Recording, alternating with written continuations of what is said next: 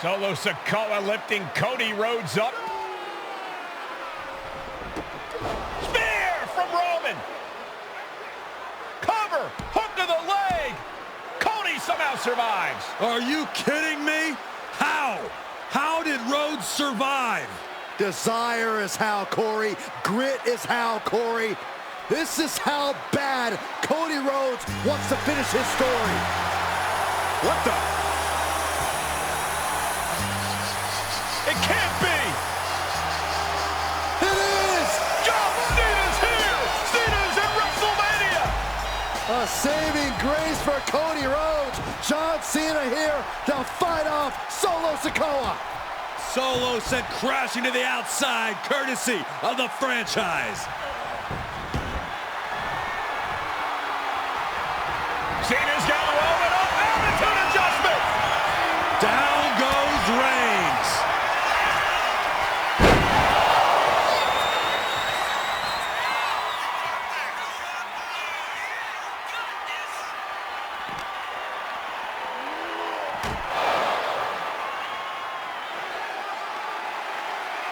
And now John Cena with Solo Sikoa and through the announce table.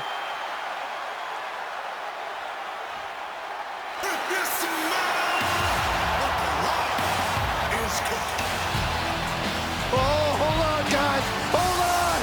You gotta be kidding me. The final boss is at WrestleMania. What a moment this is. Brings back memories from WrestleMania over a decade ago.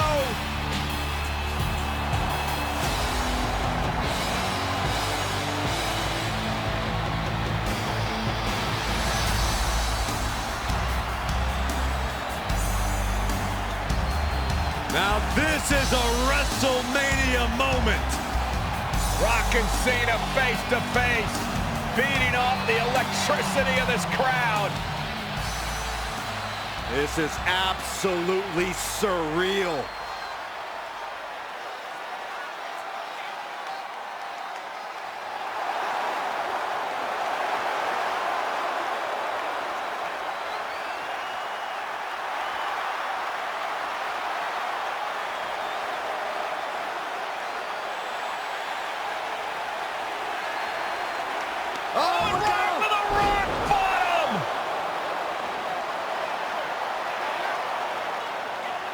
The final boss strikes, and Cena is down. And now The Rock taking off the Mama Rhodes weight belt. He's going to use it against Cody. What? Oh. No way. No way. Guys, What is going on here?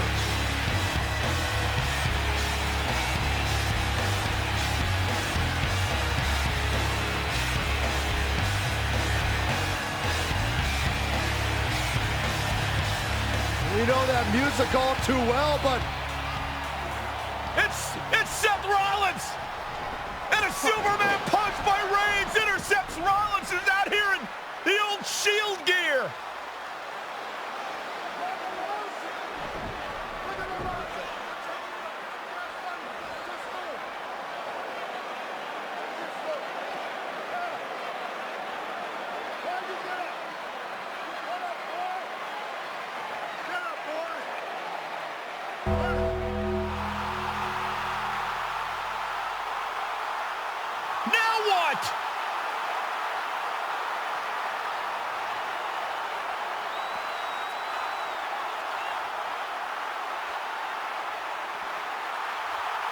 Undertaker's in the ring! oh my gosh! the great one face to face with the Reaper at WrestleMania.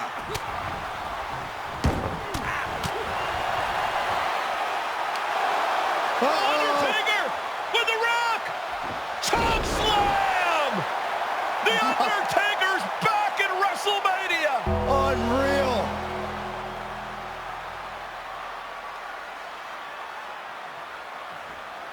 And now Roman Reigns and Cody Rhodes struggling to grab a hold of the steel chair in the ring. Both men struggling to their feet. Roman beats Cody Rhodes. And this could be disastrous for the American Nightmare.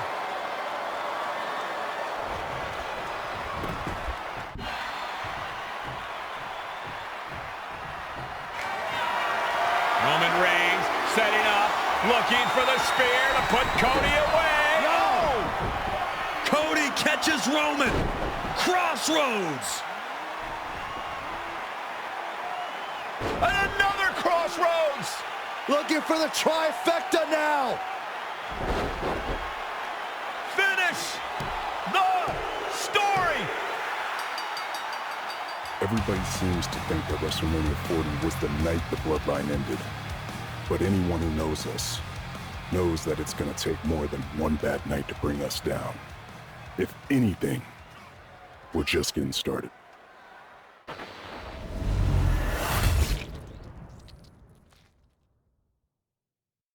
Ladies and gentlemen, my name is Paul Heyman, and I serve as special counsel and the wise man to your tribal chief, Roman Reigns, the undisputed, uncontroverted, unquestioned leader of the Bloodline, the most dominant group in recent memory and in the entire history of WWE. The Bloodline has all the damn gold. For nearly 40 years, I have worked for, alongside, and even employed the absolute greatest superstars to ever do it. Just how dangerous do you want to live? I've created the Dangerous Alliance, led an extreme revolution with ECW, and managed the most legendary of all champions. And for me, none of that compares to the relationship I've built with the Anoa'i, Fatu, and Maivia families, the triumvirate that composes this dynasty that we know more colloquially as the Bloodline. My time with this family goes back 40 years.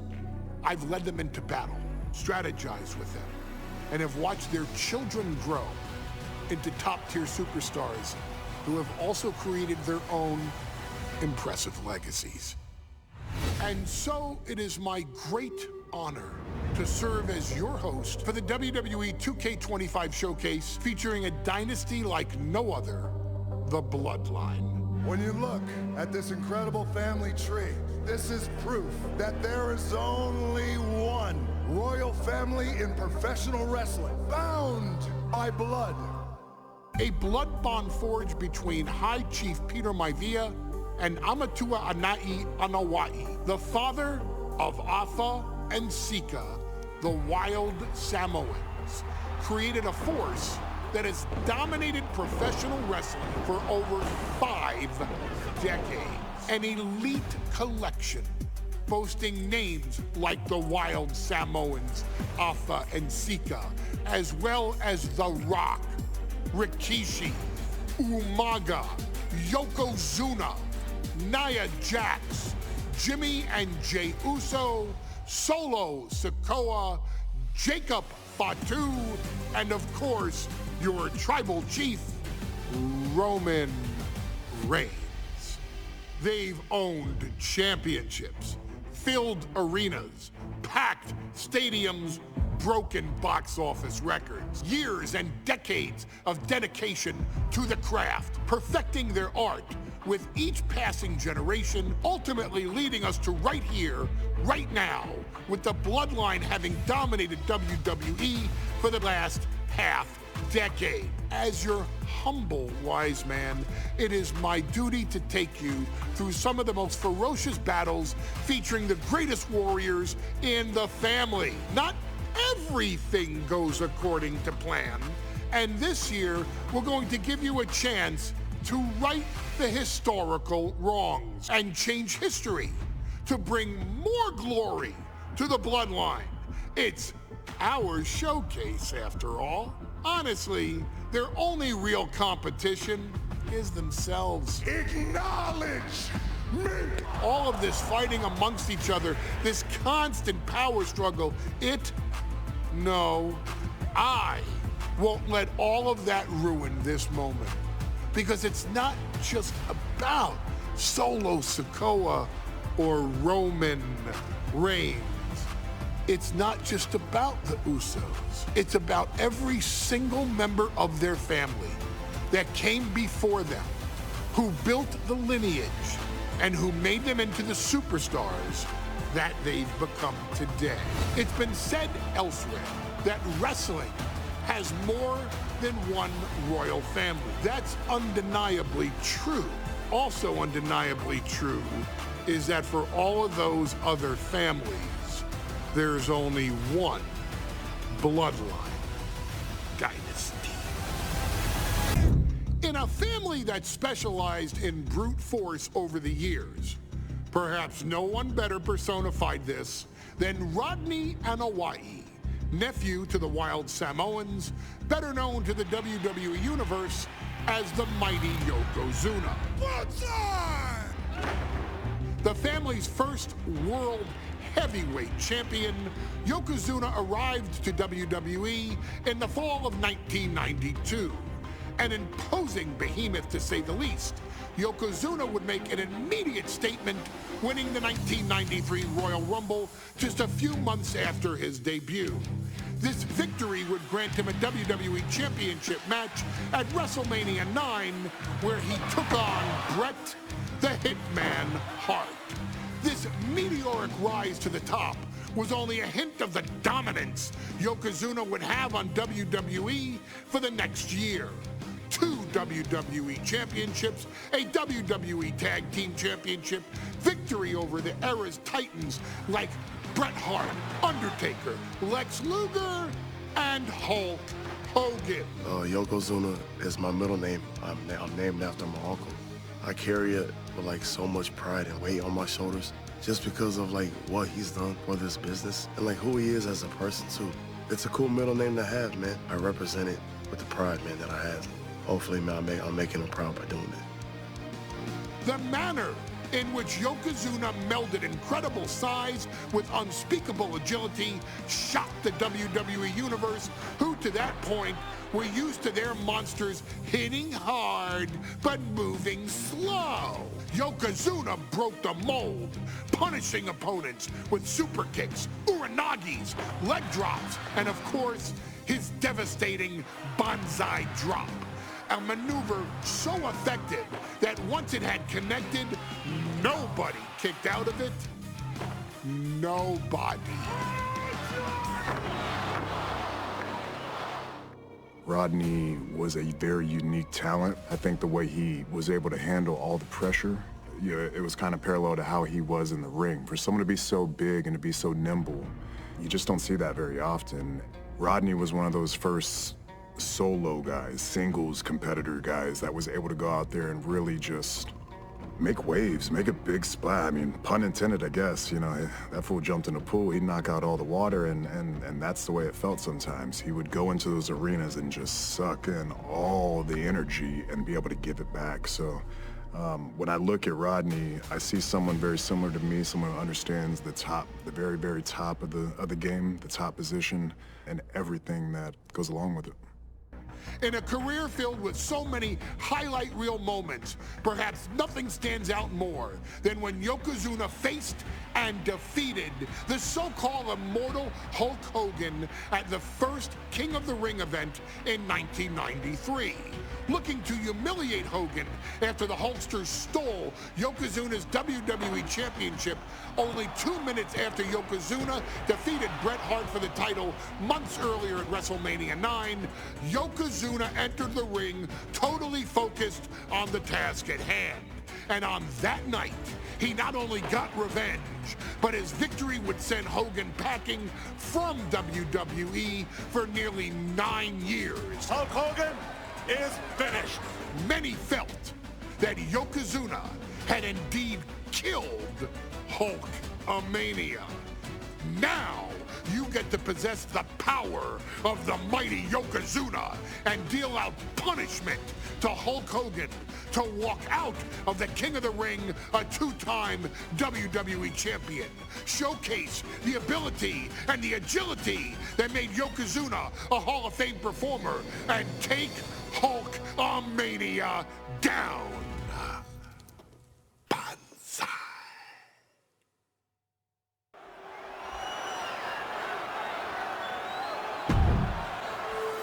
Ladies and gentlemen, this is...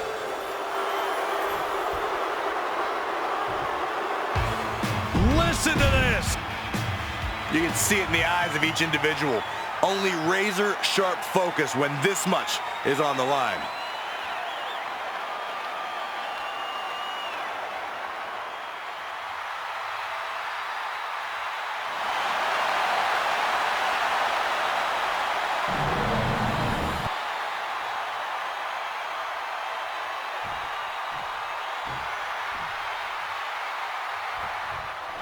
Michael Cole emanating from King of the Ring 1993 alongside Corey Graves and Byron Saxton, where Yokozuna hopes to regain the WWE Championship he lost in record time to Hulk Hogan. Both men coming in with so much to prove. Hogan wants to prove his controversial WrestleMania win was no fluke. And he's also promised to finally slam the 550-pound giant right through the ring. Yokozuna wants to erase the memory of his initial title reign that lasted mere seconds. He knows that a fresh Yokozuna can beat a fresh Hulk Hogan, and tonight is the chance to prove it. No escape from these punches. Hulk Hogan, a 5-time champion now. This is his first title defense. The Hulkster has spent the last 2 months in Hollywood due to prior commitments. Oh no, bear hug of pride. This is not good for the Hulkster. Yokozuna applying the pressure, squeezing the life out of Hulkamania. Simple waist lock, but able to block into an arm drag. Way to avoid that. Vicious right forward. An overbearing assault on Hogan now. Yokozuna taking the fight. Finds the ropes to force a break. A prime example of why you need to know where you are at all times.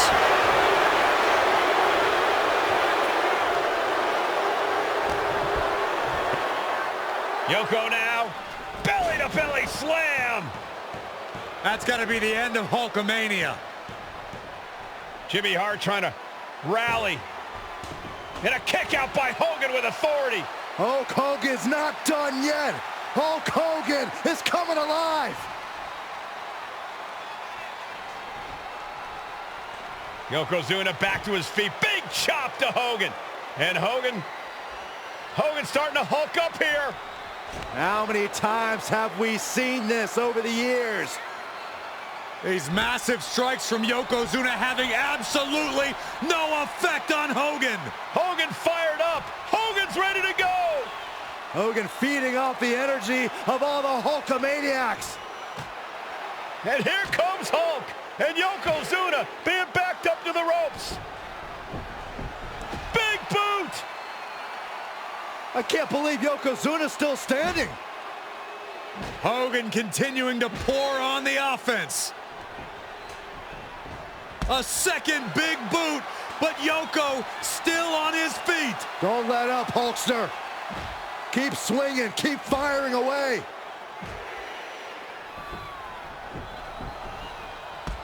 That boot, Yoko staggering, stunning, and he's down. Drop the leg, Hogan. Drop the leg. Hogan, leg drop. Here's the cover on Yoko, who kicked out of the leg drop. What? Get Mr. Fuji out of there. Hogan feeding off the energy. Whoa, wait a minute. What is that photographer doing on the apron? There's a match going on. What the heck? What was that? What in the world just happened here?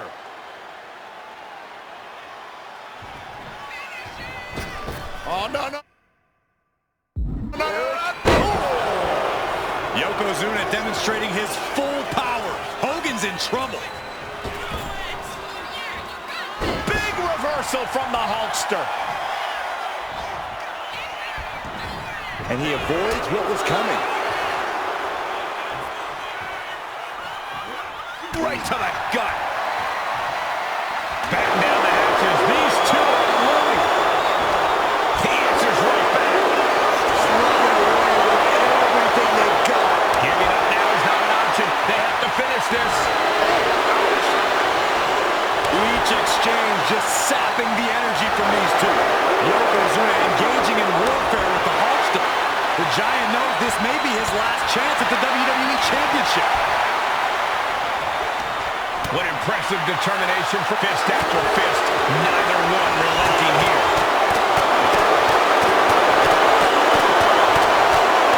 Jeez, looking absolutely rocked. Oh, right to the throat.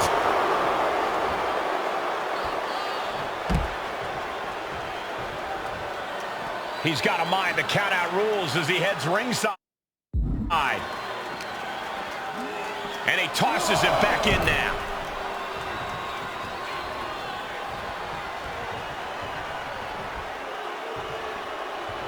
Clothesline! Well, that'll leave a mark.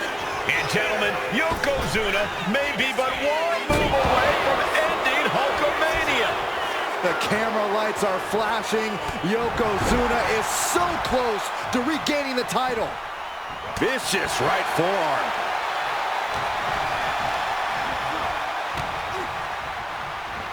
Clothesline! And Yokozuna is really putting the pressure on. Yokozuna making Hogan regret wanting this match. I love it. And gets sent right into the corner. Yokozuna gets reversed. Hogan showing how much pride. There's a slam. We know what comes next. Big leg drop, brother. Will the champ make that pay off? That might have done it. This could be it. I'm absolutely stunned. A display of near superhuman resilience. After seeing that, it's hard to imagine what it's going to take to keep this competitor down. And does Hogan now change his tactics or really attempt to try it and true once more? In the corner. The Hulkster picking his spots and targeting Yokozuna. Exactly what he planned to do to wear down the big man. A colossal headbutt from Yokozuna.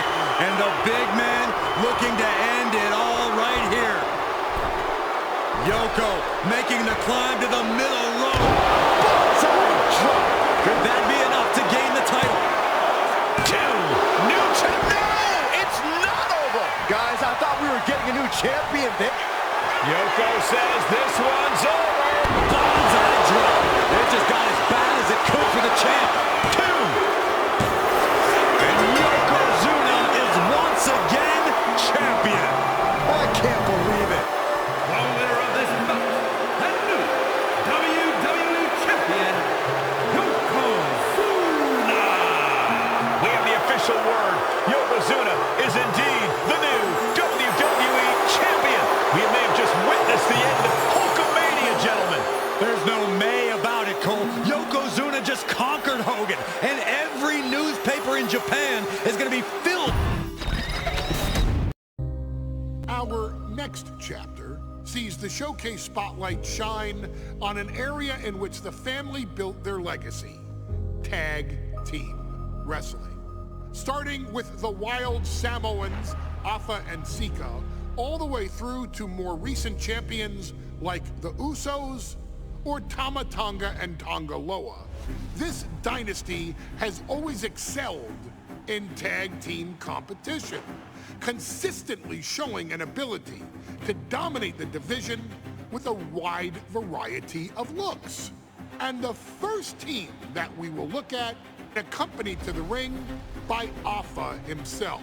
Fatu and Samu, the Head Shrinkers. They put the fear in people's hearts. That's what the head shrinkers did back in the day. Second to none in that ring. You know, hard-nosed, battle-tested. They went for it every single night.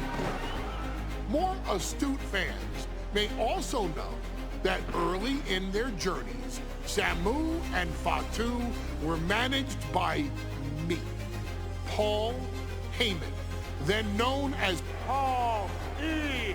Dangerously, and the SST, the Samoan SWAT team. The Samoan SWAT team is here. Vengeance is mine.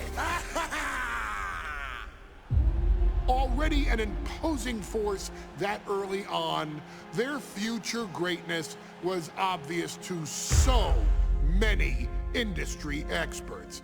Afa, more than anybody, knew he had the team on his hands. with Samu being his son and Fatu his nephew. The tribal elder was able to mentor both, instilling in them the same unrelenting approach to competition that made the wild Samoans world famous. The team toured through regional promotions before a quick stop with me in WCW, but WWE was always their goal.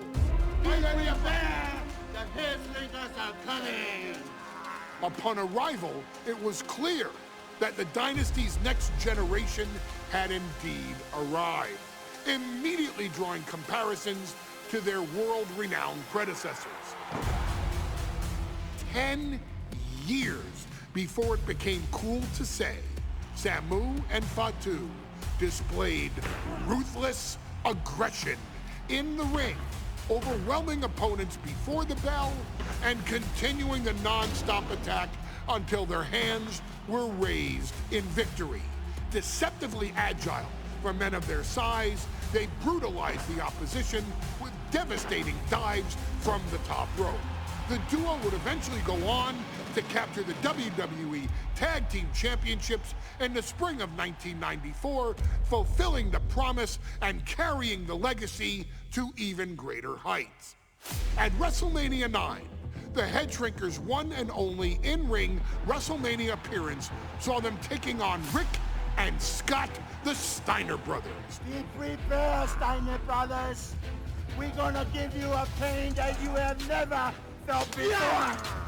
While I'm not one to make excuses, I am one to give opportunities to you, our expert gaming member of the WWE Universe. And so, today, you have the opportunity to make things right.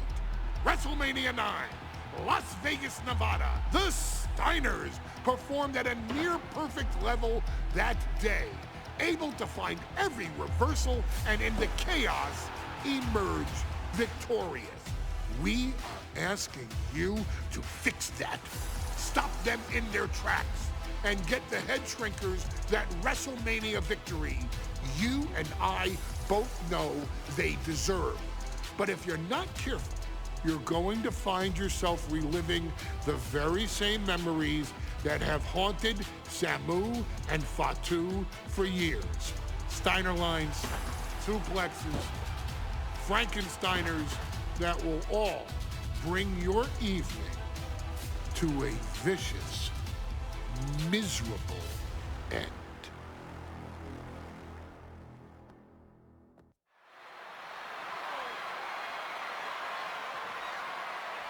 One of the toughest teams in WWE history.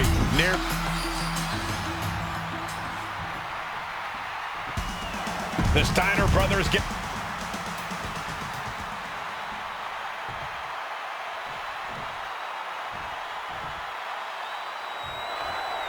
Big fight feel in Las Vegas as Gladiators face off here at WrestleMania 9. And we are watching four men who would have been right at home inside of a Roman Coliseum. The head... Double leg takedown, got the shoulders down. Reverses the pin, shoulders down. You've got something else in mind, I guess. Shoulder tackle. The Head Shrinkers and Steiners are two of the brightest young teams in WWE, but they both come to this match with a few years of experience in WCW. The Steiner brothers earned many tag accolades in WCW, but Rick and Scott have their share of singles titles too. Meanwhile, Samu and Fatu were never quite able to break through before WWE. You know that has to serve as motivation for the Head Shrinkers tonight. Head Shrinkers versus the Steiner brothers here from WrestleMania 9. Two hard-hitting, up-and-coming teams at this epic event. There may be an abundance of togas in the arena today, but you're not going to see a lot of Greco-Roman wrestling out of the Head Shrinkers. They're just looking to hurt the Steiners. And that actually may help Samu and Fatu here. The Steiner brothers have earned most of their wins by utilizing their amateur wrestling skill set. I can't imagine they'll get many grappling opportunities against dedicated brawlers like the Head Shrinkers. The Head Shrinkers accompanied at ringside by Alpha, but he's not the only tag team legend serving in a managerial role tonight. That's right, Michael. Just like Alpha, Mr. Fuji earned many WWE tag titles as a wrestler.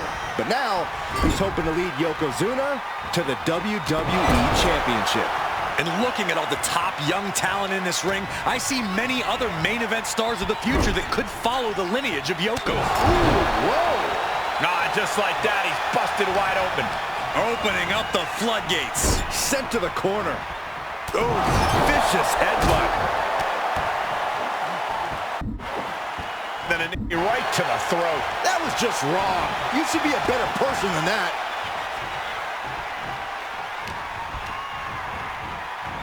Clothesline! And we are really seeing the amazing skill sets of all four men in this tag team showcase. Well, we already knew about the brawling of the head shrinkers and the grappling of the Steiners, but men as big as these four behemoths should not be able to fly around the ring like they have thus far. It is made for an extremely tough act to follow, guys.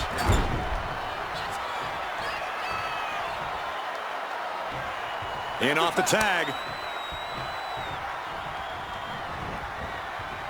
Ooh-wee. Oh, look at this. So ruthless.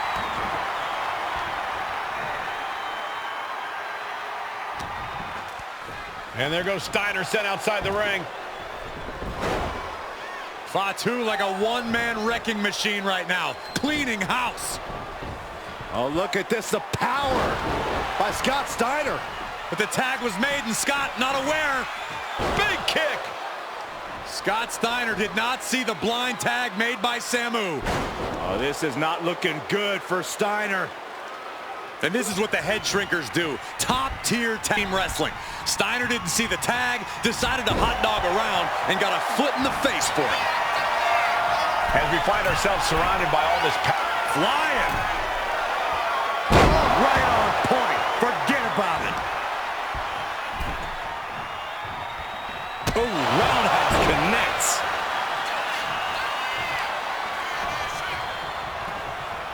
Ow. Oh, man. Looking for a backslide here. There it is, shoulders down. In position. And he kicks out of the pin and one. He's still got more left in the tank. Shoulder tackle.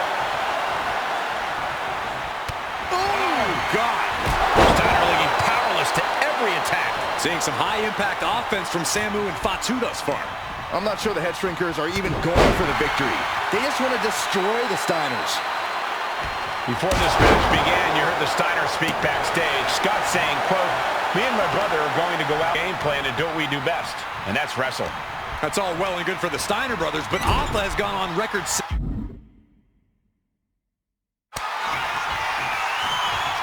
Tag.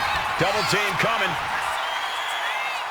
Oh, face first. That's it. No way the Steiners come back now. Looking for the pin, but was that enough? There's two.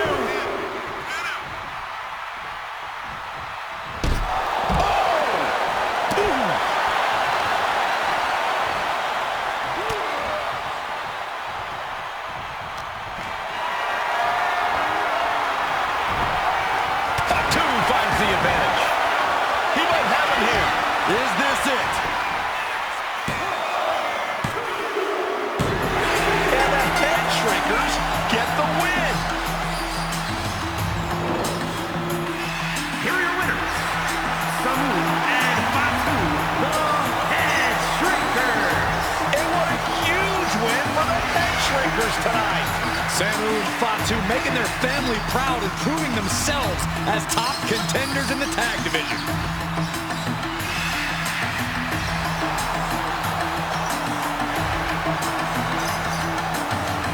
Hey, let's put this in the simplest of all terms.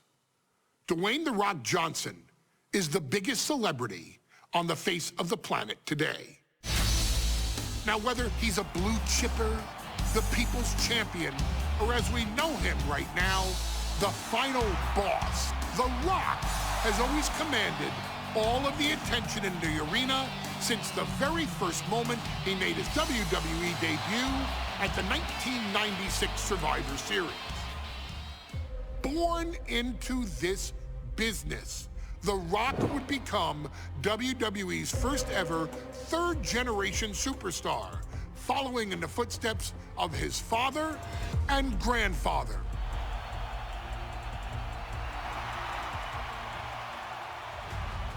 Who had competed in WWE rings before him.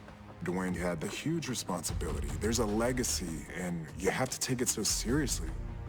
Even with incredibly high expectations, the Great One surpassed them all, along with the usual achievements if your name is The Rock. 2 Intercontinental Championships, 5 Tag Team Championships, 8 WWE Heavyweight Championships, a Royal Rumble victory, not even to forget the fact that The Rock once led an entire nation. The Rock has one of the more noteworthy feats in WWE history, earning WrestleMania victories over Hulk Hogan, Stone Cold Steve Austin, and John Cena. Each of these men are known as the faces of their respective era. Each of these men found out what happens when you go one-on-one. Oh, you know the rest. Of course, The Rock rivaled Stone Cold Steve Austin's popularity during the vaunted Attitude Era, tearing opponents down with rock bottoms and people's elbows while tearing them apart on the mic with cutting one-liners and catchphrases that are still recited to this day. If you smell, know your role and shut your mouth. He ended CM Punk's 434-day title reign as WWE Champion at the 2013 Royal Rumble as well, after having only competed twice over the previous 9 years, displaying the always-ready mentality and physical conditioning on which he has built his global brand. But you don't need me to rattle off The Rock's resume to you, now do you? Of course not. The man is an occasion unto himself. He has headlined the biggest events against WWE's most iconic superstars and has always found a way to, how does he put it? Layeth the smackdown on some jabroni's candy ass. I couldn't have said it better myself, although I think I may have just done that. But indeed, he has. On a Thursday night in February of 1997, The Rock, still known as Rocky Maivia, would find himself challenging for the WWE Intercontinental Championship. Only a few months into his tenure, he would be matched up against a face that would ultimately become one of his most familiar and hated rivals, Triple H, Hunter Hearst Helmsley. Seemingly overmatched by a more seasoned opponent, a youthful Rock would demonstrate all the traits that have come to define him in the years since. Tenacity, high IQ, and that legendary Samoan strength to ultimately surprise Helmsley and kick off the first championship reign for Rocky Maivia. It would be the first step of a journey that has ultimately led The Rock into the pantheon of WWE's elite. So now it's all in your hands. It's up to you to showcase the undying drive that makes The Rock the hardest worker in the room to deliver a shocking upset against the Greenwich snob himself. Guide The Rock to victory over Triple H at a very special Thursday, Raw Thursday, to give the first jolts to what would become the most electrifying career in sports entertainment.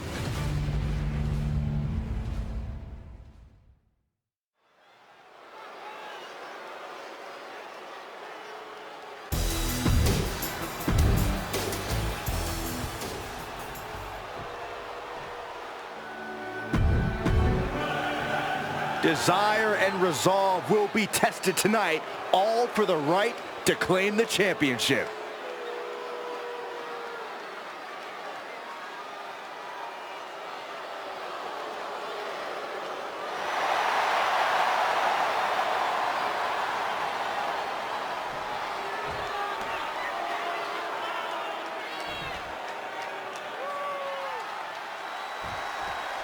The Intercontinental Championship is on the line here between two superstars who don't have anything nice to say about one another. The challenger, Rocky Maivia, and our current champion, Hunter, firing with a straight shot there, answering back. Thursday Raw, Thursday, getting kicked off with a title match for the Intercontinental Championship. Number one contender, Rocky Maivia, versus the champion, Hunter Hearst Helmsley. Bang! Who will break first? That is the question. Exhaustion setting in, and neither one of them is letting up. WWE Universe appreciating these athletes going all out. Clothesline! Before this match, I was talking to Helmsley, and he said he can beat the snot out of this Maivia kid in less than 10 minutes. In fact, he was showing me on his watch. Did you know he has a timepiece that costs $20,000? Confident words from Hunter Hearst Helmsley. Not sure how relevant his timepiece is to this match, though, Corey. It isn't relevant. I just wanted to share an example of how far ahead in the game of life Helmsley is. Oh, brother. And does not get it. Oh, what a clothesline. And Rocky there, not... Cobra clutch cinched in. So much for the submission hold. He just lets go. His grip strength might have run out. Sent flying out of the ring here. No idea where this one's heading. Right to the face. And Byron, Rocky has tremendous exuberance, tremendous youth. He's going to be a star for a long time. I think Rocky Maivia shows more promise than any other wrestlers I've seen come into WWE. You talk about second-generation wrestlers, but with Rocky, you're talking about 3 generations. This guy is going to be phenomenal.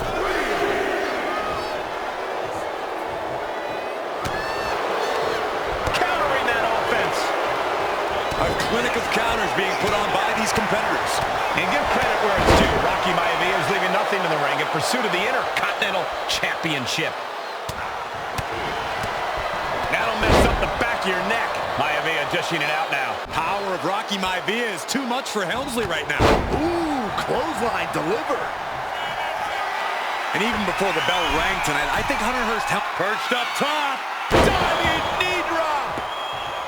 Maivia took to the sky and executed that high risk perfectly. I don't think Helmsley had that scouted at all.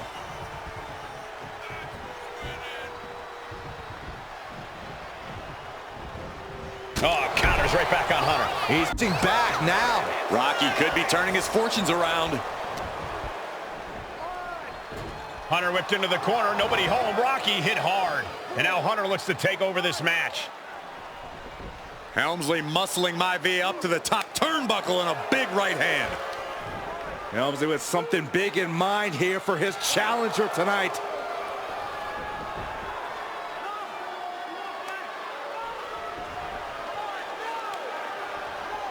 Well, this is just blatant disrespect from the arrogant champion. Almost daring Rocky. Hey, you really want my title? You really think you're going to be Intercontinental Champion? Up to the top. Hooking Rocky into a superplex. This could be it. Can Hunter capitalize? This could be it. Hook to the leg and a cover. And Rocky stays in it, getting his shoulder up. Still not enough to put out the flame of Rocky Maivia. Hunter has to be asking himself, what else do I have in my arsenal? And I think we may get our answer, gentlemen. Yeah, it's just a matter of time, I believe, before this one's over. Hunter hooking Rocky, taking his time, looking to put him away. But Maivia just collapsed. This just shows you how much damage Hunter Hearst Helmsley has inflicted on the challenger in this matchup. I think Maivia's done. Official might want to step in, call this one. The official checking on Rocky. Hunter Hearst Helmsley believes this is close to being over. Lifting him back up again. Rocky rolls through. Shoulders down. Rocky wins the title. Rocky Maivia has shocked Hunter Hearst Helmsley. Here is your winner and the new Intercontinental Champion, Rocky Maivia. We have a new Intercontinental Champion. In a family of elite combat athletes and top-tier performers, the final boss has always stood out, even when he was just a blue chipper. But there wouldn't be a final boss. There wouldn't even be a bloodline if it wasn't for The Rock's grandfather, the High Chief Peter Maivia. You can think of him as the first boss. Predecessor to the tribal chief. He is one of, if not the foundation for our family. The Anoa'i Fatu Maivia wrestling dynasty.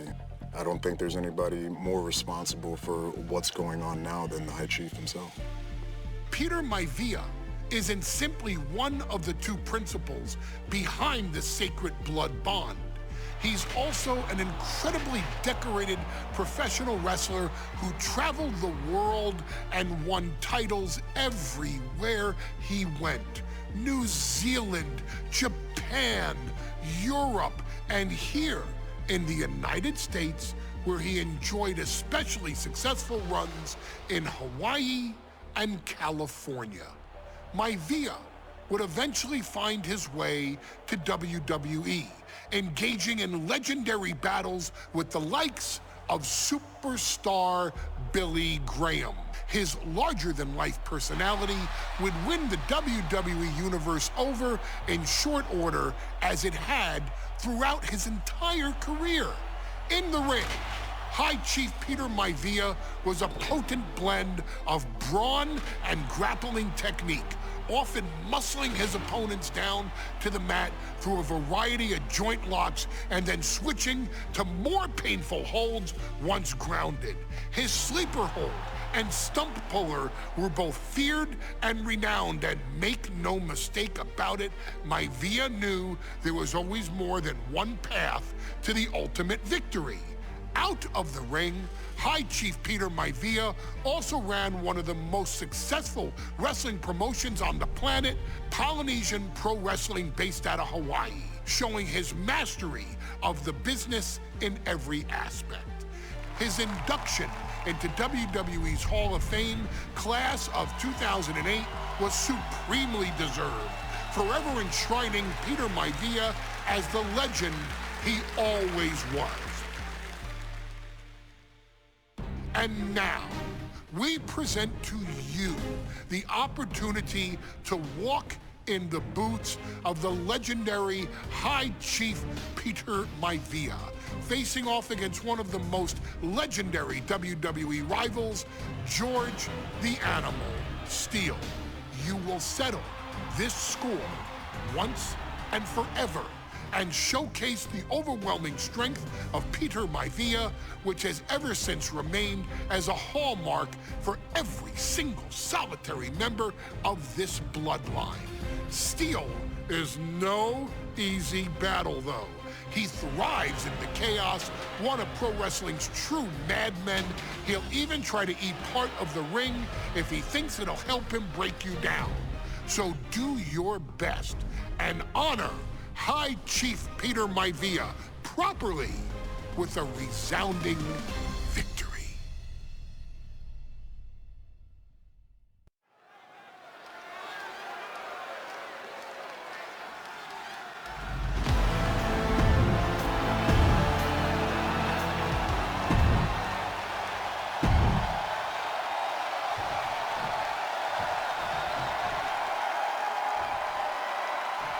High Chief Peter Maivia taking on George the Animal Steele in a steel cage match. Quite a heated history between these two guys. Yeah, Michael, and I think it's because Maivia is one of the few superstars brave enough to take on Animal. Nice takedown, stacked for the pin. Able to turn it into a cover of their own. He could have had this wrapped up. Not sure why he let up. Wow.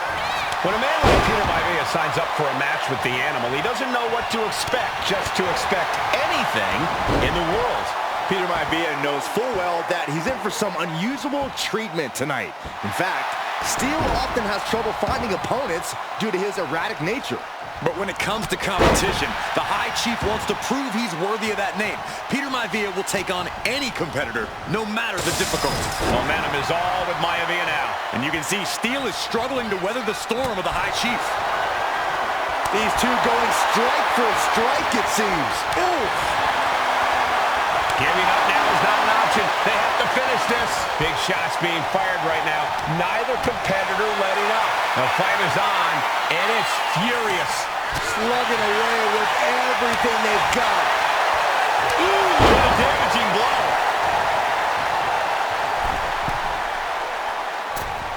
Elbow drop. I don't care how much you train, you can't prepare for a commercial airliner to come crashing down on you like that. We've seen that Steel isn't above using a foreign object to gain the edge against Maivia, so he's got to have the advantage in a match where they're surrounded by one huge weapon, right? Well, you'd think that, Cole, but think about how these men prepared for this match. The High Chief is a consummate professional who's game planned for this stipulation. And Steel, well, I think he just shows up to the arena and asks who he's fighting. Mistake made by Steel. Peter Maivia very tough, but he also has movie star good looks. Quite the combo. And it served him well, Michael. In fact, the High Chief has major acting and stunt work credits to his name. And who knows? Maybe we'll see the Maivia name on Hollywood billboards again sometime. Well, before any of that happens, the High Chief needs to survive this war against the animal. Look at Maivia going to work on the animal. The High Chief has all the answers right now.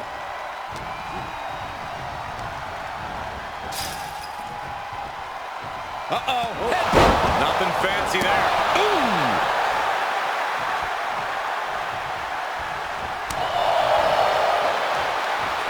Oh, quick way to respond with the reversal. The High Chief Peter Maivia really making a name for himself at WWE, but he's taking flight. He fails to connect. Ooh, headbutt. Nothing pretty about that.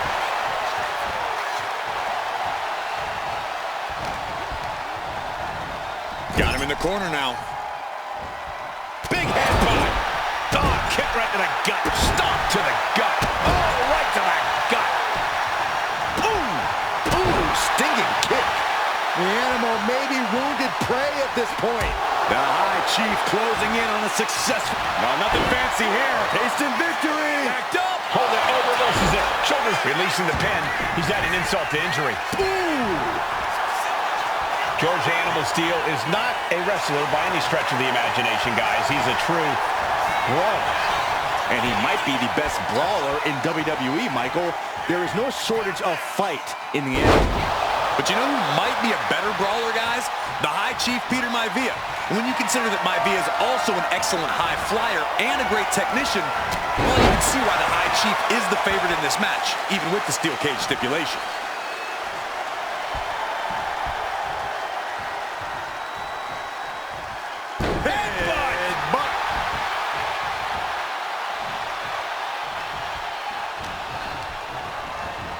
Getting set up in the corner now. George beats him to the punch. Some folks call Peter Maivia the Flying Hawaiian. And the reasons are obvious for that moniker. But guys, how has he earned other nickname of the High Chief? Well, Cole, Peter Maivia is very close to the Anoa'i family. In fact, Peter's considered a blood brother to the patriarch of that clan. When you add on the fact that Maivia was born and raised in Samoa, you can see the great pride he has for that land and its people in the tribal ink that... The cover! The cover! He knows the goal is to win the match, right? Yeah, what's he doing? Dropped him with a big shoulder tackle. Attacking the torso again, doing a little more damage. Maivia with a plan in mind. Backbreaker!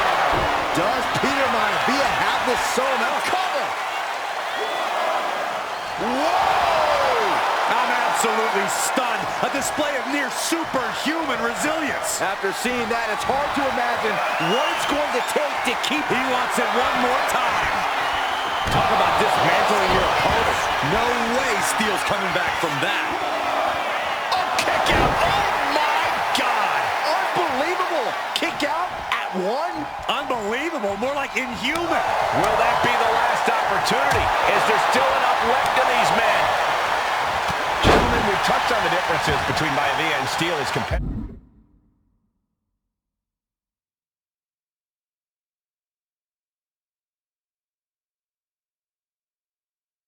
One man based on order, the other on chaos, but it's reflected in their looks too. Indeed, Michael. Just look at the sculpted physique of the High Chief. And he didn't think it'd be that easy, did he?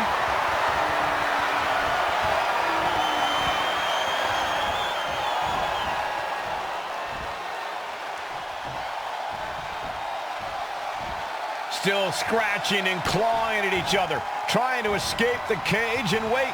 Wait, there it is! Battle! And the High Chief defeats the Animal. Here is your winner, High Chief Peter Maivia. Anytime these two have faced off, it's been eye for an eye. But the steel cage is... She's not like most girls. She's also not like most WWE superstars. Nia Jax, the reigning queen of the ring, is a reckoning, a force of nature that blitzes right through her competition. A cousin of The Rock, Nia Jax arrived in NXT almost 10 years ago with astronomical expectations. Undaunted, Nia Jax would dominate early opponents, finding herself competing for the NXT Women's Championship mere months after her debut. It did not take long for those running Raw and SmackDown to take notice. Well, our next pick, Nia Jax. And Nia Jax would join the Raw roster as part of the 2016 draft lottery. And since joining the main roster, absolutely no one has been safe from Nia Jax. She is a two-time women's champion. She is a two-time women's tag team champion. She competed in the men's Royal Rumble match in 2019, even getting an elimination while in the ring. Nia Jax looking to eliminate. She does! She's battled standouts like Charlotte, Bayley, and Becky Lynch. And all the while, she has left undeniable destruction in her wake. In the ring, she applies many of the same tactics that once benefited Yokozuna, even using her own version of the Bonsai Drop, known as the Annihilator. And just like its namesake, if it connects, your night is over. And Nia Jax remains driven for even more success, jumping at any opportunity to prove her dominance. This last year, that included entering into the 2024 Queen of the Ring tournament after earning victories over Naomi, Jade Cargill, and Bianca Belair. Nia Jax would fight her way into the finals, taking on former NXT Women's Champion Lyra Valkyria. Valkyria built a lot of momentum, defeating Dakota Kai, Zoe Stark, and Io Sky to punch her ticket into the final at the Queen and King of the Ring. With an obvious game plan, Lyra would look to stick and move, avoiding the colossal attacks of her opponent. Unfortunately, as often happens when competing against Nia Jax, Lyra made one miscalculation, and that error in judgment provided Nia Jax with the opening she needed to annihilate her competition. This is your opportunity to crown the first queen in Bloodline history. Make Lyra suffer. Make her regret ever entering your ring. Showcase the otherworldly power that forces an entire roster to cower in your presence. Because when you're an irresistible force like Nia Jax, resistance is futile.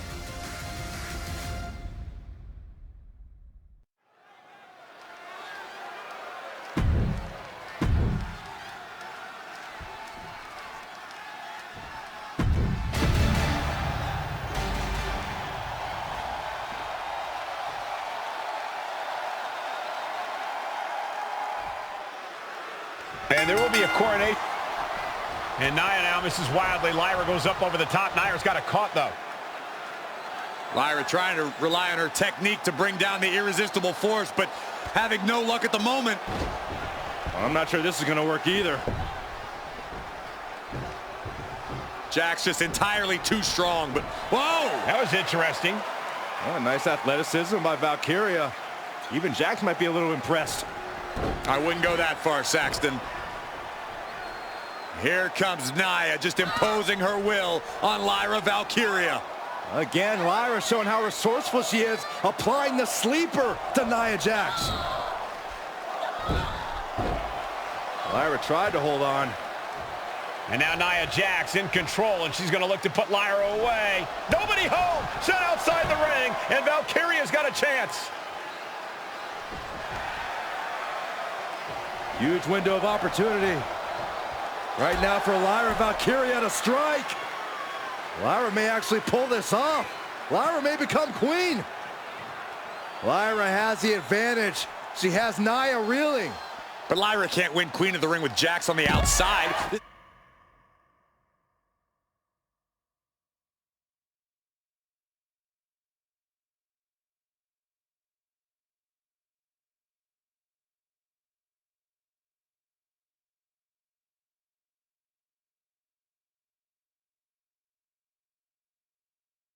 This match has to end in the ring. Lyra Valkyria, one of the best technical wrestlers in NXT Women's Division history.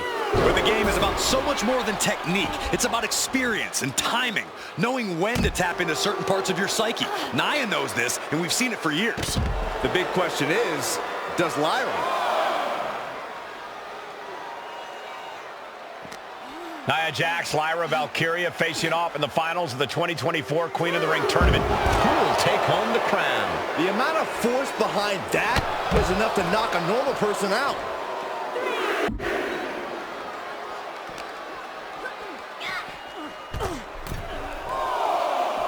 Heading out, but needs to be aware of the referee's count.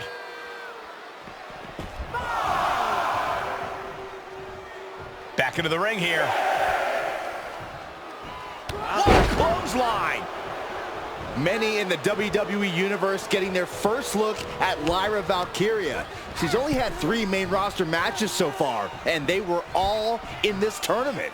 Big wins over Dakota Kai, Zoe Stark, and Io Sky over the last 3 weeks. That's an extremely impressive start for Lyra. Wow, undefeated for 3 weeks? When Nia Jax joined the main roster, she didn't lose a match for over 7 months. And Jax has stayed that dominant for years. Goes into the corner. Oh, headbutt. Nia Jax has complete control here. Yeah, Nia is just buzzing right through Lyra here.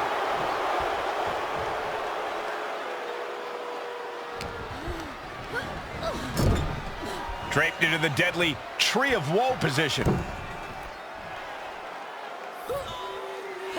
Stuck in the Tree of Woe. And they are doing whatever they please. In just a matter of minutes, we'll have our second Queen of the Ring. The first, of course, being Zelina Vega. You gotta believe that Zelina will want a shot at whichever woman wins this. She beat the woman now known as Piper Niven that night, so you know Queen Zelina can strike down an enemy of any size. Well, if you're Lyra Valkyria, what do you do to pull off a massive upset tonight? Well, Lyra's a technical wizard, Cole. In fact, from a technique perspective, she may actually have Nia Jax outgunned. And beyond relying on her technique, if I'm Lyra, I'm going to try to frustrate Nia. I don't know how possible that is. Valkyria crushed in the corner by Jax. Squashing Lyra in the corner, and the beginning of the end may be near. And Nia now, with Lyra on her back, going to climb up to the second rope. This is a scary situation for Lyra. Oh, look at this. Maybe not. No way. There's no way. Oh, my. Oh, no. Good night, Annihilator. Here is your winner and the new Queen of the Ring, Nia Jax. What a victory to the brand new Queen of the Ring. Nia said she would do it, and she backed up her claims. And now the Chief Content Officer of WWE and Triple H going to come in to congratulate Nia Jackson. Officially crown her the Queen of the Ring. Absolute dominance by the new Queen.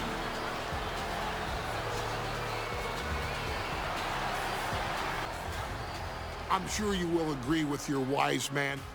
Many WWE superstars say they will do whatever it takes in order to achieve success. Quite often, it's a bunch of BS. But if you're lucky, you may run into someone who is willing to look out for the group. Someone willing to make sacrifices. And for this family, there was no one better than Rikishi. After the Head Shrinkers run in WWE came to an end, Rikishi, then known as Fatu, would go on a journey of self-discovery. This journey would lead to him taking on the name Rikishi, a subtle nod to his cousin Yokozuna, as well as an opportunity to start fresh with a global audience. Well, my dad, when he became the Rikishi character, when you think about Samoan wrestlers, right, or mean, or aggressive, he made it like his own flavor, right? He had the blonde hair, still carried the aggressiveness, but I think he just wanted to add like a little flavor to it. But it became even more popular to our culture. Rikishi blitzed WWE from the jump, devastating opponents with new tricks and winning people over with his fat-ass dance moves. That Rikishi is fat, all right. P-H-A-T. And with this wave of newfound momentum came even more success, with Rikishi capturing the WWE Intercontinental Championship and displaying incredible athleticism in iconic moments like when he dove off the top of the steel cage. The year 2000 belonged to Rikishi. But little did anyone know, Rikishi held a dark secret regarding a decision he'd made not for his own benefit, but for the benefit of the family. It was at the 1999 Survivor Series that Stone Cold Steve Austin was hit by a car in the arena parking lot, forcing him from the main event later that night for the WWE Championship. For nearly a year, all of WWE was consumed with figuring out who was driving that damn car and why Austin was targeted in the first place. The verdict came in. The car was driven by Rikishi. Rikishi would stand strong. Stone Cold Steve Austin, I didn't do it for me. I did it for The Rock. What? Rikishi would lay out a years-long gripe that WWE preferred Steve Austin to The Rock, and so Rikishi had made sure that The Rock's only competition had been removed from the picture. Rikishi sacrificed his own popularity to reach this goal. The Rock thrived while Austin was on the shelf. For Rikishi, the struggle and fall was all worth it. Rikishi knew that he would eventually have to face off with the Texas Rattlesnake to answer for his sins. And he welcomed that meeting with open arms. What Rikishi was unprepared for was for WWE to stack the deck entirely, looking to make Rikishi pay for taking out their golden goose. Stone Cold Steve Austin was allowed to drive his truck directly to the ring and was generally given the freedom to do whatever the hell he wanted in the name of revenge. We are going to make things right. This time, when Rikishi and Stone Cold Steve Austin lock horns, there will be no stacking of the deck. Someone willing to give of himself so that his family, this family, can succeed, deserves better. So get in there and showcase the never say die spirit that has led this family to victory time and time and time and time and time and time again. Use whatever weapon you can get your hands on and prove to Stone Cold Steve Austin that you will do anything for the people.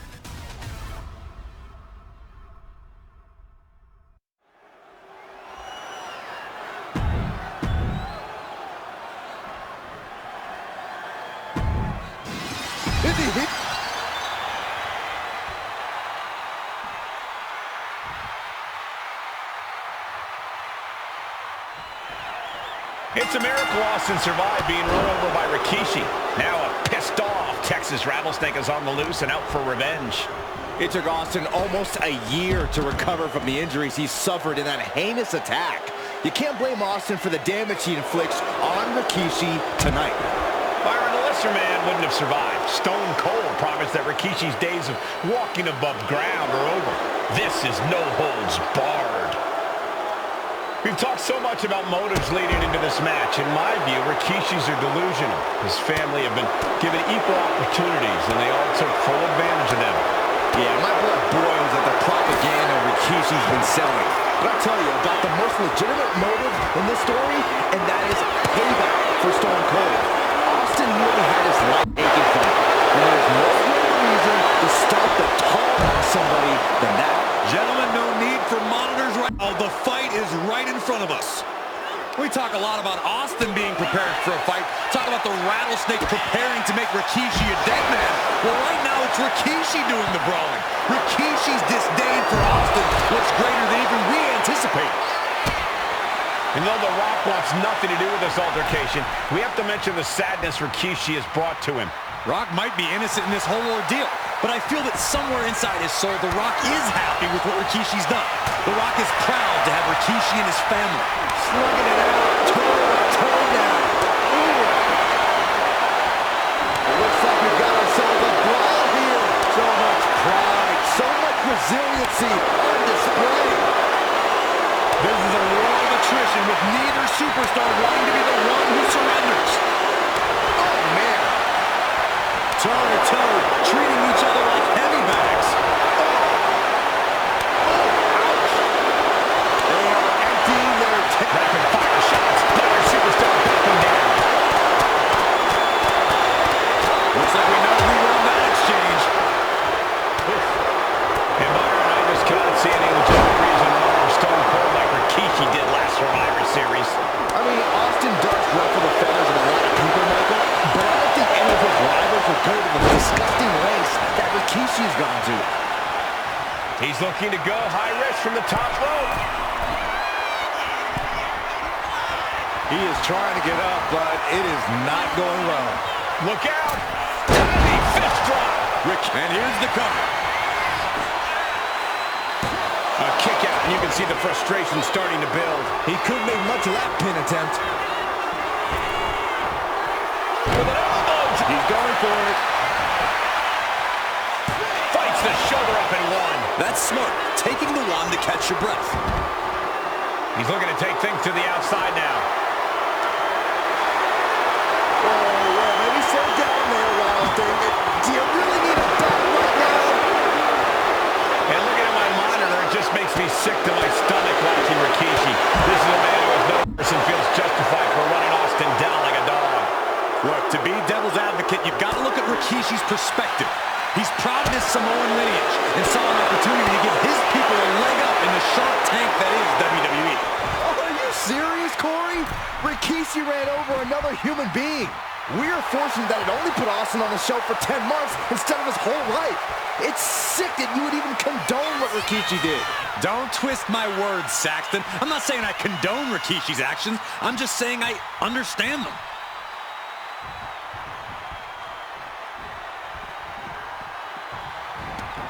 No count out as he takes things out of the ring.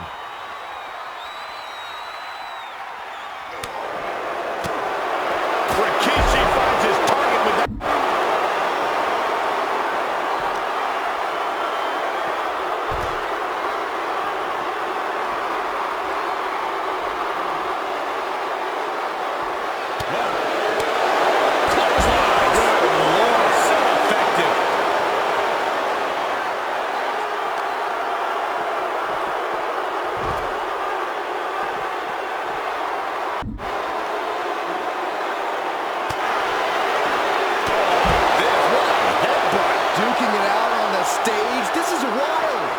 This is dangerous.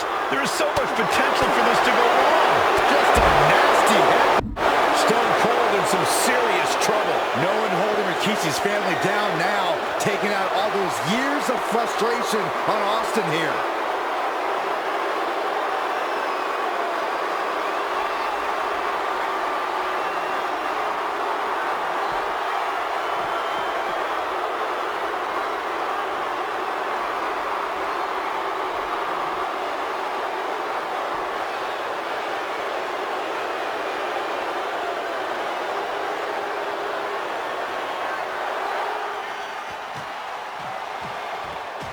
Austin and Rikishi trading heavy artillery on the outside, and here comes the rattlesnake.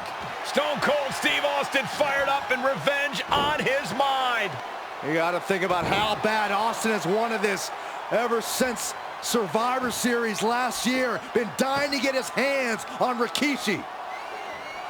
All of that venom, all of the vitriol inside of Austin being unleashed on Rikishi right now. Remember, this is no holds barred. Anything goes.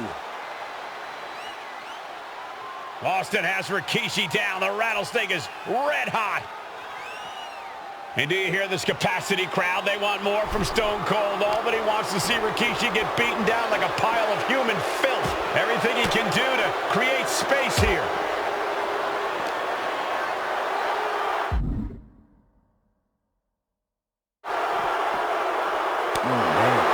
Scary mindset for the rattlesnake. Austin has scattered pictures of Rikishi all over his home. Said that every time he looks at Rikishi, he's looking at a dead man. Yeah, Rikishi taking that as an empty threat, thinking that Austin isn't the man he claims to be. But trust me, when Stone Cold says he has you in his crosshairs, that's no empty threat. Now Rikishi has the firm upper hand. Rikishi with an onslaught here against Austin. Dare say Stone Cold could be in trouble. Delivered into the barricade.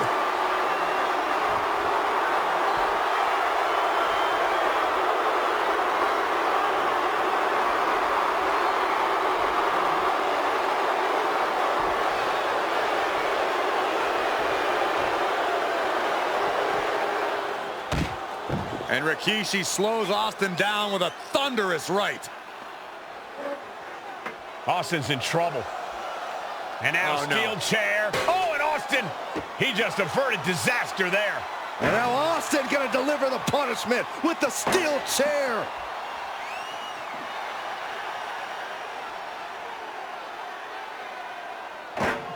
A relentless Texas rattlesnake beating the brakes off of Rikishi with a steel chair.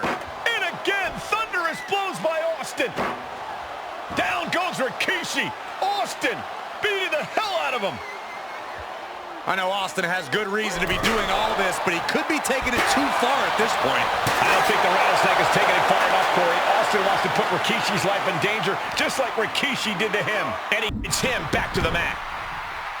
Climbing up to the top, looking to go high risk.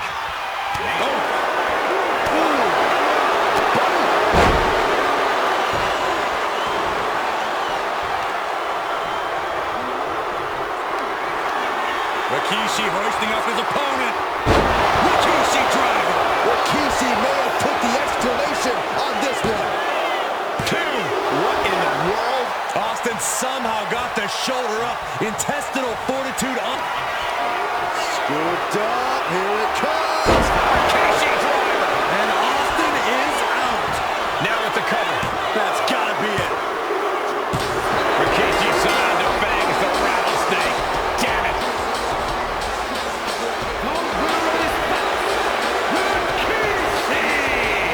This is not what many of us expected to see.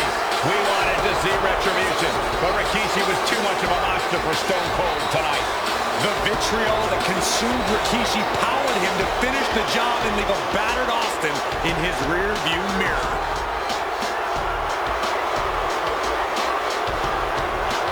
His arrival signaled impending doom. His very presence was enough to intimidate even the bravest WWE competitor. His name itself simply meant the end. And if you found yourself standing across the ring from Umaga, you were most certainly coming to the end of your own road. The younger brother of Rikishi, Umaga, was every bit the Samoan bulldozer that his nickname would suggest, mauling opponents with ease, relishing the chaos that he created.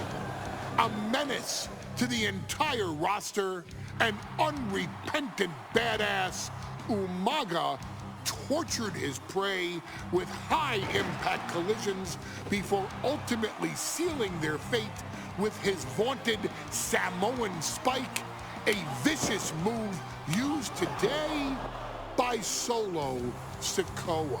Inside the ring, man, he was just a complete monster. Anybody that stood in front of him, he was gonna wreck him no matter what he had to do. He was just a crazy, wild Samoan.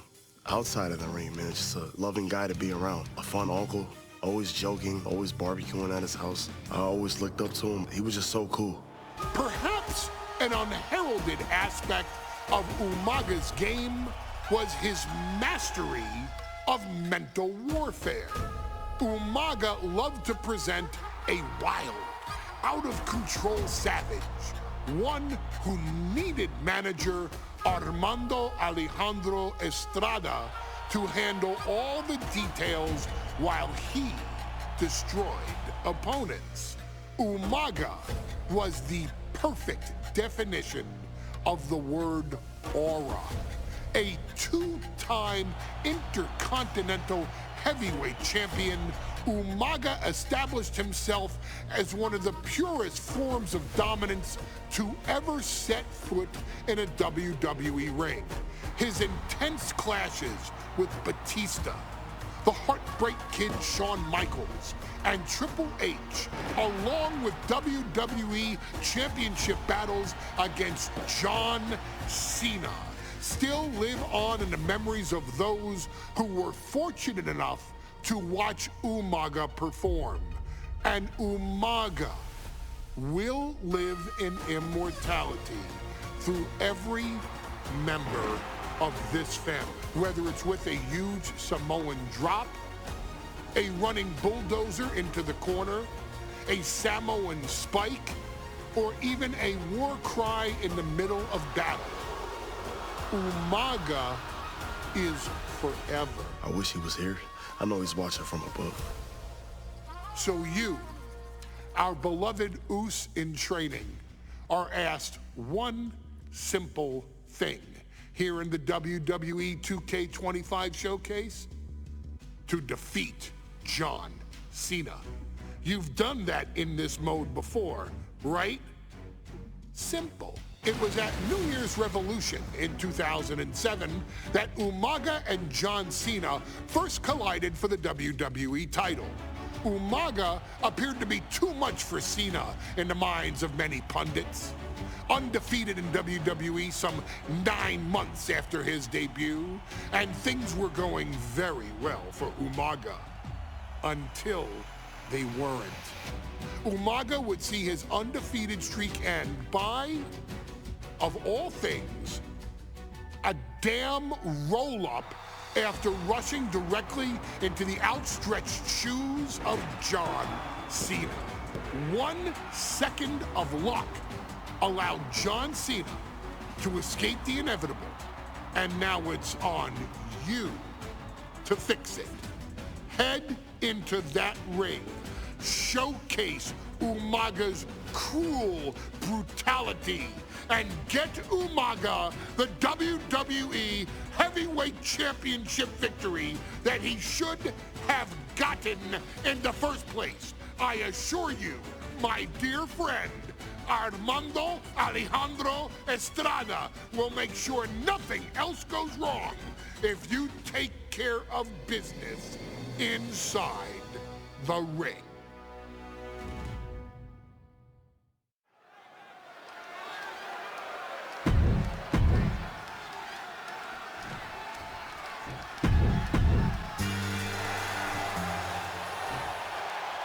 The following contest is scheduled for one fall, and it is for the WWE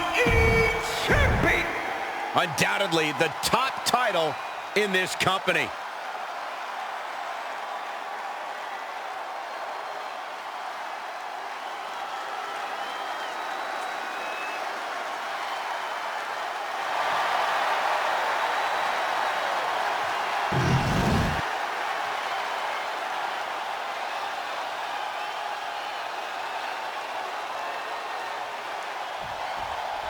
John Cena and Umaga battling here for the WWE Championship.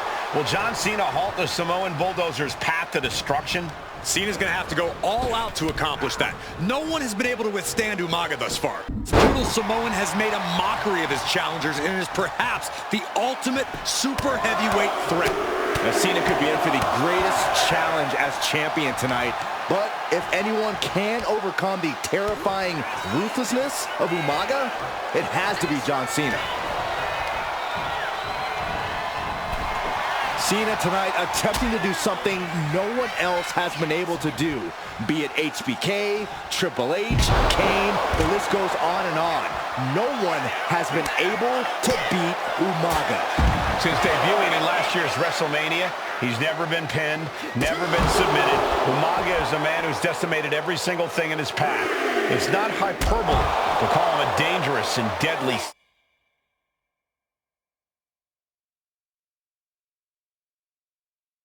savage. Stamina is going to be a key factor in this match tonight. Can Cena weather Umaga's vicious attacks? Can Umaga keep up the offensive pressure as Cena drags this into deep waters? I think you're right, Cole. This might just come down to who has more gas in the tank. Looks like he's got something in mind for ringside here. Under the ropes and back into the ring. Oh, the face! And don't expect much of a wrestling match in this one. Expect more of a brawl. This is not going to look pretty. It's going to get ugly. This is two trains on a track to a head-on collision. Toe-to-toe, it's going to be bad, it'll be bloody, and it will come down to who wants it more. And you just see Cena's legs bend awkwardly off the steel steps. Umaga really pinpointed a target with that attack. I don't know if it was strategic on the part of Umaga or just a result of his rampage, but either way, taking out Cena's foundation is going to sway the power advantage into Umaga's favor now. Kick to the gut. Oh, brutal forearm. Cena now taking the brunt of the attack. Umaga is simply overpowering John Cena right now. Super kick! A rare position for Cena in this fight. We can't often say that John's overpowered in a match, but this 360-plus pound Samoan bulldozer is more than a formidable opponent. Listen, sometimes when there's a fight, you're not always going to be the biggest. You're not always going to be the strongest. And even if that is the case for Cena tonight, John Cena has never met a fight he didn't like. Cena will try to gain strength from this capacity crowd in Kansas City, but not even that may be enough to stop a rampaging Umaga. Cena doing what he can to halter the beatdown. Yeah, he clearly just got a much-needed boost of energy and defiance. Finds the room to land a back elbow. Oh, look at this, neck lock into it. Suplex! And I could look at Umaga and he reminds me of Yokozuna, whose unmatched thickness and size is an orthodox offense. Look at Umaga's thighs, his calves. They give him a great power and a great base. It makes him almost impossible to knock off his feet. He's thick, he's strong, he's nasty, and he won't be slowed down. Headbutt to the gut!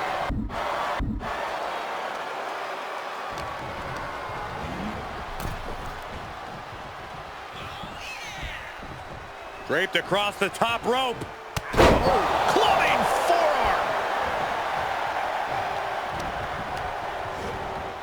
Placing him in the corner here.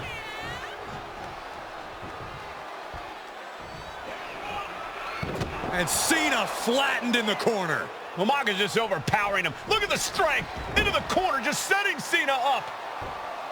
You have to start to ask yourself, is the end of John Cena near? I think so. Look out! A headbutt. No one has been able to stop Umaga. No one. You are seeing why Umaga is undefeated. Why? No one has been able to stop the Samoan bulldozer. Here comes Umaga, and Cena catches him with a boot. John Cena from behind, rolls him up, shoulders down, and a kick out by Umaga. And Cena immediately back into the clutches of Umaga. I'm not sure what else Cena can do here. I'm not sure John Cena knows how to stop Umaga. And Corey, you know there's no force equal to being on the receiving end of a headbutt from Umaga. It's in Umaga's DNA. Generations have perfected the art of using their own skull as a weapon that could stop an elephant. Gets lifted into position. Powerbomb! A defiant kick out after one. Still not enough to put him away. Oh, man, right to the arm. Hyperextend your elbow. Sometimes I look at Umaga and it just scares me. I think he forgets that he's even in a championship match. Up high. Whoa, hold on. Things turn around quickly. Samoan driver. Brutal attack, Umaga. He smells Cena's blood in the water.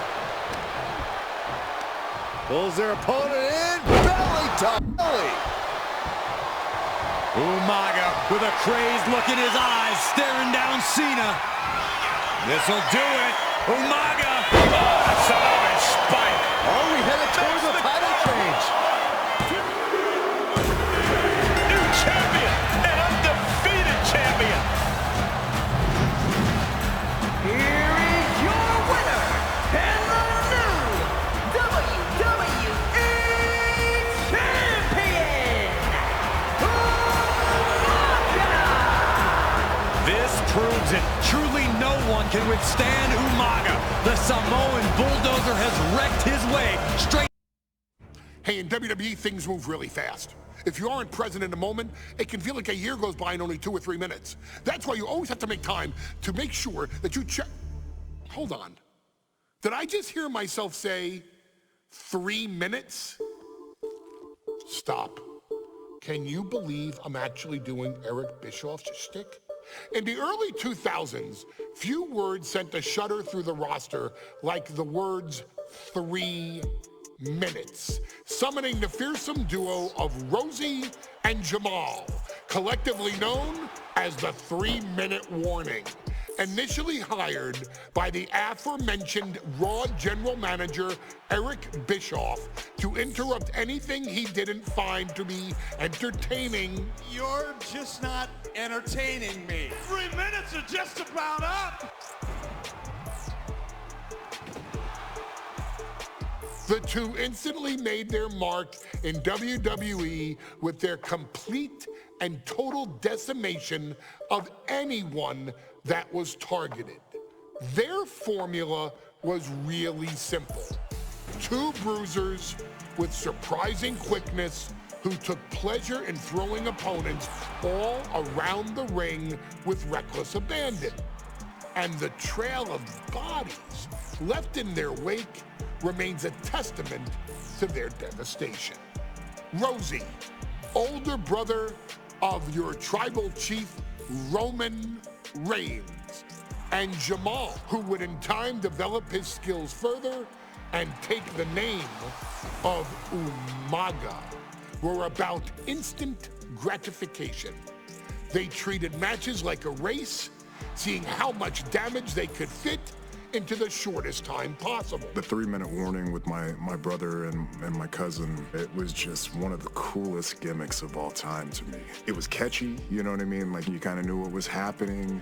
And I feel like we all remember when the 3-minute warning hit for the first time. You know, the whole Den TV area just lit up. Every match was a train wreck, as the two would use their size to overwhelm most opponents, coupling that with incredible tag team maneuvers to increase the carnage to its maximum levels. That approach, maximizing damage while minimizing time, was a 3-minute warning signature.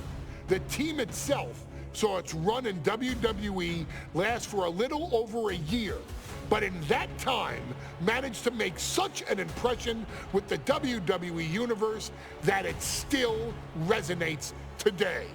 They are proof of the impact anyone can make if they capitalize on their opportunities, as 3-minute warning did every single time. It was a short-lived gimmick, but it was a really cool gimmick, and I just think it shows the versatility of, hey, if you need us to go out there and tell you a Broadway story, I'll cover 2 hours if you like.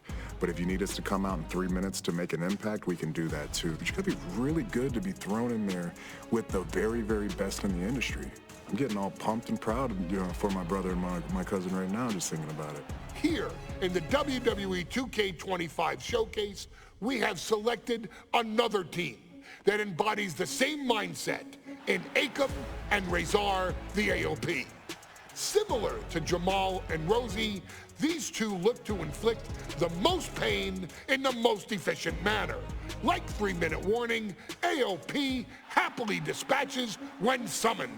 Like 3-minute warning, AOP features 2 Goliaths who will hurl your body from pillar to post before finally bringing it all to a most painful conclusion. It's up to you in this Extreme Rules contest to beat the AOP to the punch and showcase the Wrecking Crew approach that made 3-minute warning the premier bruiser squad in all of WWE. And don't worry, we will give you more than 3 minutes to make that fact perfectly clear. As a matter of fact, take your time and enjoy dishing out the punishment.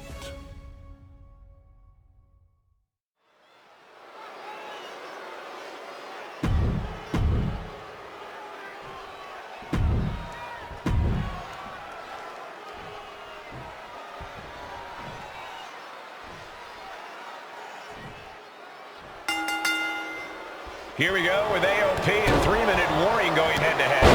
This is an Extreme Rules match, and it's a good thing it is, because neither one of these teams likes to play by the rules or limit their aggressive tendencies. There is nothing on the minds of these men except dealing as much damage to one another as possible. Both 3-minute warning and the AOP excel at brutalizing their opponents and inflicting massive amounts of pain. But only one of them can be the best at it.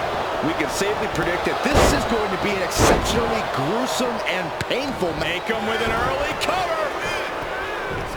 And only a 1 count. This match is not going to end so soon. Man. Just look at the size of all these superstars. The ring had to be reinforced before this match. Over 1,300 combined pounds colliding. These men are so big and so thick, it's a challenge to wrap your arms around them. It's really just best to find weapons and whack away. Yeah, and there's plenty of weapons to choose from tonight.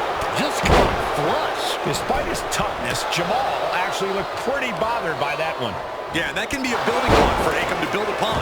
He is getting rid of the turnbuckle pad. Don't say that too loud, Saxon. He might get caught. Razor laying down. Nice takedown. Stack them up. Turning around here. He ends the pin attempt for some reason. He has a kendo stick in hand, and this place just turned into South Swanson Street. We got a cover. And he gets the shoulder up. Trying to make short order of things there. Big splash. That was one big behemoth flying down with authority and force.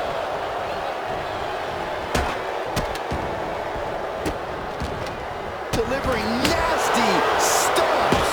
Putting the boots to an opponent will take the fight out of them in a hurry. Every successive move is putting their opponent in a dicey situation. And he manages to kick out at 1. Just using the adrenaline to stay in the match. We're no closer to a winner just yet.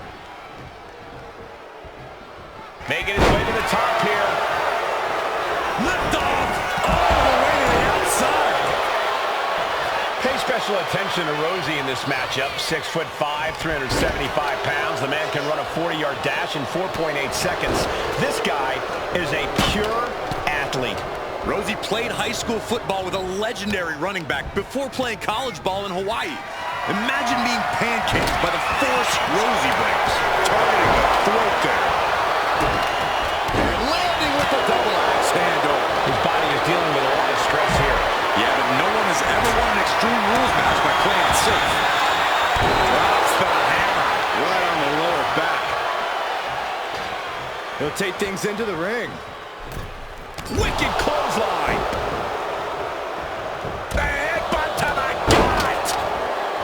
Rosie and Jamal tell their victims that they will feel the 3-minute warning. What does that mean, Corey? Well, it means a lot of superstars will get run over by the pain train, and it's only going to feel like the longest 3 minutes of their lives. When you're as big and strong as Rosie and Jamal, that's how quickly it can be over. Oh, what a headbutt. He's starting to look battered. Yeah, Extreme Rules matches eventually take their toll on everyone. Uh-oh. Stomp right to the belly. Oh, no. It looks like that busted him open pretty bad. Got out of the way. Taking a moment to get pumped off of this crowd's incredible energy. Down to Otis, and a double axe handle smash. Absolutely no telling what's underneath the ring tonight. And come on, no, don't bring the trash can out. That's for cleaning. Well, Saxton, it's about to be used to clean house. Man, Rosie and Jamal, Akam and Razor representing the biggest, most imposing team WWE has ever seen. Both teams don't care what the motive is, don't care who the target is. Their goal always remains the same, and that is complete destruction of the opposition. We call him Blast Off! And that was a successful bit of offense with that maneuver. Crashing and burning in maybe the worst way possible. And now thrown back into the ring. Oh, look at mounting it now. The punches hammering away. Uh-oh. Going for the run. That was brutal. And now the blood is flowing from Rosie's face. He kicks out at 2. How in the world did he kick out? Big place in the corner here. Dragging them out. There's a slam. Setting them up in the corner. What does this superstar have planned? Gonna climb to the second rope. And a huge splash. Minute warning might just be done messing around. Rosie and Jamal survive Extreme Rules. Here are your winners, Rosie and Jamal. 3-minute warning. Gotta give it up to 3-minute warning. In a contest between two of the most badass squads we've ever seen, they were the tougher competitors. Yeah, but AOP certainly made 3-minute warning earn this win. Just think about all the carnage we witnessed here tonight. We've come to the part of the showcase where we get to talk about Tamina. Ever since walking in WWE, shoulder to shoulder with the Usos, Tamina's alliance with this dynasty has never been in question. I remember watching Monday Night Raw and I seen Tamina debut with my brothers. It was a pretty cool, dynamic, right? Two of my brothers and Tamina. Together, Tamina and the Usos helped each other navigate through a trial-filled first year in WWE, making sure they all survived together.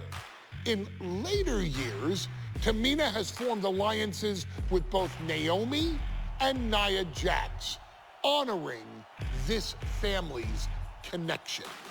While Tamina has looked to create her own name in the industry, she has never missed a chance to acknowledge her place in this family either. Trained by Afa and Sika, the wild Samoans, Tamina was instilled with the same instincts that have carried each member of this family to wrestling glory. Her in-ring approach is similar to many in the Bloodline, with striking, high-impact attacks, and smothering holds. As capable with a super kick or a big splash as anyone else, Tamina has maintained a remarkable level of success in her WWE career. A constant contender, Tamina has competed for the Women's Championship on many occasions. She's also held the Women's Tag Team Championships along with 9 separate reigns as the 24/7 champion. Tamina has proven capable in any environment against any opponent.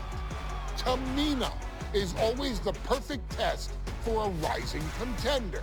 Defeating Tamina proves that you're at the top of your game, and she will always expose those who aren't quite ready yet. Taking her lightly is the easiest way to book your visit to the local medical facility. Tamina has taken part in many memorable moments, but in the 2K25 showcase, we're going to give you the chance to make history. In the first ever women's Money in the Bank match, Carmella, of all people, would walk out victorious after letting someone else do all the work. Tamina, Becky Lynch, Natalya, and Charlotte Flair were all robbed of a great opportunity that night by Carmella. So this is your chance to make it right. Showcase Tamina's grit and take out the other 4 ladies in this ladder match to become the first ever winner of the women's Money in the Bank. Carmella might still sneak out with the win, but if she does, she's doing it on her own because we're not allowing anyone else at ringside for this match in our showcase.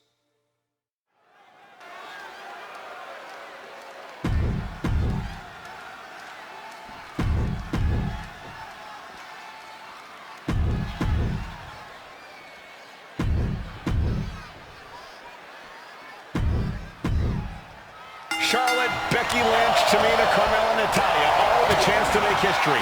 All with the opportunity to be called the first ever Miss Money in the Bank. The revolution that became an evolution only continues in the women's division. One of these women will climb the ladder and earn the opportunity of a lifetime. A contract that can change lives hanging above the rim. Probably the most profitable opportunity in our sport. 15 out of 17 superstars have successfully cashed in the Money in the Bank contract. A surprise cash-in has only failed once, and the other failed cash-in was alerted to a week in advance. You are almost certain to become the next SmackDown Women's Champion if you grab the contract tonight. Such a dangerous setting for all these superstars. Ladders are everywhere. Each competitor is only limited by their imagination. Your head has to be on a constant swivel. Ladders will be used as weapons. Anything can happen to get that briefcase.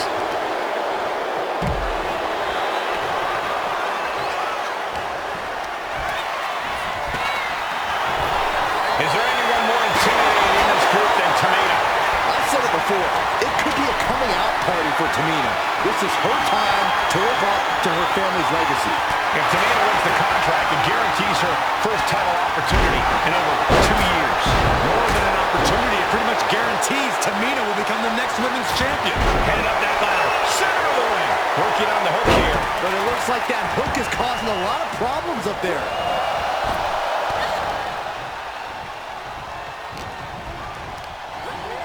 Leaning on the turnbuckle here. Kicks right to the midsection. Opponent dropped in the corner. Mudhole stomping. That was a showing of control and aggression. Something they'll want to keep up. Big time clothesline. Good grief. No safe haven in this match. These ladders can be your best friend or your worst enemy. There's no allies in this match. It's everyone for herself. There is no room for friends when history is being made. Not when you can go down in the records as the first Miss Money in the Bank. Getting dangerously close to our announce table. It's disrespectful. Looks like that last hit did some real damage. Oh no, she's got an open wound. Well, she's got to fight through it. Lynch with a back kick to... Big overhand. Caught square by the haymaker. And looking at the playing field, the majority of these women love to utilize their submission offense to put opponents away. Tapping someone out won't win this match, but these women should not shy away from using the biggest weapons in their arsenal. We've heard Becky say she was going to rip arms off tonight. You can't exactly climb a ladder with no arms. Tamina not caring the fact he's a fan favorite. The crowd's adulation is meaningless. All that matters is the contract suspended above the ring. Tamina's been showing so much dominance in this match.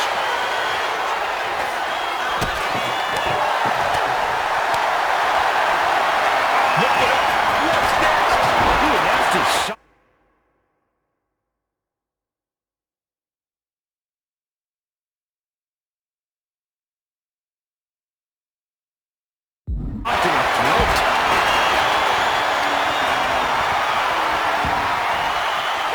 Disrespecting the competition.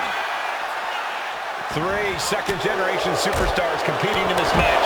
Carmella, Charlotte, and Tamina. And Natalya, of course, a third-generation superstar. Women bred for these kind of moments. Any of these women will add a significant chapter to her legacy if she can become the first Miss Money in the Bank. She's taking things to the floor here. Ouch! Shows great wherewithal there.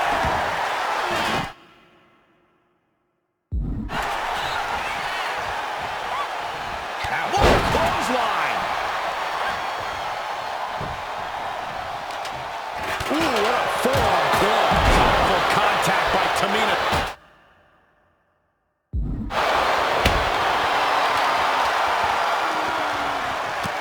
Big-time clothesline. Good grief. She's starting to wear it down here. Yeah, Cole, taking this much damage now seriously impacts your speed up the ladder. Heading to ringside now.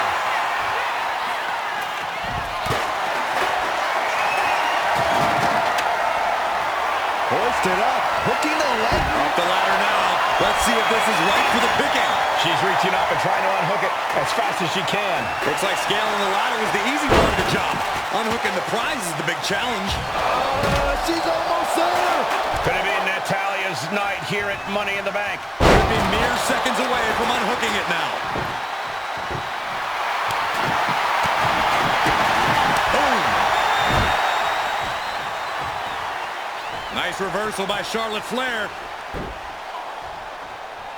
Charlotte driving Tamina, and both tumble to the floor. Both women crashing down hard. The Queen, Charlotte Flair, the first to her feet, surveying the situation. Oh, my, Tamina into the steps. Well, you are seeing a heightened level of aggression, heightened level of intensity from all these competitors because of the stakes involved. Guys, where's Charlotte going? Flair looking to up the ante now from the top. Oh, my goodness, taking out everybody.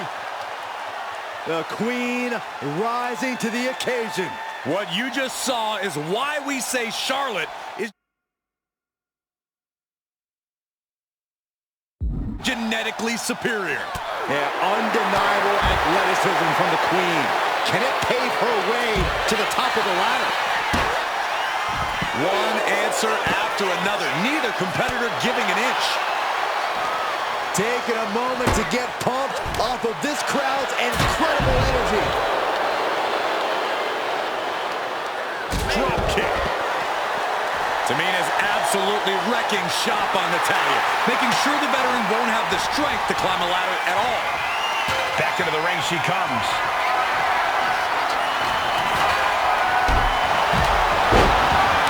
Charlotte, so impressive, so powerful. Fisherman suplex. Devastating kick. Driven down face first. Uh-oh. Both arms trapped. This will not end well. Look at all these stones. That last bit of offense looks to have cut deep. She is bleeding badly now. Could be having some impaired vision. That's right, Carmella. Let her know. Let them all know you are the most beautiful woman in all of WWE. Oh, my goodness. Dribbling the opponent's head like a basketball. Back into the ring here. And the Queen hits a spear.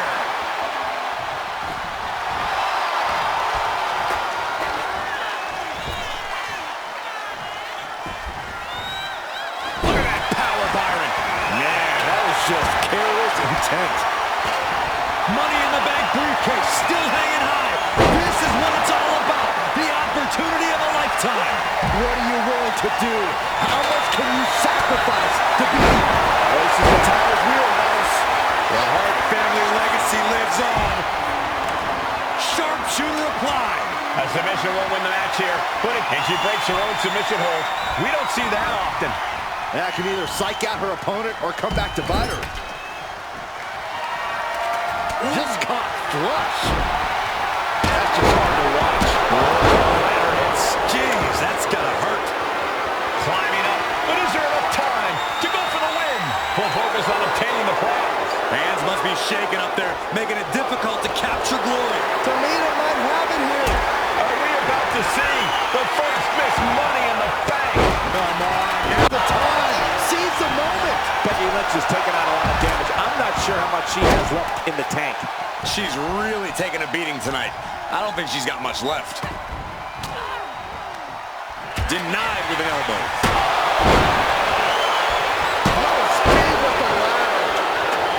Anything can happen in WWE, and this audience is seeing that firsthand. The entire WWE Universe is going to have to pick their jaws off the floor after this one's done. Time is your enemy here. I just don't know if there's enough of it to get it down. Ladder set right in the middle of the ring. Starts to climb, but needs to move quickly. She's reaching for it. Seems to be struggling a bit up there. Yeah, sweaty palms making this difficult. Carmella with a super kick. Carmella's eyes are growing wider now. Is this her chance to climb the ladder and become Ms. Money in the Bank? Discus clothesline.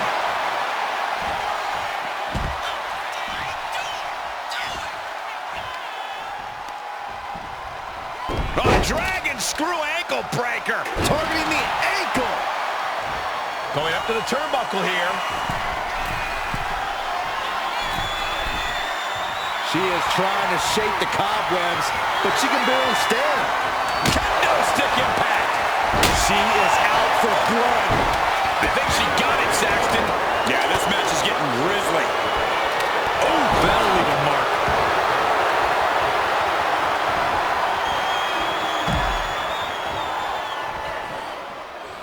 And now we're getting an up-close and personal view of this fight. I love this move. One of my favorites. A modified surfboard. Up and bang.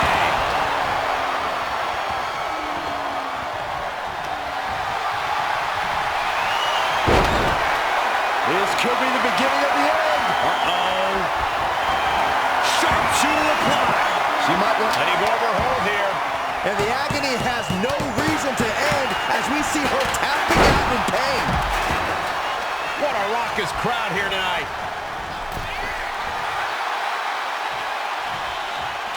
And she wisely heads back to the ring.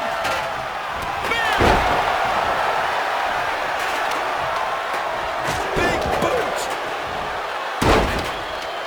Big forearm.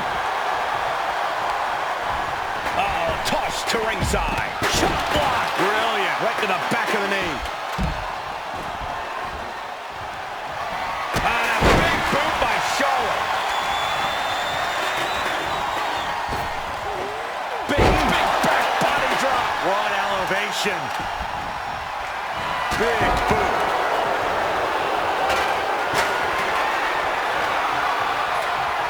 All wrapped up. Rover clutch in the boneless carrot takeover. Nasty chop delivered by Charlotte, followed by natural selection. The Queen has put him. Oh, look at Becky. Down she goes. Disarm her. Disarm her. Submission locked in, but remember, She's tapping, but it doesn't matter at all in this situation. Steel chair to the temple. Any one of these attacks could cause irreparable damage, but I don't think you can come back from this many.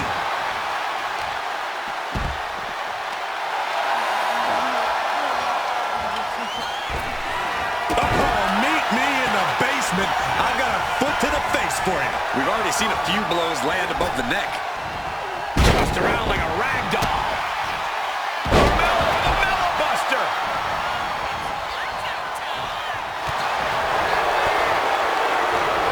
And Carmella with a takedown. down, looking for the...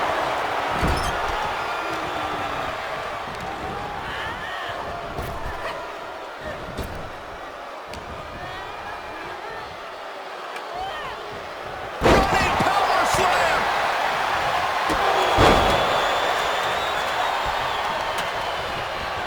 Natalia sent flying to the outside. He's making the climb to the top rope. Taking flight. Climbing up. But is there enough time to go for the win? Oh, man. Hands on, but can't quite grab it. The opening could be the opening. You just have to go for it. Oh, getting knocked around by the ladder. Using the ladder as a weapon. Ouch. That's one way to use a ladder. And she's positioning the ladder perfectly in the center of the ring there. Ladder's in position.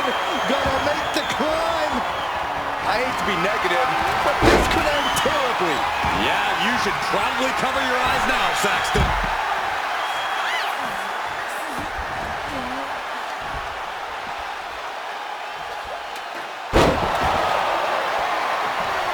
Target is set on Natty. She's in peril. Oh, my God, a steel chair. Becky is setting up for her. Oh, no, wait a minute. Wait a minute. Disarmor locked in. Just looking to do some damage. And she's tapping, but it doesn't even matter. It can't save her here. Oh, man, by the hair. Hair whip. Oh, to the back of the neck.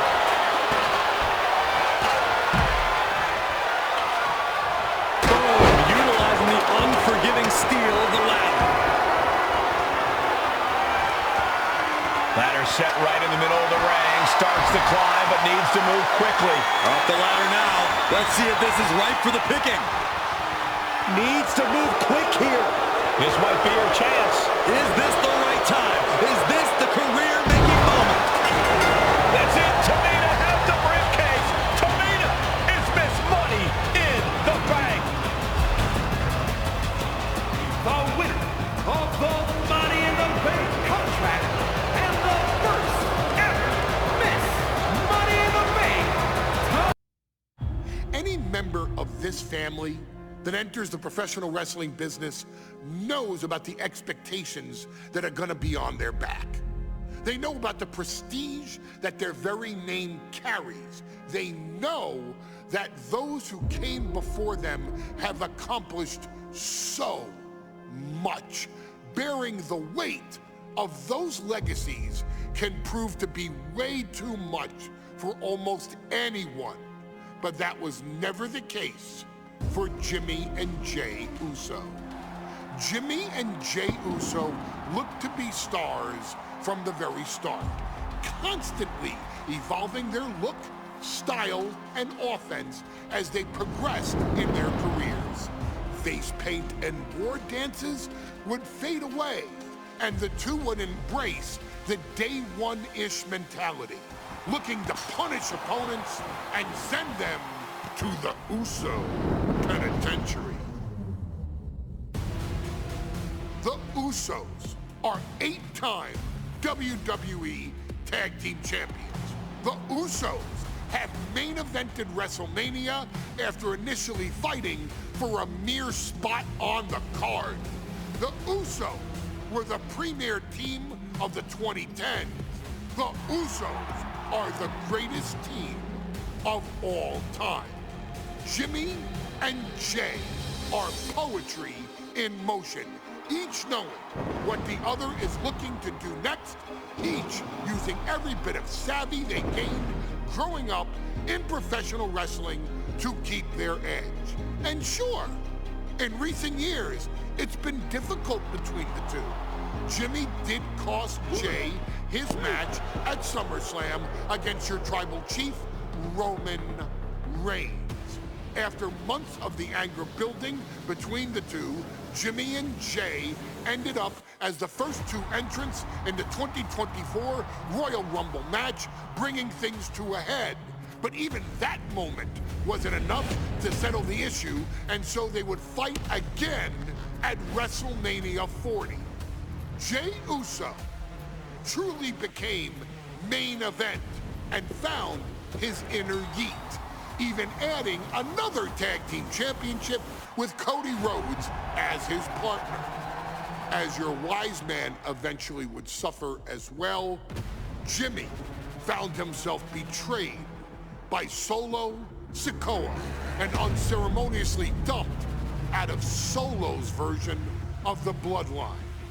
When Jimmy and Jey are a tag team, they are pure art. They are the reason for the resurgence of tag team wrestling's popularity over the last 15 years. And perhaps, oh, perhaps, their grandest moment came during the 2017 Hell in a Cell, when they would lock horns with perhaps their greatest opposition ever, The New Day.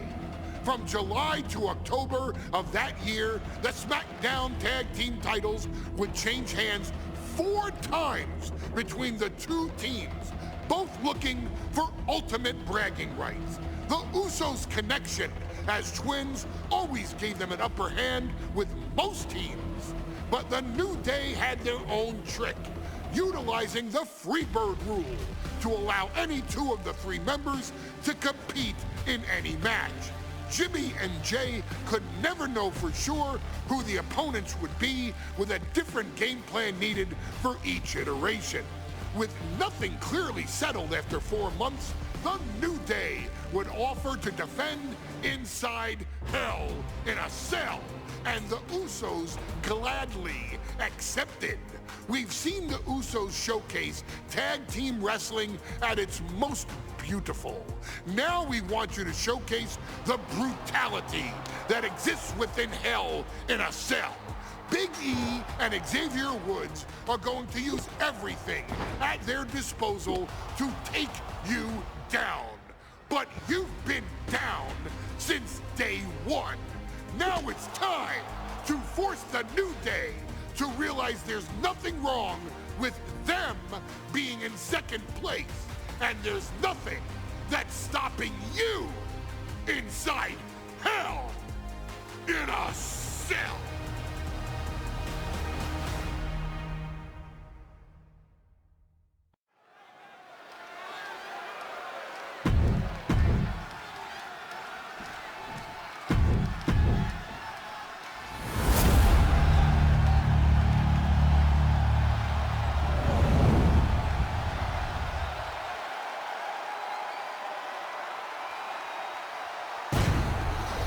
You win these, you make a case as one of the best teams ever.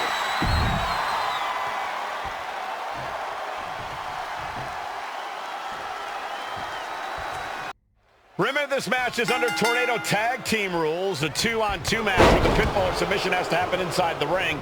In the Hell in a Cell, tags, no countouts, no disqualification. The Usos and the New Day came into this match expecting and prepared to raise the bar, raise the level of competition, and make history. This is going to be unforgettable. So many amazing matches between these two teams. They said it this past week on SmackDown. No matter where we are, we put on a show. The Usos and New Day have a unified goal to raise the bar of tag team competition, to bring the division to a whole nother level. You know, in basketball, they talk about super teams. Well, these two teams are the proverbial super teams in WWE. Taking this fight back into the ring. Oh, that's a recipe for cracked ribs.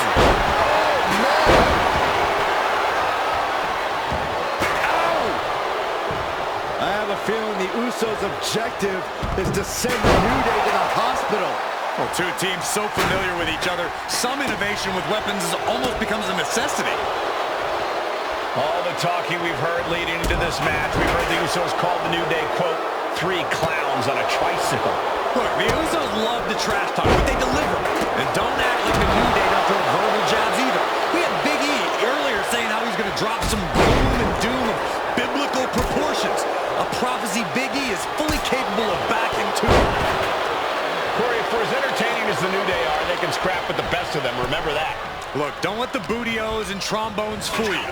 New Day can get down and dirty, especially when they have the Usos pushing them. New Day are prepared for an all-out brawl tonight. Lift off! And did you hear the impact of that? Ooh, kick right for the title. And Anoa'i stays down for a count. Somehow still has the energy for a quick kick out. Usos and New Day going at it inside Hell in a Cell, and Jey Uso set outside the ring, and now the New Day on the attack. Big E, as aggressive as I've ever seen him here tonight. And Xavier Woods now with toys, kendo sticks in hand. And it's about to get more aggressive, more vicious, more barbaric.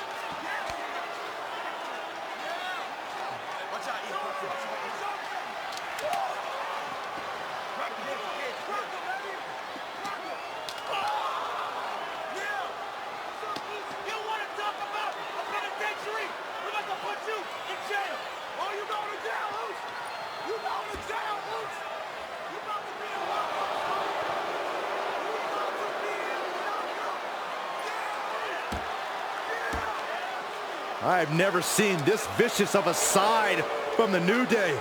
It's what Hell in a Cell does to you.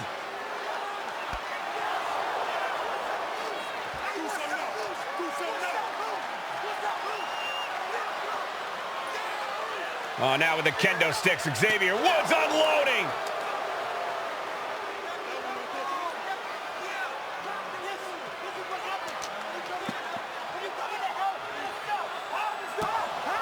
Well, you're saying it, Byron. Hell in a Cell makes you do some awful things. Just attempting to survive, attempting to win. Do whatever you want, punish however you want. Right now, that seems to be the mission statement of the New Day in order to retain the SmackDown Tag Team titles. And that's what it's about, proving you're the best in one of the most insane environments in WWE today. The New Day changed the whole complexion of this match. I don't know if I've seen New Day go to these lengths before. Well, no time to be a jovial bunch when you're in a cell, Michael. Tonight, it's not about entertaining. It's about putting your sworn enemy to rest for good. Picked up and being carried around now. Just bounced that face like a basketball. The Usos and the New top rope. He gets into the ring. Innovative offense from the Usos. Could end it all right here. There's the pin for the championship. Keeps his team alive. What a save. Oh, I love this, guys. Couple punches, little Monty Fisto action. Get down. Bam! Bring it home. Some good contact by Jey Uso. On point. Super kick. Good night. Drops the hammer. To be crowned champion. He breaks up the pin attempt. Elbow drop. Talking to Xavier, he told me the one thing the Usos have taught us is that we have to embrace a more lawless culture here in WWE. A more lawless culture in this rivalry. And that could be the reason the New Day chose to have this match in the Hell in a Cell. It's been such a chaotic rivalry. Therefore, only this kind of lawless match could finally put an end to it for good. And Big E falls to a counter. Oh my God! A lot of damage being piled on the champ. Could be getting into a dire situation soon.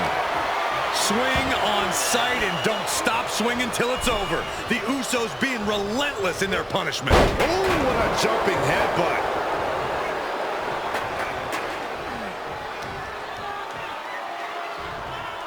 Hip drop. I've been waiting to see that. Ooh, chopped the hair right out. The champ being taken to task here. He has been battered and beaten, and there's only so much more he can take. Down on the windpipe.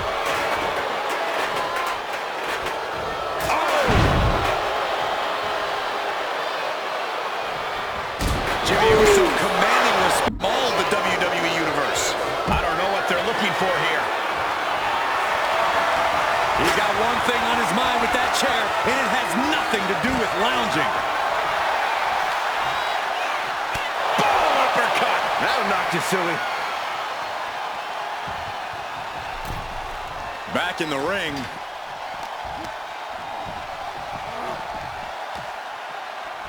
And Jimmy and Big E slugging it out middle of the ring. This has been a vicious, brutal match between two of the great tag teams today. Here comes Jey Uso into the fray alongside of his brother. Bang! Double super kick. And the Usos now looking for that patented Uso splash from the top rope. Uso splash! The cover to win the tag team titles, and Woods, handcuffs and all, breaks it up. At the last possible second, Xavier Woods saving this match for his team. Credit to Woods for his never say die attitude, but Xavier Woods is outgunned right now. And look at Woods still fighting back. Yeah, with the handcuffs, using the handcuffs as a weapon. That's smart.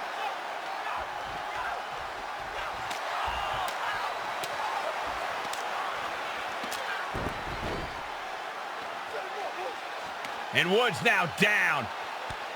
And trying to still fight back. What heart from Xavier Woods. That heart may not have much more fight left. Jimmy and Jey back up to the top one more time. Uso splash in stereo. The cover. The Usos win the tag team titles. Here are your winners and the new SmackDown Tag Team Champions, the Usos.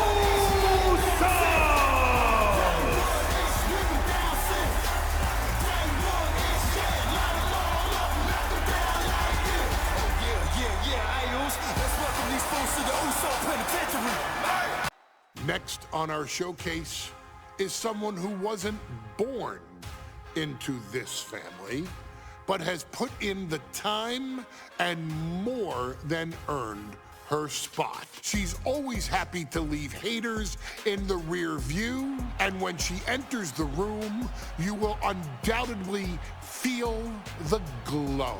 Of course, I'm talking about Naomi, who many of you may know has reigned as Jimmy Uso's wife and queen for over 10 years. There's the old saying that behind every good man is an even better woman, and this could not ring more true than Naomi, who I will say is an absolute treasure.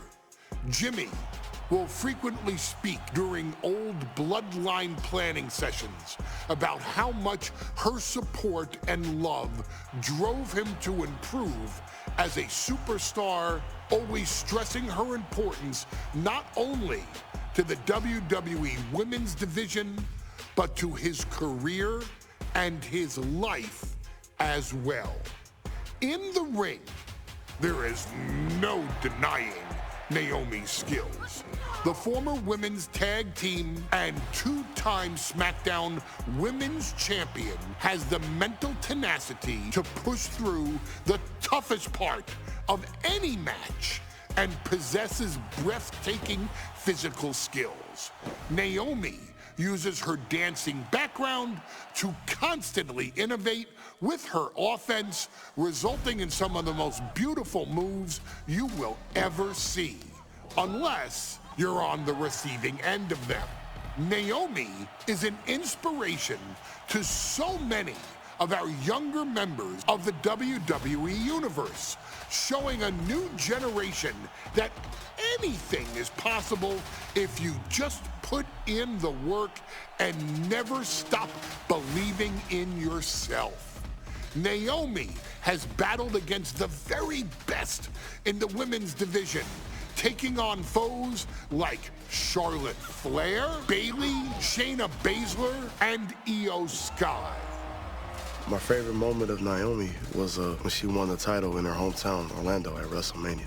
To compete against that caliber and maintain the level of success that Naomi has for her entire WWE career is something worth, shall I dare say, acknowledging. Naomi has even teamed with fellow family member Tamina through the years, proving the family you choose can often be the most important. And in true Uso fashion, Naomi shows an unrelenting desire to win, to achieve greatness, and to dominate her opposition. Many mistake her smile as a sign of kindness, but they quickly realize their mistake as Naomi unleashes a flurry of kicks, flies at them with moonsaults from all angles, and then ties them up in knots. Naomi is having fun, but Naomi is never playing. And now, we take you back to the 2020 edition of Super Showdown, which saw Naomi challenge Bayley for the SmackDown Women's Championship. Unfortunately, a ridiculously lax referee decided it was just fine for Bayley to basically do whatever the hell she wanted. Bayley, oh my gosh, she's trapping Naomi's legs in her shirt. And Naomi wound up suffering an embarrassing loss after Bayley used wardrobe to her advantage. Well, Bayley, we can pretty much guarantee that trick won't work again. This is your chance to help guide Naomi to a third SmackDown Women's Championship, and to do it by defeating one of the greatest competitors WWE has ever seen.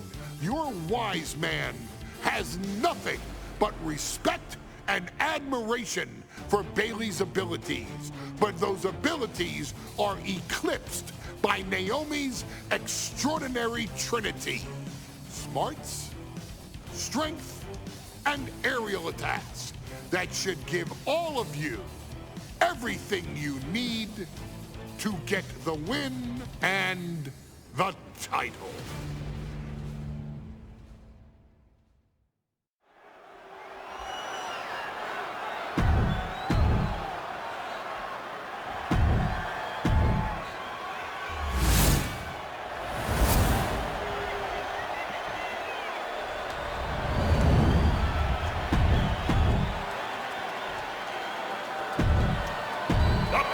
For the first time ever, we have a women's championship match here in the Middle East.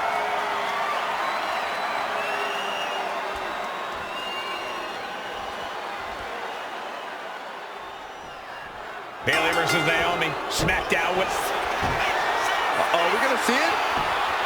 All tied up. Both arms locked up. Can she take much more? Hold on, maneuvers herself out. Big flying forearm. And Naomi has been quick to take to social media lately, reminding everybody that Bayley has never beaten her one-on-one. Yeah, not so subtle reminder to Bayley, who has been very insulting, very humiliating to a lot of people in WWE. And that attitude is why Naomi wants to dethrone Bayley, take the SmackDown Women's Championship away from her, and maybe humble Bayley a little bit. History being made right here tonight as the champion Bayley defends against the challenger Naomi.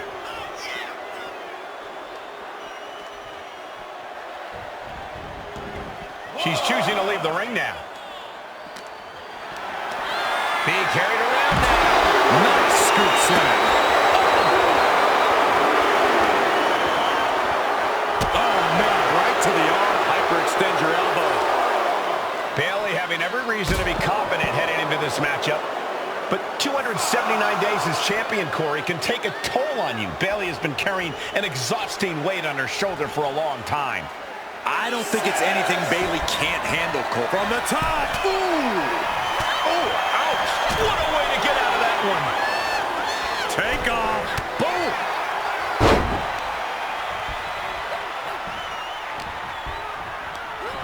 She's tossed right out of the ring. Naomi's heading up top. Taking flight. Whoa, what a landing. The punch of high risk, high reward. Naomi going for broke. And this high-risk offense from the challenger might be catching the champion by surprise. The challenger being the aggressor here, but remember, the title can only be won by pinfall or submission inside the ring. We know that Naomi want to pick up the pace in this match, but Bayley's going to look to wear Naomi down. Yeah, Bayley's going to want to slow down the pace and let the adrenaline wear off for Naomi. Bayley can also turn up the aggression here in a way I'm not quite sure Naomi can match. Lands in the drop zone. Misses the target.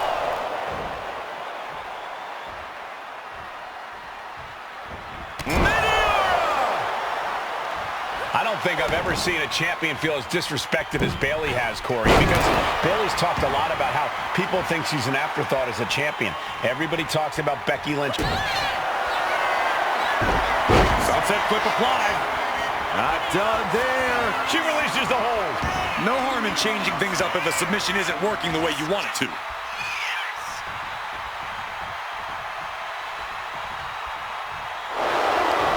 Cinching in the arm wringer, but that changed. Good grief. That's a top. And they're going shot for shot, blow for blow. Naomi put a stop to that. Giving up now is not an option. They have to finish this. Nothing pretty here, just good old-fashioned fisticuffs. What impressive determination from both competitors, keeping at each other no matter what.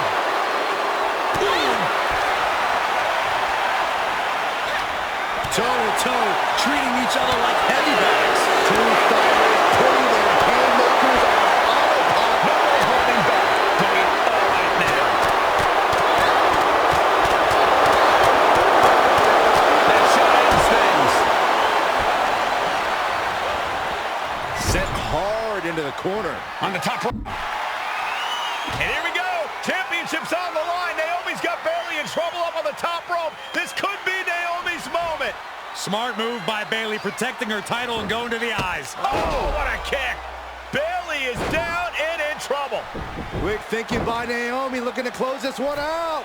Nobody home. Bayley wisely moves out of harm's way. What's Bayley trying to do here? What the? I think Bayley's trying to trap Naomi's legs in Naomi's own shirt. A great counter by Naomi. Naomi ducks underneath, and we got a standoff. Great match so far. Well, Bayley thought she had Naomi, but the challenger was ready. Well, the champion has to find a new strategy in a hurry. Naomi, feel the glow. Let's go under submission hold. Not sure what she's got planned here. She turns it around. How insulting is that? Climbing up to the top, looking to go high risk.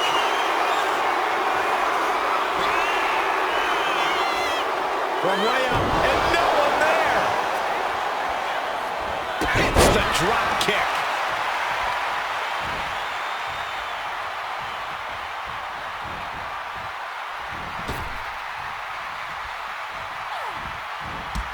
Sweeping the shoulders down to retain.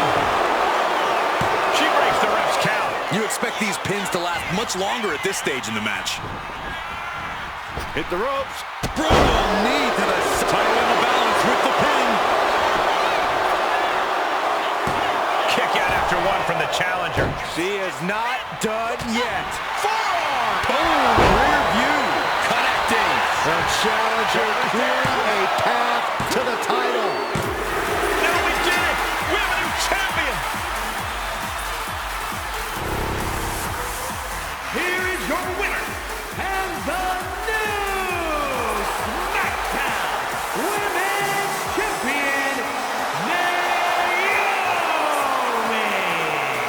Bayley's stranglehold on the SmackDown Women's Championship has ended. The glow era has begun. Ladies and gentlemen, if it weren't for the next two superstars in our showcase, none of this would be possible. Because without Afa and Sika, without the Wild Samoans, there truly is no dynasty. While it was their father who made the blood oath with High Chief Peter Maivia, it was Afa and Sika who built the family up, training generations of relatives all with the single goal of becoming the best professional wrestler on the face of the planet. And while the two would together be WWE Hall of Famers, based solely on their work as trainers and cultivators of the next generation, their in-ring successes only add to their immortality. Afa and Sika formed WWE's most dominant tag team of the early 1980s, fighting their way to the WWE Tag Team Championship on 3 separate occasions. Opponents were often defeated before the bell even rang to start the match, falling victim to the aura and the intimidation factor of having to step into the ring with the Wild Samoans.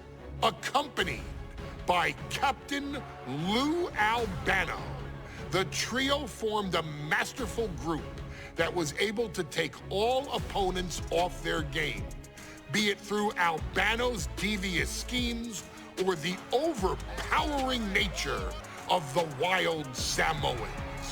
WWE had never dealt with a team so primal, turning each match into a battle of survival. Most feared, the deadly Samoan drop, a move that has been imitated by many, but duplicated only by a chosen few. There they are, the Wild Samoans. These are immigrants coming from the island, trying to figure it out, trying to find a way. I couldn't imagine being these men. I couldn't imagine taking on these responsibilities of setting the tone in a whole new country. And then trying to break into entertainment on top of that. But they made it work. And that's what we are. We're workers. We make it work. These tribal elders set the standard for all of their descendants to not only follow, but they also taught their descendants how to surpass it. So beloved were the two that perhaps no moment holds more significance to your tribal chief, Roman Reigns, than when he was presented the Ula Fala by his father Sika and Uncle Afa after the 2020 Hell in a Cell event. You see, it was their acknowledgement that gave Roman Reigns the unshakable confidence to continue his journey to becoming the greatest of all time. The utmost respect, love, and gratitude for those men. Because if my father and uncle don't do what they do, we're not here. We now humbly present to you the honor of walking in the famed footsteps of the Wild Samoans, finding a tag team in WWE's long and storied history that we felt would test the Wild Samoans was not an easy task. But then, a thought came to your wise man. Why not give the audience exactly what they want? Why not put the Wild Samoans against one of the greatest tag teams of all time? Why not present Afa, Sika, the Wild Samoans versus Bubba Ray and Devon, the Dudley Boys? And if we're going to go that far, let's do it in a tables match. Showcase that savage brutality that made both teams the eternal legends we know them to be. No pinfalls, no submissions, no rules. Just be the team that avoids being put through the table, and you will emerge victorious. And with these 4 men, you better believe that things are going to get extreme.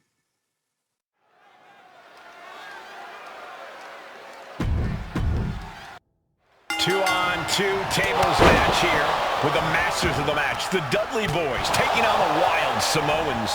There's always those thoughts in the back of your mind. My brother can beat up your brother. My brother can put your brother through a table faster. Finally, we get to see those thoughts become reality.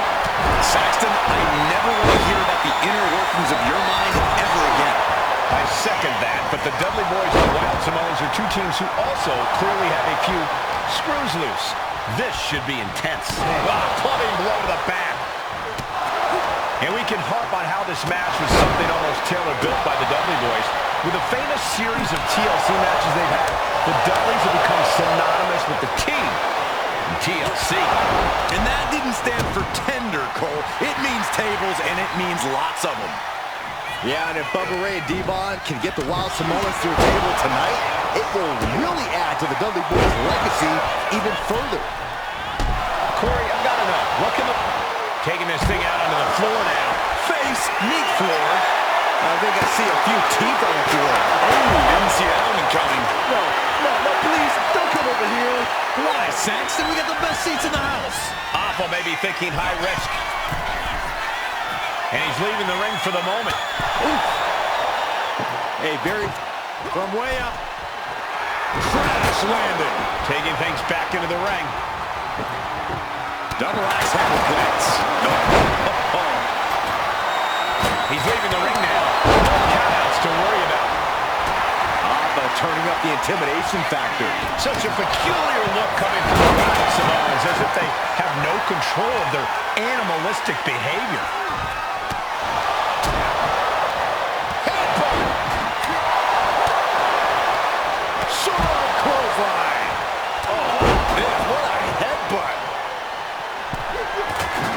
He is getting rid of the turnbuckle pad. Don't say that too loud, Saxton, like it caught. Ooh, right to the throat. And the Wild Samoans always have that gaze in their eyes, that look that makes you question their understanding of their surroundings. Yeah, and I have to wonder if Alpha and Sika are even aware of what the tables are for. I'm afraid they'll just keep on dishing out punishment, expecting a bell to eventually ring. And he's absorbed some stiff offense.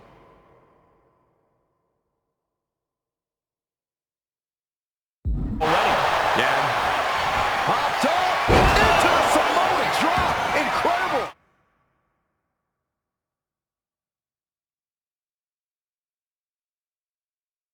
Alpha and Sika might have just shown us the prelude to the Dudley's demise. Axe handle finds its target. And here we go. And wait a second. Interesting turn of events here. Yeah, he just released the hold, and I'm racking my brain wondering why. The Dudley Boys came in tonight knowing they had to turn up the dial, had to match Alpha and Sika's level of aggression. Bubba Ray and Devon know they have to be extreme as they can be. Yeah, but what the Dudleys call extreme, the Wild Boys just call it regular old Tuesday. Alpha and Sika are just a different breed of wrestler. Look, I don't care who you are. You could be King Kong or Kaiju. It's going to be curtains for you. You're on the receiving side of a Wild Samoan headbutt from the top rope. What a reversal by Alpha. Clothesline. Gets lifted into position. Here he comes, sliding back into the ring.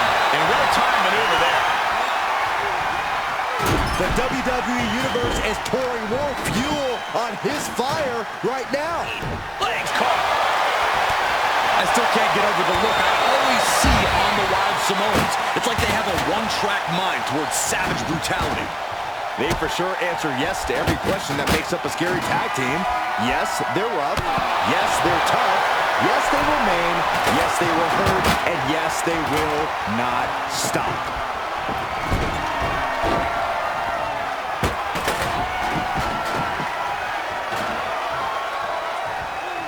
He's heading to the top turnbuckle. Watching. Sliding into the ring now. Good God, just a disgusting thought right here at ringside.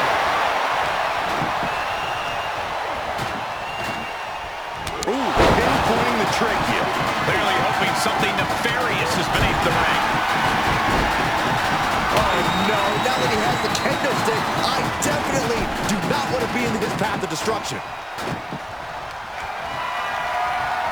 Both men now on the apron. This is a scary situation. Are you kidding me?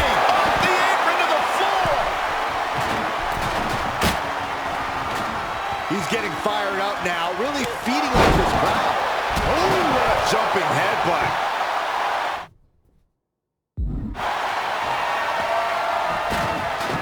Down to opponent and a double axe handle smash. Right into the table. He's got a plan for that table, and it does not involve a dinner party. Oh, man, he is more than fired up right now.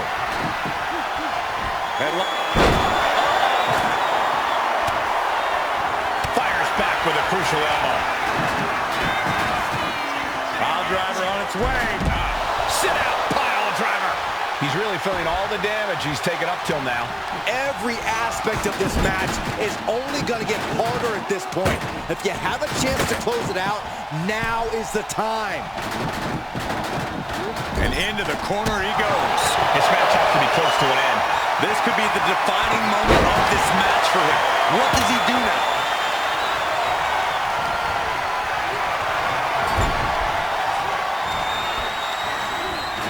Table behind him now, not where you want to be. And Alpha and Sika just beat the Dudley Boys at their own game. Here are your winners, Alpha and Sika, the Wild Samoans.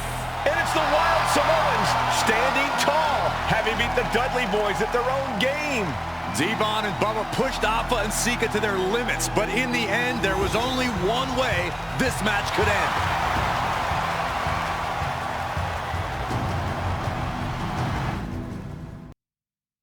From the very moment he arrived as the enforcer of the Bloodline, Solo Sikoa has taken every brutal, savage element of his predecessors and refined them into a near-perfect smashing machine. Even in the year before his arrival, Solo raised eyebrows and garnered buzz while competing in NXT. But nobody could have predicted just how smoothly his transition to the main roster would go. And before I go on any further, let me make one thing perfectly clear. I'm only saying what I'm saying about Solo Sikoa because I am a wise man. I'm a professional. And because I'm being handsomely compensated for my stellar work as your host of the WWE 2K25 showcase. I haven't forgotten what Solo Sikoa and his rogue bloodline did to me. But I also know better than to let personal feelings hinder your professional endeavors. So with that being said, since his arrival at Clash at the Castle in 2022, Solo Sikoa has consistently been involved in WWE's biggest moments and biggest matches. He's been victorious in War Games. He's repeatedly enforced the Bloodline's will to maintain Roman Reigns' status as undisputed WWE Universal Heavyweight Champion. I brought Solo in as an insurance policy. Solo was here to protect me. Solo was here to maintain the Promised Land. He's violent. He's strong. He's fast. He's all those things. And he betrayed me. Any man who would betray me must be a very dangerous man. Solo defeated John Cena. Solo elected to betray your tribal chief, Roman Reigns, in an attempt to bestow upon himself the title of tribal chief. When I refused to acknowledge Solo as my tribal chief, you are not my tribal. He, Tama Tonga, Tongaloa and Jacob Fatu put me through a table in Madison Square Garden. And that led to opportunities to compete for the undisputed WWE Heavyweight Championship.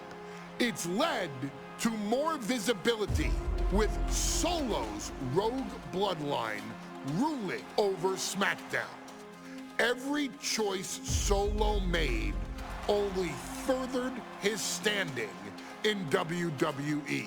He has the bloodlust of the wild Samoans, the brutality of his cousin Yokozuna, and the single-minded focus of Roman Reigns, all rolled into one.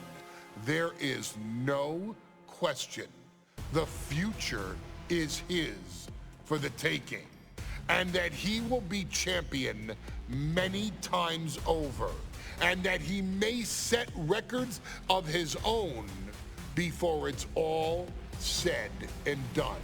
Few men have so quickly served notice to all of WWE in the manner that Solo Sikoa has done. Whether you want to acknowledge him or not is irrelevant.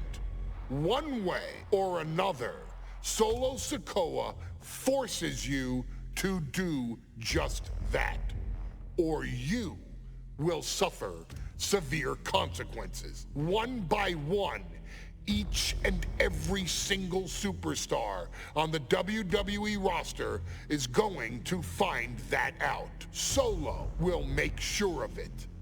I, of course, will simply await any and every opportunity for your tribal chief, Roman Reigns, to teach Solo some manners. Until that happens, though, we are taking you back to the one-year anniversary special for NXT 2.0, which saw then North American champion Carmelo Hayes, and indeed, he is him, issue an open challenge. Unfortunately for the future superstar, it was to be answered by Solo Sikoa, and things went as well for Hayes as you can probably guess. Showcase the unrelenting fury that has made Solo Sikoa nearly unstoppable, and defeat Carmelo Hayes to earn Solo his first championship victory. It won't be easy against Carmelo, especially when he has Trick Williams watching his back. And if you make one mistake against the champ, he'll take his shot and most likely hit nothing but net.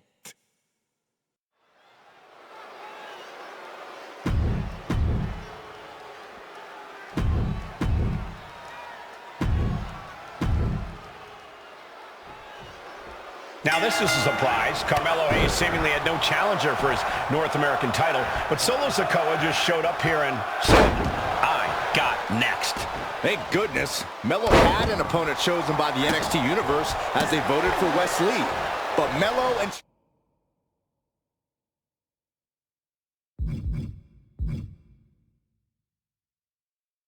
Trick brutally attacked... Oh, Schoolboy! Shoulders down here! The early quick cover, title on the line. He ends the pin attempt for some reason. Oh.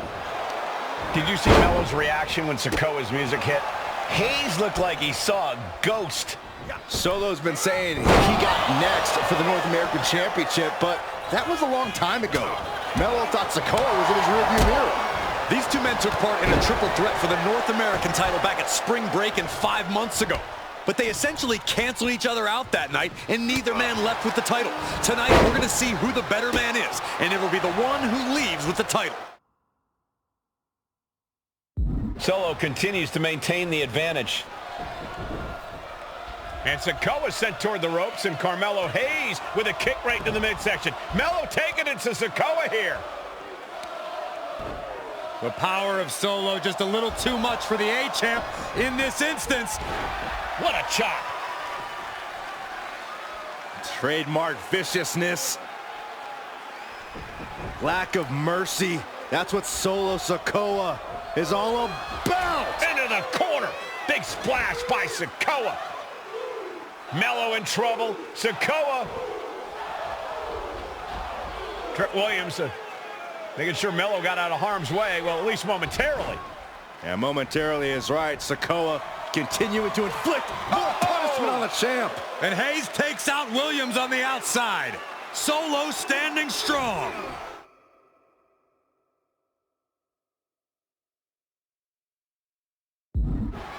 Solo not allowing the presence of Trick Williams to distract him whatsoever.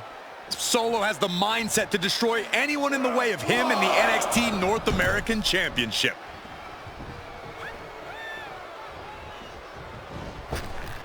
Poorly timed offense there. Trick Williams cheering on Carmelo Hayes. You cannot deny. Oh, look out. It's on now. Ooh. It looks like we've got ourselves a brawl here. Slugging away with everything they've got. Both absolutely drained, but both refusing to give up. They are emptying their tanks, going back and forth like this. This is a war of attrition with neither superstar wanting to be the one who surrenders. Each just going off with everything they've got now. Oh my, that'll rock you. Oof. Let me point out that this is brutally unfair to the A-Champ. He prepared... And what he's looking for here looks like a potential. He lets go of the hold, but I don't see any reason for it. And what's going on in his mind right now, Michael? Placing him in the corner here. Clothesline in the corner! And gentlemen, we may be moments away from the Street Champ becoming the North American Champ. He's able to dodge out of the way. Double axe handle finds the mark. Oh, what a headbutt. On the mark. A continuous attack on Hayes. And it looks like Solo has all the answers for Carmelo at this point. Hayes on the wrong side of that exchange. What a main event. This is the one-year anniversary of NXT 2.0. And without this rebranding, Solo Sikoa may have never had the opportunity. Big uppercut rocks the jaw of Carmelo Hayes. Ripped out of the corner. Looking to put him away, and now Trick Williams up on the apron, causing a distraction. Trick paying dividends. Ooh. First 48. And that could be the turning point for the North American champion. Oh, Samoa drop by Sikoa. Cover now for the win. Hayes kicks it too. And Williams once again on the apron. You can see how concerned Trick Williams is that Carmelo Hayes' championship hopes, might be fading away. Super kick drops Williams. Hayes picked out of the sky. Oh, and a spinning Solo. Is that it for Carmelo Hayes? Trick is out. Carmelo is dazed. Here's your chance, Solo. The title could be yours. Rearing way back. Boom! Samoan spike. The challenger comes up big. What the?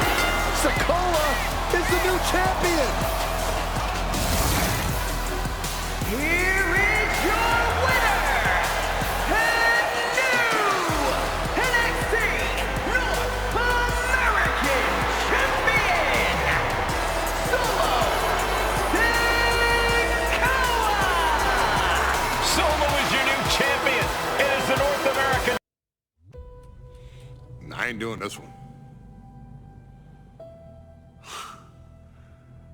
We can have all the fun we want with these video games and this showcase and these fantasy matchups like Alpha and Sika versus Bubba Ray and Diva.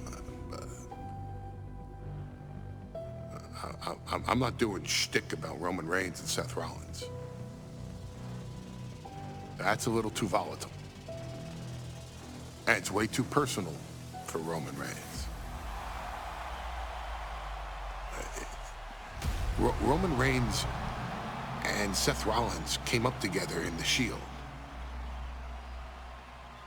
And Seth Rollins took it upon himself to disband the Shield by blindsiding Roman Reigns with a chair. At WrestleMania 31, Roman Reigns, in the main event of WrestleMania, was about to win the WWE title when Seth Rollins cashed in Money in the Bank and stole the main event, the match, and the title from Roman Reigns. Roman Reigns lost the undisputed championship after almost 4 years, the greatest title reign of all time, to Cody Rhodes. Not because Cody Rhodes was the better man, but because Seth Rollins was right there. And the seduction, the bloodlust that Roman Reigns had for that moment of revenge was too much for Roman Reigns to give up. And for the first time in Roman Reigns' life, he took his eye off the ball for that much time and smashed Seth Rollins with a chair, the same way Seth did a decade earlier to Roman. And that moment gave Cody Rhodes all he needed to end the most historic title reign in WWE history.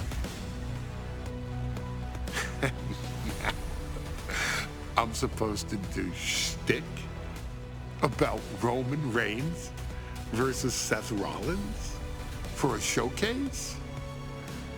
I mean, it's smart,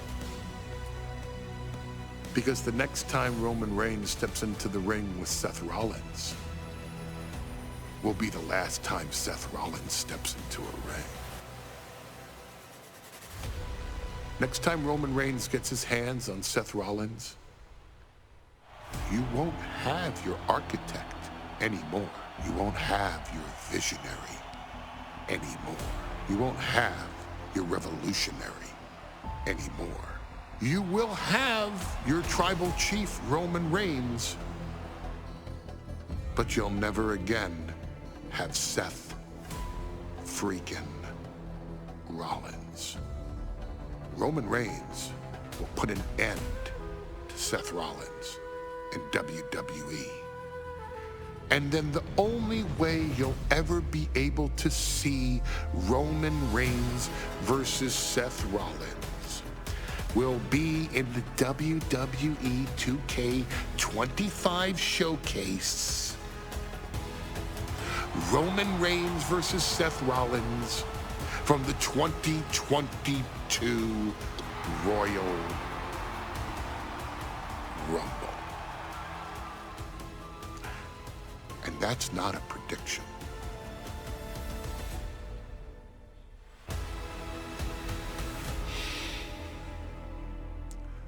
That's a spoiler.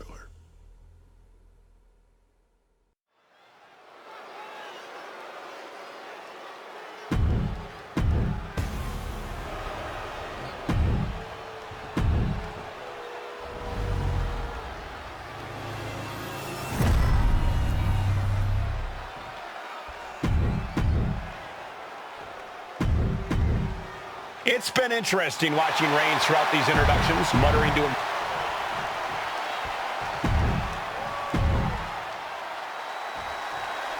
The Royal Rumble Premium Live event kicks off with a match between two former brothers. Roman Reigns in his record 516-day reign as Universal Champion versus Seth Rollins, donned in the old gear that they used to wear in the Shield. Rollins looks very comfortable in that tactical vest yet again. But he's even more comfortable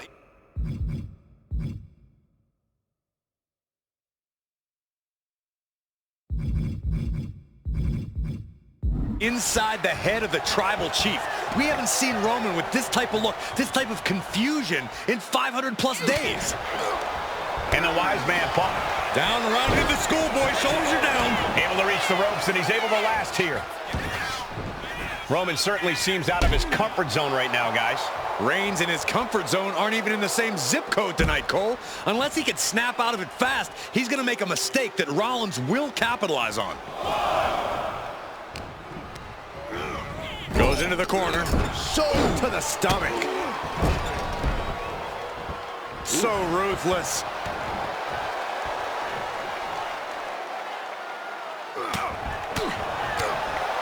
Oof. Punch. Nasty.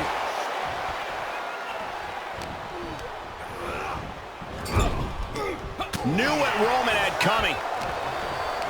Even before Seth put his gear on, he came into this match with a clear-cut advantage. You're right, Cole. 1 week ago on SmackDown, Seth Rollins and Kevin Owens defeated the Usos. As a result, Jimmy and Jay are barred from ringside. It was an all-or-nothing move, as Rollins would have lost his title opportunity had that match gone the other way. It just proves that Seth freaking Rollins will take every freaking risk to win. Tornado snap suplex.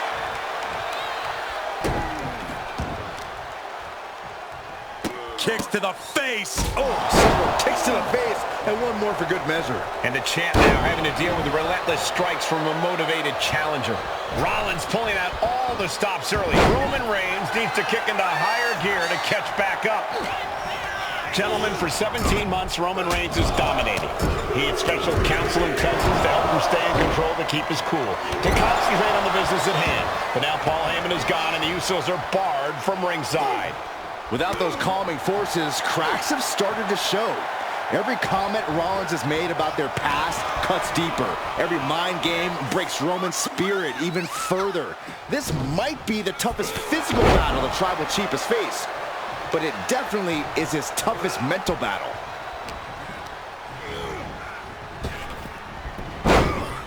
Oh, he cuts it off. What an interception. Spectacular counter into a dragon screw.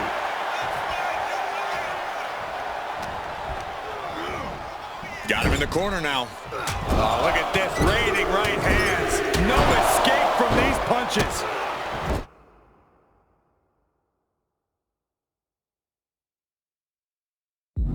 The Tribal Chief has been dominant over the last 516 days since he captured the Universal Championship. Month after month, he's dominated every top contender on the SmackDown roster. Roman Reigns has beaten big names over the last year and a half. Braun Strowman, Rey Mysterio, the Demon Finn Balor, even John Cena. But Reigns has to be bothered by the fact that he has never been able to knock off Rollins in a premium ladder match in his career. Never successfully defended a title against Rollins. Indeed, two of the biggest PLE losses of Roman Reigns' career have been at the hands of Seth freaking Rollins. At Money in the Bank in 2016, Rollins defeated Reigns for the WWE title. And a year prior to that, Rollins committed the heist of the century and used the Money in the Bank to steal Roman's WWE Championship in the main event of WrestleMania.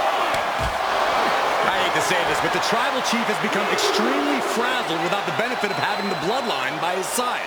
Every little move Rollins makes seems to put Reigns on edge. This outfit, the Shield's entrance music. I bet if Rollins gave Roman a fist bump, it would make the Tribal Chief go nuclear. A reversal, well scouted, and slides back into the ring. He's looking to take things to the outside now.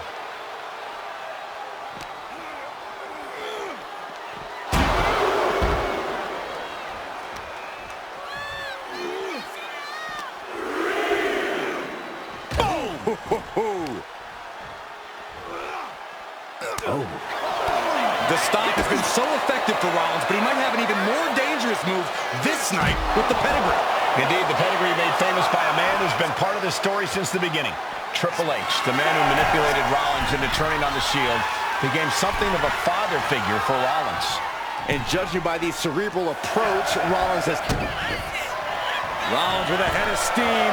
Big air. Stop! Champ's down. This one's for going for cover. Kicked out at one. Into the ref. Can't believe it. Unbelievable. Kick out at one. Unbelievable. More than inhuman.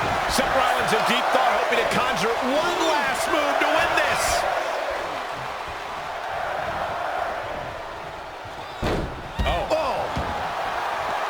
I have to admit, it's a pretty cold move for Rollins to just take the years of history the Shield had and turn it into a joke here tonight. It's appalling, Saxton. Rollins has always treated that sacred history as a joke. Now we know that Roman Reigns is a loyal man, a family man. What Seth Rollins did to his family 8 years ago was cowardly. Now it's time for Rollins to pay. Not a good spot to be in. Big powerbomb. The Tribal Chief has acquired the target. Here it comes. Superman punch. Absolutely laid Rollins out. And now Reigns can finally overcome his former shield. Finds the roll-up. Rope break, so the pin's called off. He gets out of the way.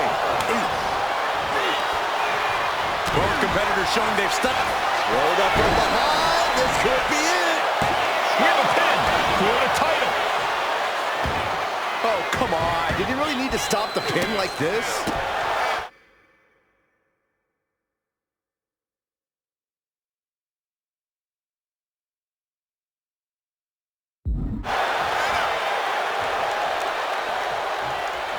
Reigns hits it. That's got to be it. Consider the championship retain.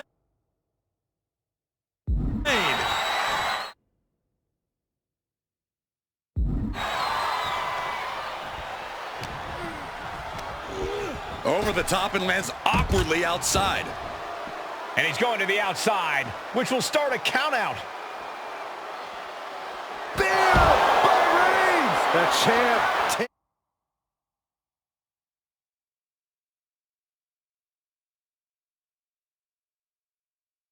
Taking care of business here. I don't even think Roman's aware of where he is anymore. He has tunnel vision for Rollins. The only thing the Tribal Chief is seeing right now is red. And heaven have mercy on Reigns, old Shield brother now. And here's Reigns now, misses wildly with the clothesline attempt. Spear! Spear by Reigns! Roman Reigns from out of nowhere with a spear! That could end it for Rollins if Roman could just make the cover. Roman trying to fight through the pain. Oh my, guys. Guys, look at what Rollins is doing.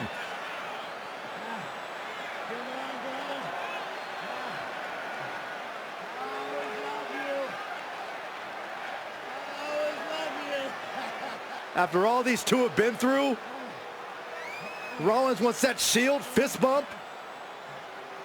Reigns shaking it off as Rollins continues to try to play mind games.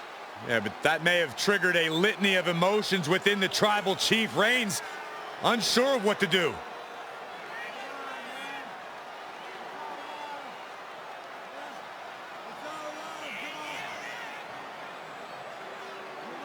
Roman Reigns determining what to do now. Will he slay his former brother?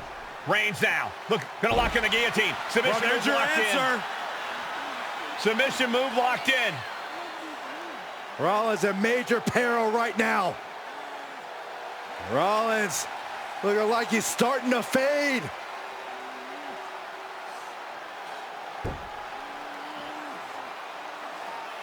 Seth trying desperately to make it to the bottom rope. I'm not sure he can make it, Corey. Trying to make it to the rope to force some sort of break. Seth trying to hang on. How can he do this here? Is Rollins going to tap here? What's Rollins going to do? Is he going to tap out? Well, he makes it to the rope. Reigns has a 5 count to break the hold.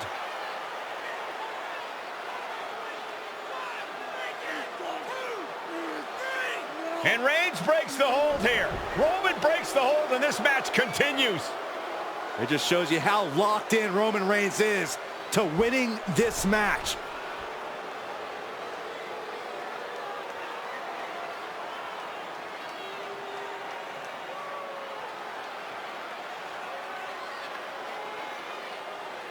Rollins just motionless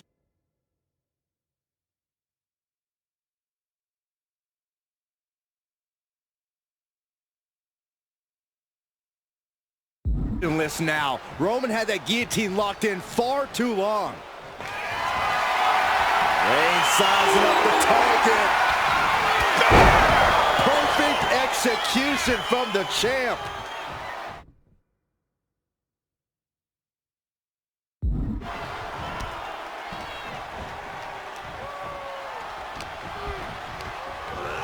And now placed in the corner.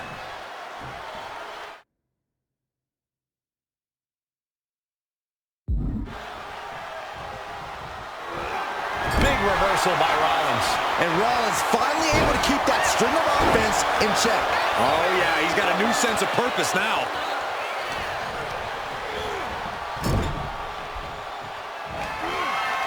Superman punch by the Tribal Chief. The champ delivering when it counts. Cover!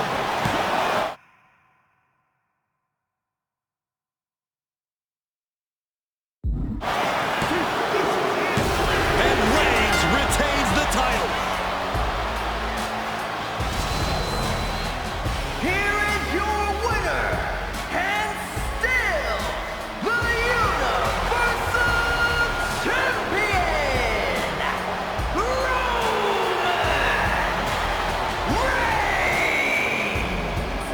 Roman Reigns has finally done it. Finally earned that title defense against Seth Rollins. Finally exorcised the ghost of the Shield. It looks like...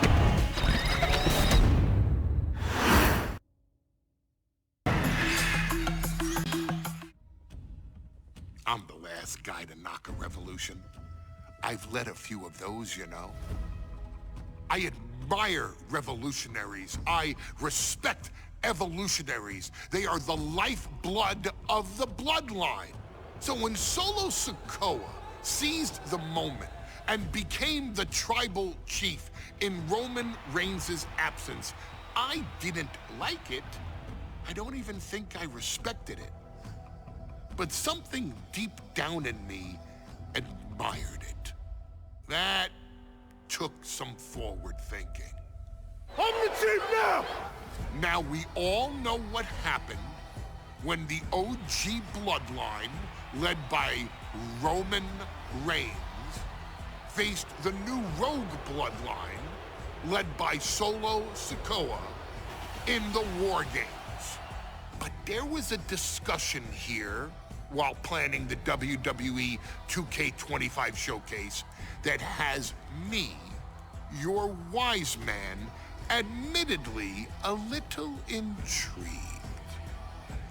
What if War Games was limited to only OG bloodline, no honorary uses, versus Solo's rogue bloodline, no honorary uses? It's 4-on-4 Roman Reigns. The Usos, Sami Zayn, versus Solo Sikoa, Tama Tonga, Tonga Loa, and the most dangerous new competitor WWE has ever seen, the Samoan werewolf Jacob Fatu. What happens then? This is your moment to determine who is the real bloodline. This is your moment to determine who is the only bloodline. This is where the bloodline's legacy and the bloodline's future is in your hands.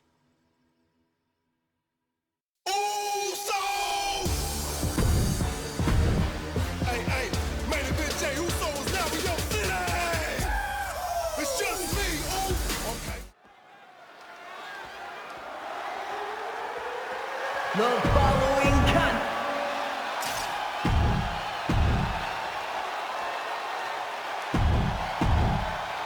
And gentlemen, it is time for Bloodline War Games. Roman Reigns, the Usos, and Sami Zayn versus Solo Sikoa, Tama Tonga, Tonga Loa, and Jacob Fatu. Both of these sides have a deep and abiding hatred for one another. Solo felt he was held down. His crew never called up during Roman's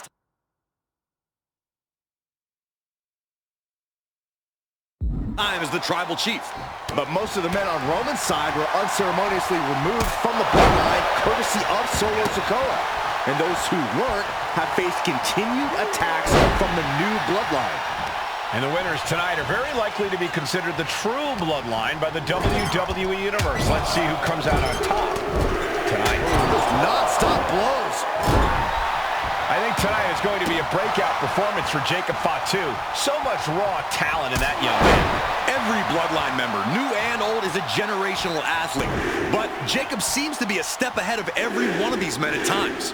Many already believe Jacob can take the mantle as the leader of the Bloodline. If he's the one to earn the victory tonight, his time as the Tribal Chief may come sooner than anyone thinks. A lot to prove from the new Bloodline tonight. Gentlemen, do you think they can do it? Absolutely, Cole. Solo Sikoa, Jacob Fatu, Tonga Loa, and Tama Tonga have been competing on a different level as of late. They have won some major matches and earned titles too, but I worry they might not be as ready for War Games as Roman's crew. There's a lot more big match experience in general on Roman's side. No, that may be true, but Solo's side has youth and a devil-may-care attitude that can work out tremendously inside War Games. I expect Solo's side to go all out here inside this sadistic structure. OG Bloodline leader Roman Reigns has so much on the line in this one, guys. Oh, absolutely, Michael. Solo Sikoa took his spot at the head of the table. He says he's the new Tribal Chief. And that is Roman's legacy. Those names, this group, they mean something. But the Bloodline represents all that Roman has built in his career. And he needs to take it back tonight. And entering into an absolute war zone, giving the troops the boost they need. Taking the fight to each other right here, right now, but still so much left in this War Games match. Oh, he fights Jay back. 8 men in this war, but one seems to be fighting his own internal battle. That man, Jimmy Uso. He's currently on Team Roman, but this might be an instance of the enemy of my enemy is my friend. Jimmy had clashes with Roman. He went to war with his brother Jay, but the men who put Jimmy on the shelf for months stand across the ring. Jimmy's out for every member of Solo's squad tonight, and he'll deal with the rest of his fractured family later. Tonga Loa now entering the fray. Watch out!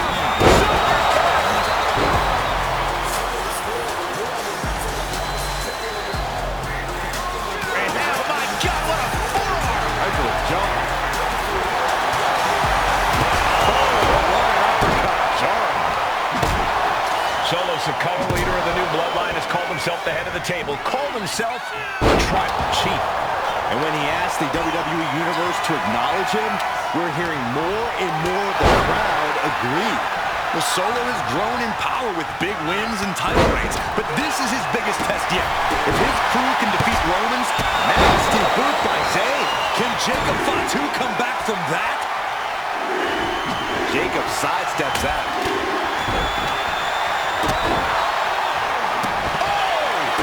Kick! Nasty kick.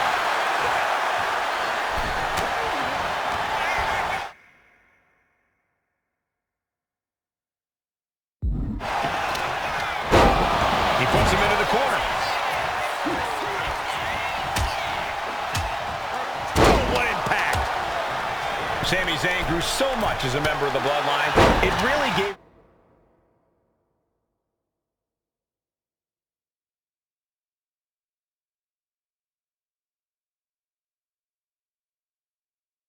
him a sense of self-worth. Yeah, but part of that self-worth came from defying Roman, from defeating the Usos, which begs the question, and I wish there was a better way to phrase this. Is Sami Zayn still Usi? I think he is, Corey. Sami seems elated to be blast off. There's the buzzer, and Jimmy Uso is looking for revenge. A tight spot for Jay here. Did Jacob Fatu get enough of it? Through the ring door and adding a bit of leverage to the situation. Boom! A forearm smash.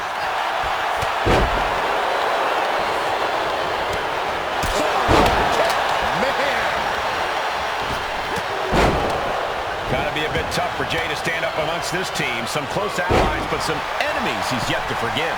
We've seen the wars that Jay has waged with his cousin Roman, with his brother Jimmy, but he needs to put that aside tonight. And Jay has the title wins and big victories that earned him the main event moniker. But if he's the one to put away the new Bloodline, he will truly be the main event of War Games. And this is where stubbornness might catch up to him. Yeah, he's taking a lot of blows to the head, and you know he won't quit. answer for everything thrown at him. You guys, this is what War Games is all about. Both bloodlines leaving it all in the ring. The old guard and new school trading their biggest shots in one of the most dangerous environments in all of WWE. Sidewalk slam. If there's one man here with the most to prove, it's got to be Tangaloa. We've often seen that the man with now looking at Jay. Was that all she wrote for Tangaloa? Down on the ground, getting pummeled by that hammer. And I don't know how much longer this can continue. Or he surely doesn't have much left in him. It's like we're looking at the rock.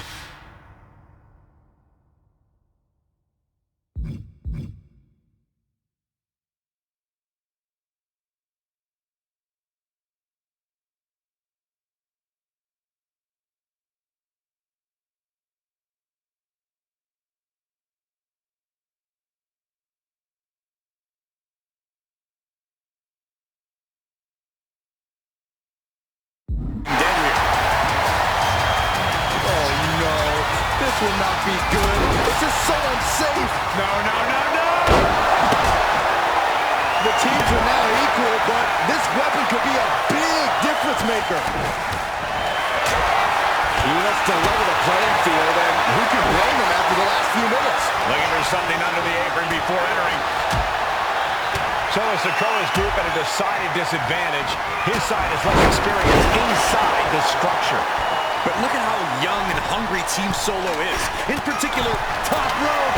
Super splash! Will Jimmy seal this up? Triple flapjack! Super kick!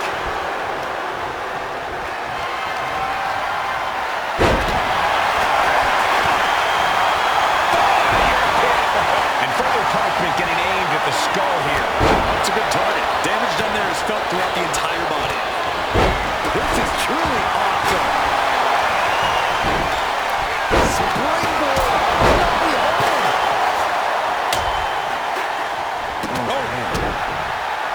The crowd is counting it down. Next entry will tip the scales in their team's favor.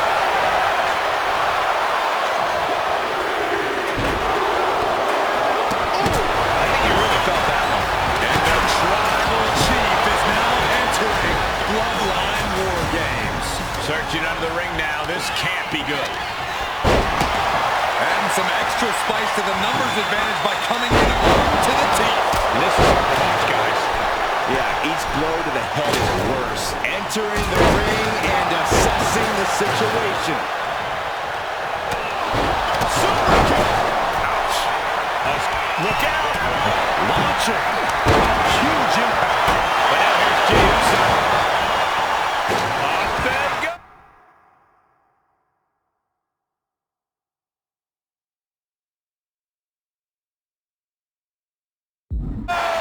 That'll jam your tailbone. Going right after the neck. Neckbreaker. Climbing to the top. What's he Uso? And Jey with rock. If he's got a strategy, you might want to think about tapping into it. And Jey reverses.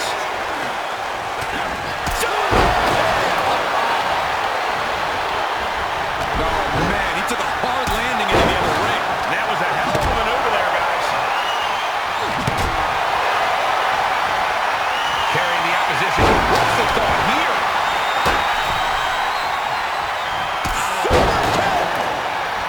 And seconds left before the odds are evened here.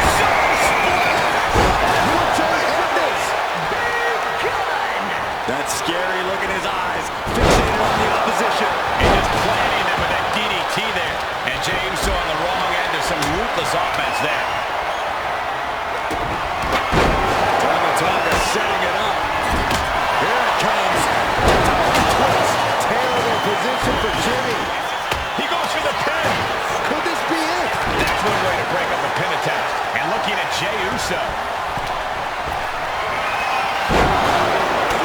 Sami Zayn, the ultimate underdog, going for broke. Looking for the home run shot here.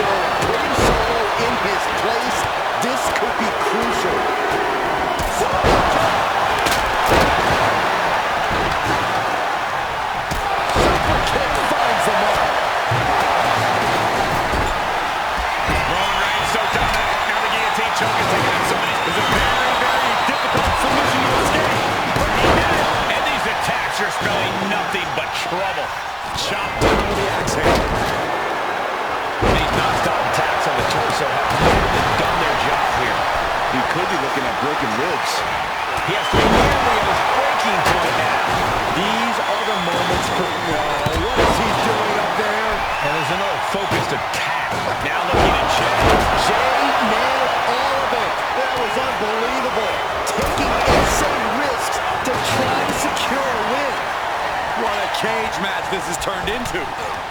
Big time spine buster. Could lead to a big time win.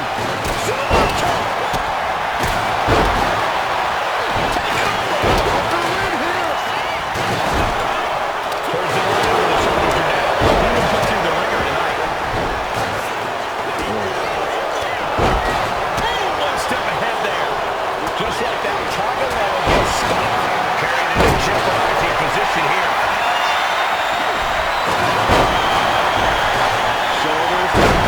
Looking for the win here. Makes the save, and they continue this match. Down on the tongue. And bite your tongue with that.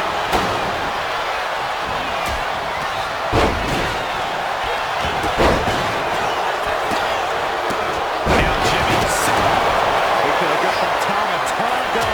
And look out. Here it comes. Really laying it in there. So dangerous as Tonga low. Jacob about to end this fight. And the count doesn't even begin. I don't believe it. I don't believe it. I don't either. Can this ref even count to three? I can't tell if it's anger in the eyes at the fact that he hasn't finished this, or if it's disbelief that his opponent is still in this. He's getting on his feet, vulnerable to what's coming next. And rolling. And Jimmy Uso. Jimmy with a game ender. A defiant kick out after one. Wow. Into the pin. Jey Uso is trying to seal this one up. He made the save just in time. Winding up. Solid pin. Does Jimmy have enough time to recover? And Jey has been taking hits after hits in this one. Yeah, Jey might need to find space to regroup. Laying in a big hit with that hammer. Everybody skip on the top.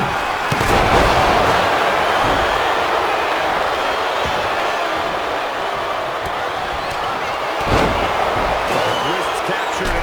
Oh, good night. What a knee. Tonga Loa put a stamp on this one. You gotta be kidding me. What just happened? Executing a vicious Tonga twist. This could put a stop to Zayn. Oh, breaking up the pin. Meanwhile, Roman Reigns. Come on. We're gonna seal this one. I'm just as shocked as everyone else, Cole. His opponent included. Here's the cover. Somehow breaks. There's no good reason to be standing on the cage like this. Oh, my God.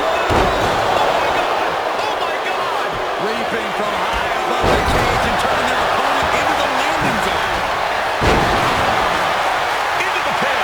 Is that enough? Things have gotten much worse for Roman Reigns. He could be out of this match. I highly doubt anybody's going to throw in the towel, though. Setting up for something here. It's a record drama. And Jacob with the wherewithal to counter. Right to the kidneys from behind. That hit connects from Sami Zayn. Double axe handle. And Jimmy still dishing out a very impactful attack. Yeah, this is Jimmy in control and looking toward the finish line. And Clearly attacking that area is the strategy tonight. In the corner, has to find a way out of it. But then to Sami Zayn. No doubt, Sami just ended this. And keeps his partner alive. Jimmy might have just finished things.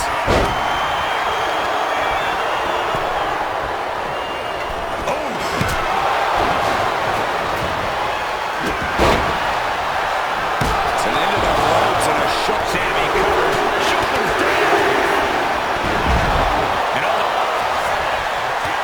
And into the cover. The feet are on the ropes. Come on. Incoming.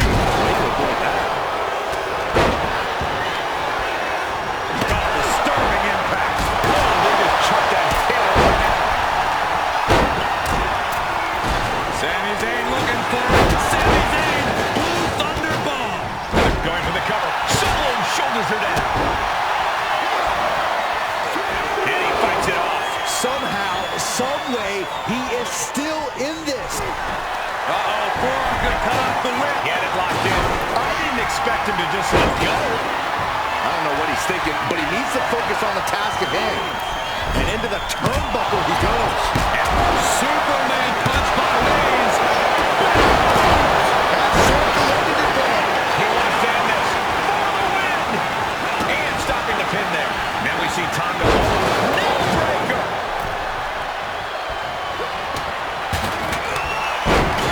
This will turn your lights out in a hurry. Somebody's right. And quickly into the cover. Might be in trouble. Good God, what force. The hammer dropped. Literally. Something might be broken. And that was certainly a targeted attack to the core. Targeted shots, very effective. Oh, Jacob Fatu taking flight. Look at Jay, his lights are off. Did Jacob Fatu get enough of it? Sikoa got him in his sights. Oh my God. Finding out. Samoa. Looks like this could be the end. He makes the save. Better late than never. Tonga. Tonga twist. Victory nearly in hand for Tonga. And now Jimmy himself.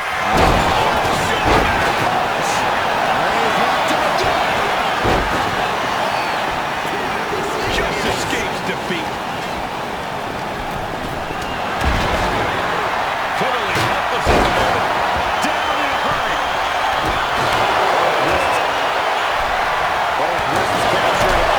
And Tonga will close things out. And who makes the biggest save of the night? Tonga goes for the pin. Save made by the teammate. Got a moment too soon. Very effective. Shoulders are down. Jacob's got to kick out. Saving his team from defeat. And out. Oh, the spear! Will Jimmy seal this up? Quickly transition. Shoulders are down. And Team Roman wins War Games. The new Bloodline has fallen. Here are your winners, Roman Reigns, Jimmy and Jey Uso, and Sami Zayn, the Bloodline. Unbelievable. Roman's original Bloodline crew found a way to work together and reestablish their dominance. You may not know who your brother or enemy is by their last name, but when you're in... Okay, a little bit out of character for your wise man, but that was a little bit difficult for me to watch. Seeing this family splinter into two groups, fighting against each other, it breaks my dark heart. But they're all grown men, and you settled the issue. Now let's give Solo credit. Forming Team Solo was, of course, his usual backup of Tama Tonga and Tongaloa, the sons of Haku, feared as one of the baddest men to ever walk planet Earth. Along with them, the Samoan werewolf, Jacob Fatu, son of Tama, also known as TK All Day, the Tonga Kid, another fearsome competitor from WWE's golden era. But did you know that Haku and Tama once comprised one of WWE's most impressive tag teams? Haku had been considered family by the Dynasty for years on end, and his teaming with Tama, brother of Rikishi, solidified this for eternity.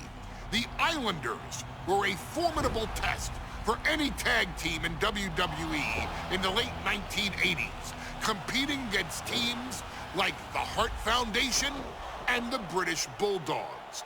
Initially fan favorites, the two would embrace a more hard-nosed approach and even teamed up with WWE Hall of Famer Bobby the Brain Heenan, finding even more success. The team flawlessly merged aerial excellence, martial arts mastery, and some good old-fashioned Islander grit.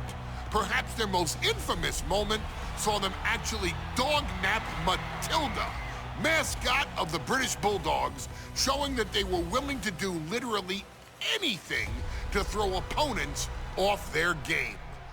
Both men are still revered today as two of the real legit tough guys in the industry, names that instill fear simply upon mention, and they absolutely taught their children well.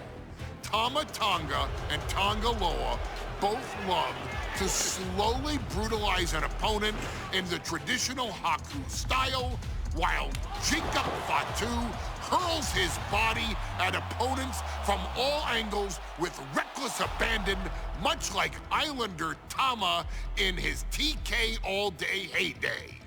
For their inclusion in the 2K25 showcase, we find the Islanders in a dream match, taking on another team that has mastered the air, ground fighting, and has their own brand of swag that keeps opponents guessing at all times.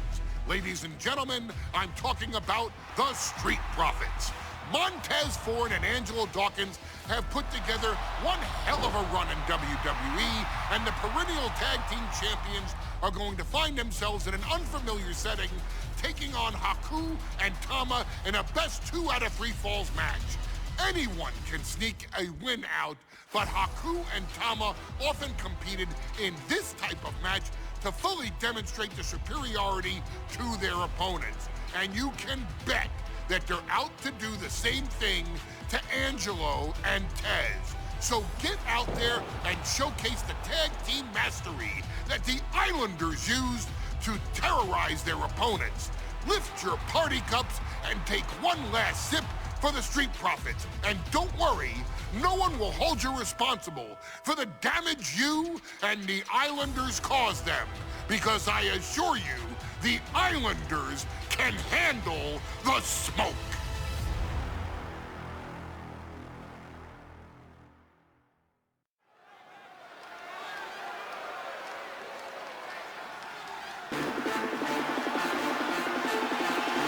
It is time for the Street Profits to get themselves some of the Islanders.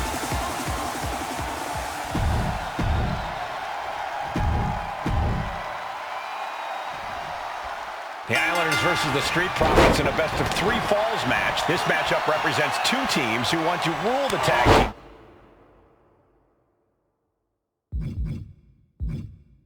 division and have sharpened their offensive arsenals so one move can put away any opponent.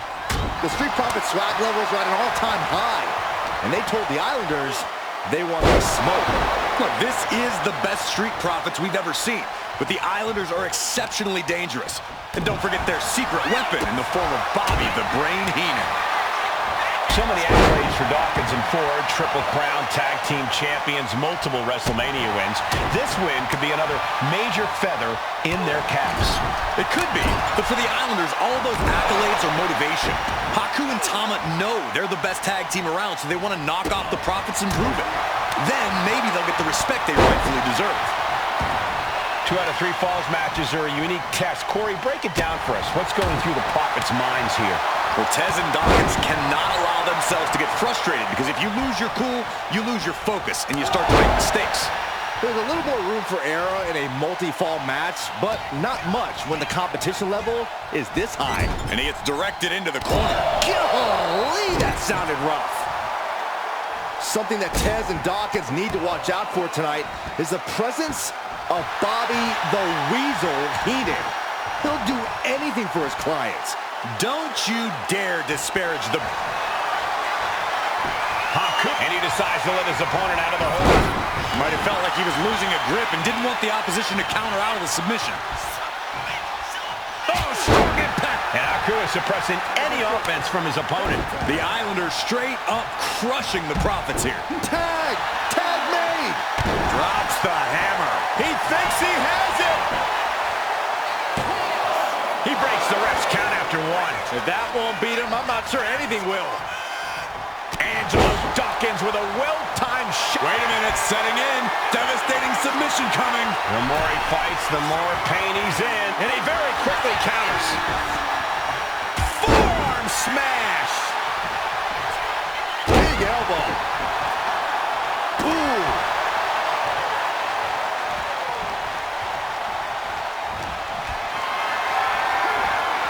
Has him up for the power slam. Into an inverted DDT. Sent right into the corner. Connects. Saw it coming. Uncorks a thunderous chop. Right to the chest and then the throat. Wicked.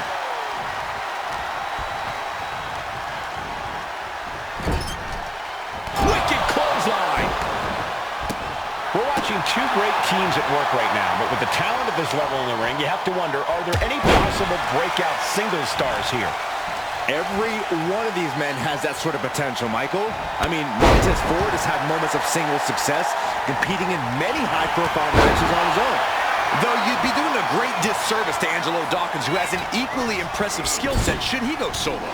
And of course, both Islanders competed separately for a time in WWE before joining up, so you know that Tama and Haku can once again dominate as single stars. To the sky. Oh, brutal miscalculation.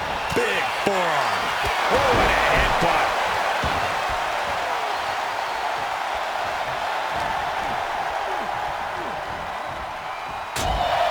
Look, I get that the Islanders are brutal, but when I look at Haku, I kind of see something royal about him.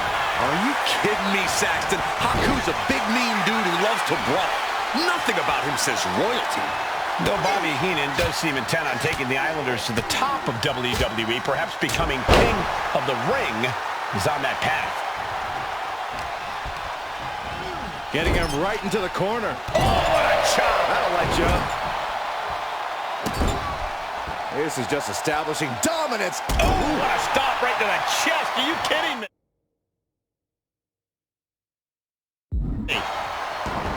Oh, man. His body is showing the effects of this match.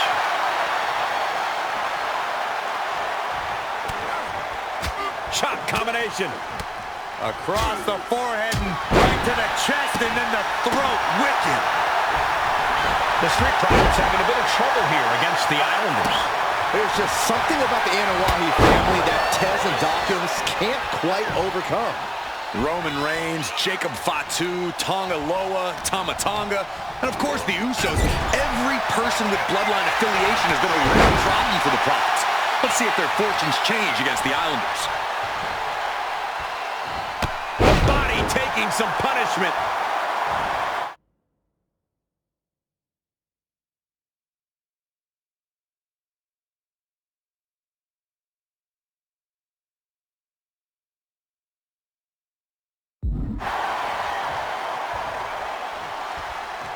Big flying forearm.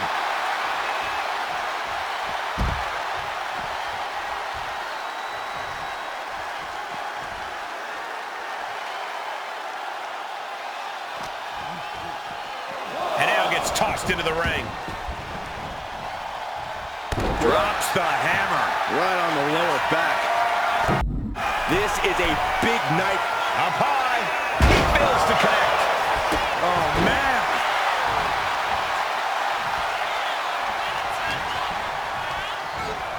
Propped wrapped up in the corner. One step ahead there.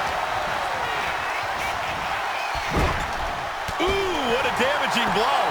Attack to the midsection. Oh, what a stop right to the chest. Are you kidding me?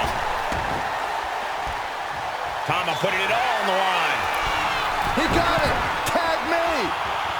From the top. Through the air. And connects.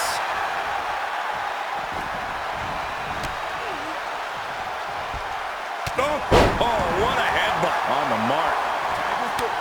I'm glad the Islanders are able to compete tonight. I was worried they'd have to serve another suspension. Oh, what a phony charge that was. Heenan and the Islanders did an amazing job as dog sitters, and they got punished for it. Then again, the corrupt president who handed out that suspension also vacated the WWE Championship for no good reason. Yeah. Oh, look out. With authority. Climbing the turnbuckles to the top. Blast off. Elbow drop. Consecutive high-risk maneuvers, and the pace of this match has certainly picked up. Watch out. Point of the elbow finds the mark. This is more than reckless abandon. This is showing a lack of all fear. We thought it was going to be the Street Profits going to the air this often. The Islanders beating Angelo and Mont. Will it be? Yeah, no, he doesn't get the three. I cannot believe what I'm seeing right now. No one can. Oh, God, what a Does he have him here?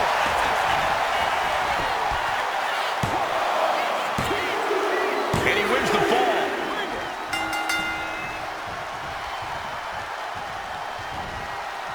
right across the larynx.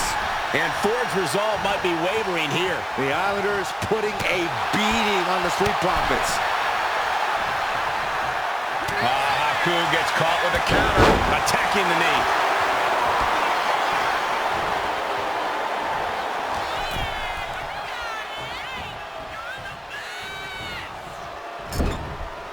Haku able to reverse. Oh, there may be no escape from this. Haku! And he breaks his own submission. Maybe his plan was just to soften his opponent with that hold. What a counter! Angelo Dawkins fears no man. And just eating a knee on the reversal. Oh, and he manages to reverse. Angelo toying with his opponent a little bit. Cover! Is it enough?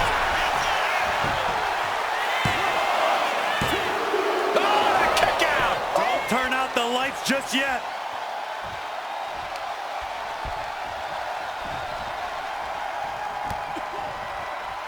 Ouch. Punch right to the face.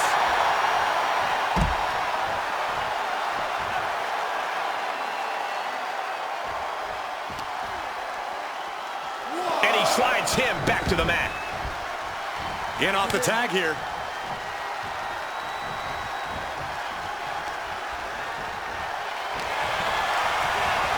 Has him in the corner, thinking of the next move. Oh, what a drop kick. On the mark. Just like that, Haku gets stopped. Oh, man, a back rake. Gross. How dirty is that? Then a thunderous forearm to follow.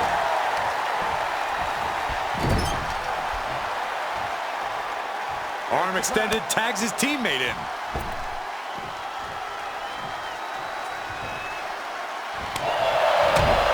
Enziguri finds its mark. Oh, there may be no escape from this. Up with a tongue and death grip. Breaking up the hold there. Oh, what a headbutt. He's climbing the turnbuckles to the top. Looking for something big here. Oh, God. Take off. Look out below! From all the way up. Wasted no time flying out to the... Steps through, double under. The Street Profits are rolling now. The Islanders are in big trouble. That's impossible. I can't believe what we just saw. That was a golden opportunity to end things. Now he's got to hope the opportunity presents itself again. The prop. Angelo's shoulders are down.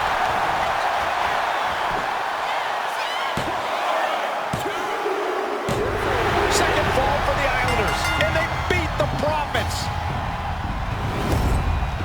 Here are your winners, Tama and Haku, the Islanders. What a matchup. The Islanders met the Street Profits at every turn in the air and the ground. This loss is going to hurt Dawkins and Ford for a long time. Look, we saw tremendous tag teams do what they do best, but only one could win. And the Islanders stepped up and got the job done. Tama and Haku just proved they are the best tag team of any era.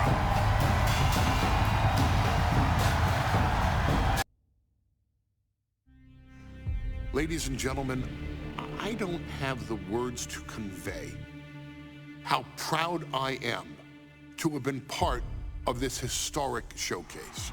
Having worked alongside this family, this bloodline, for so many decades, reliving moments that I got to experience firsthand has been a privilege of the highest order. Introducing you to WWE legends that I hold in such high esteem, and also spotlighting the modern day greatness their descendants have provided you in recent years, all to pay tribute to the greatest wrestling family I have ever known, has truly been my privilege. To be successful in this industry is a 1 in a billion chance. To see one bloodline continuously pump out superstar after superstar, champion after champion, generation after generation, is a testament not only to the skills they possess, but also to the work they put in to become absolute masters of their craft. And it cannot be stated any other way. This dynasty, this family, this bloodline has mastered every single solitary aspect of professional wrestling. And by reliving their magnificent history, you've begun your path of mastery as well. You've conquered former champions, righted some very egregious historical wrongs, survived war games, and even settled the question as to who the true tribal chief really is. You've unlocked WWE legends who are now ready to unleash their special brand of offense on current WWE superstars who didn't think they'd ever have to face these classic competitors like Haku or the Wild Samoans. It wasn't easy, and you definitely had to get a little oozy along the way. But you showed that bloodline spirit and determination, and now you stand at the top of the mountain. On behalf of WWE and the 2K families, we all thank you so very much for playing. And on behalf of every fan of this beautiful performance art known as professional wrestling, we thank you, the Anoa'i, Fatu, and Maivia clans, for decades of entertainment and generations of pure brilliance, for creating greatness with your hard work and sharing it with all of us so freely. Before we go, we do have one last surprise for you at home. Now that you've showcased your skills and earned a spot as an honorary Uce, it's time for you to choose who rules your WWE universe as the Tribal Chief. Is Roman Reigns still your Tribal Chief, or have you thrown in with the attempted coup by Solo Sikoa? Do you want to see Tamina finally rule over everyone? Or is it TK all day, every day, don't you say? Regardless of who you choose, you've earned the right to acknowledge your tribal chief.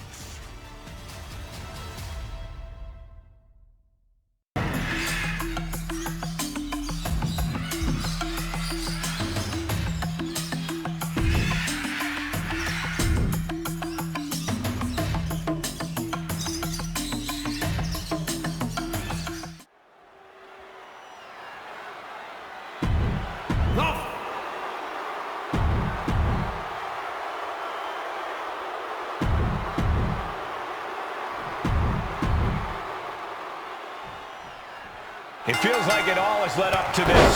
A chance to place yourself at the head of the table. The proving ground is right here, right now. It will be a gauntlet containing a member from every branch of the Bloodline family tree. The odds are almost insurmountable. The road is treacherous, but surviving it will bring you immortality. There it is, the People's Punch.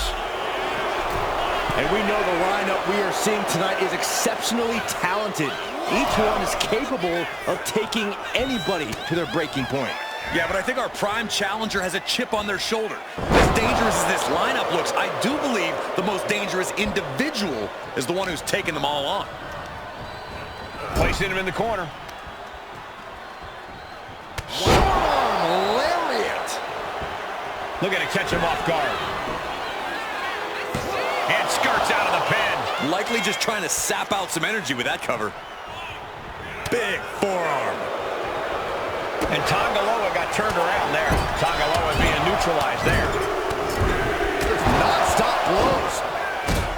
And we know there was turmoil in the family coming into this match, so much so they decided a gauntlet match was the only way to set the narrative straight. Let's call it what it is, Michael. The family wants to put... Inside cradle. Oh, look at this small package. Not quite there yet. Very soon to be going for a pinfall. Producing a trampling. He knew what was coming there. Up fast. Spine buster. Down hard.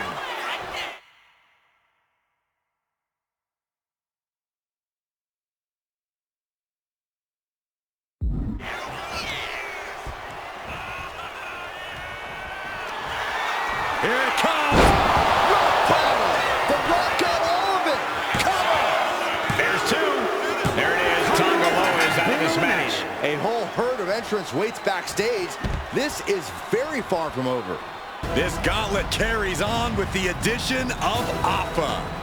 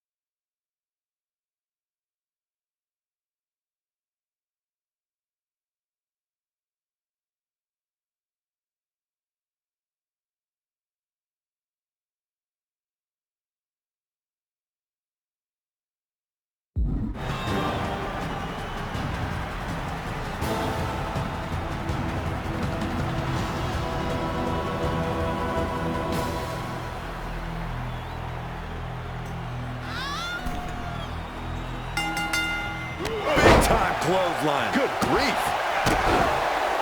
And as cruel as this match might seem, let's not forget, this is family. And right or wrong, however a family settles their disputes needs to be respected. But one can even ask if this is a fight to fix a family or a night to control an entire business. It's hard to say, Byron, when the family business is all about fighting. Things now not going well for Alpha. Alpha's got to start turning the tide somehow. And come on now. Distasteful offense we've just witnessed. Big clothesline. And Alpha unable to gain focus there. Lariat.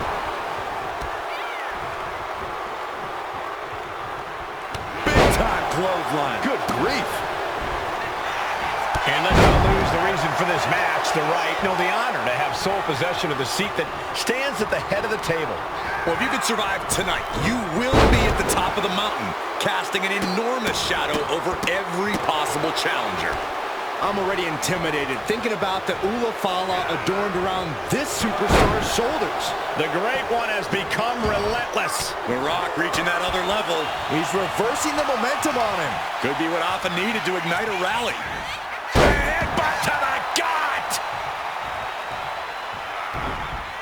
Ooh, slows that down with a well-placed kick. Big time clothesline. Good grief. Rock. Buster. Down hard. Clothesline.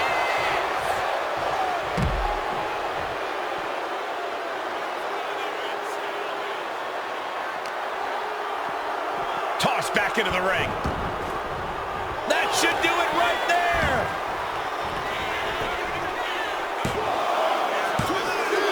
He got him. Has been knocked out of the gauntlet. Yeah, there's still a whole slew of entrants to go. And here comes Jacob Fatu, bringing everything he's got to this gauntlet match.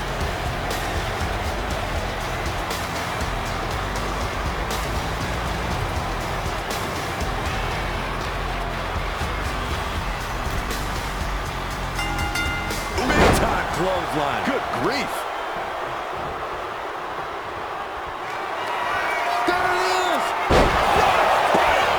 Fatu's got a problem here.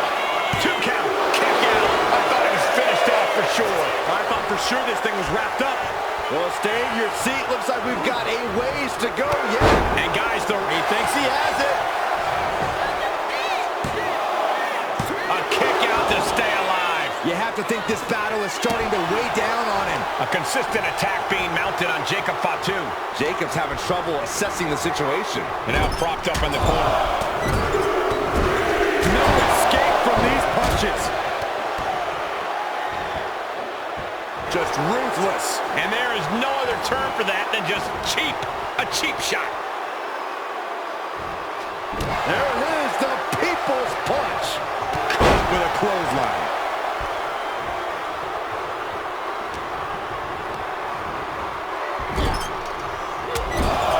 Trapped in the corner. Like a heavy bag. Kick to the stomach. Brutal attack has them gasping for air. Look, the most intelligent competitor in a battle knows that there are many roads to victory, including the low road. The Rock taking complete control. The Rock's opponent needs to know his role. He's finding himself in some territory he does not want to be in. Oh, a nasty stop to finish it off. Oh, right to the throat. Here we go. Time to work out some aggression. Oof. The fight is on, and it's furious. Two titans trading strikes and refusing to back down. Who will break first? That is the question. WWE Universe appreciating these athletes going all out. You can feel the contact, and so does the WWE Universe. Bam! Exhaustion setting in, and neither one of them. Nothing pretty about this. Just a good old Donnybrook here. And just like that, the scales are imbalanced. Rock. Buster. Down hard. This is it.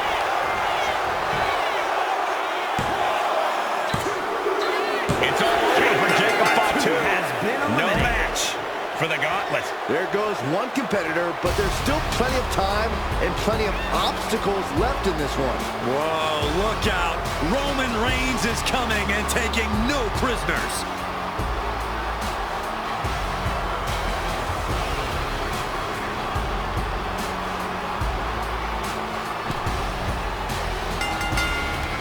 time clothesline. Good grief. And Corey, there's more than family pride on the line tonight. Everyone in WWE is watching, wanting to know this challenge can be conquered. And think about the bragging rights. If you run through the gauntlet of one of the most prestigious families in all of wrestling, you will automatically be considered the toughest badass walking this earth. Clothesline! Well, that'll leave a mark. Uh-oh. The Rock has this wrapped up. 2. No, he beats the count. The Tribal Chief digging down deep and fighting through it. You might not There it is! May have just vanquished Reigns. 2. And they're still in this. Reigns kicks out at 2 9/10. The Tribal Chief stays alive. That usually finishes most men. The Rock has to be frustrated, not getting the fall. Non-stop blows. Reigns now losing ground. Roman keeps getting cut off at the pass. Then a knee right to the throat. Oh, predicted what was coming. Clothesline! Off with their head. And clothesline.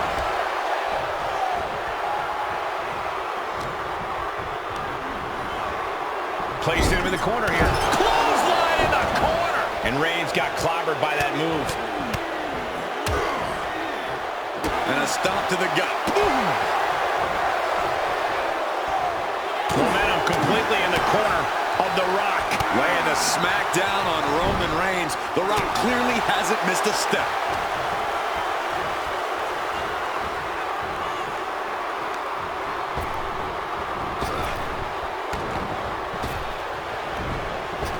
Clothesline! So effective.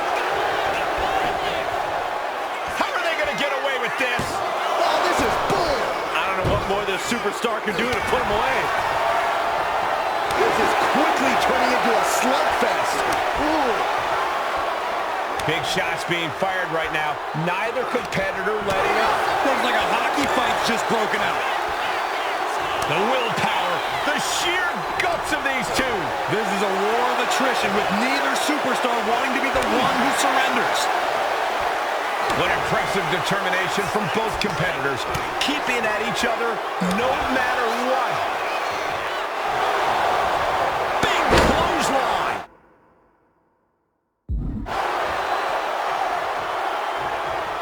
Up fast. Spine buster. Down hard. Uh-oh. Reigns cuts him off.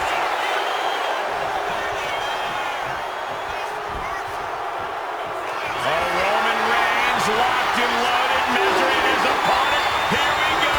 Spear! Wow, Reigns nailed it. Following it up with the cover. Not even a 2 count. What unbelievable power. How? Kicking out at 1 after that is unheard of. And after all that, Roman Reigns still has an end to this battle. Snapmare.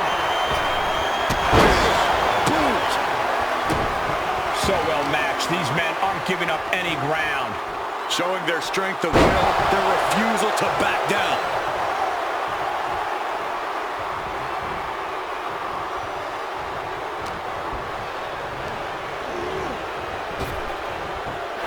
Unpacks a well-placed punch. Solid connection. Turns it around. And Reigns got turned around there. Clothesline. Right in the back of the neck. Shoulders down. That marks the end of the gauntlet for Roman Reigns. Still early in this gauntlet match. We still have 5 more contestants on the list. And now it's Sika entering the gauntlet.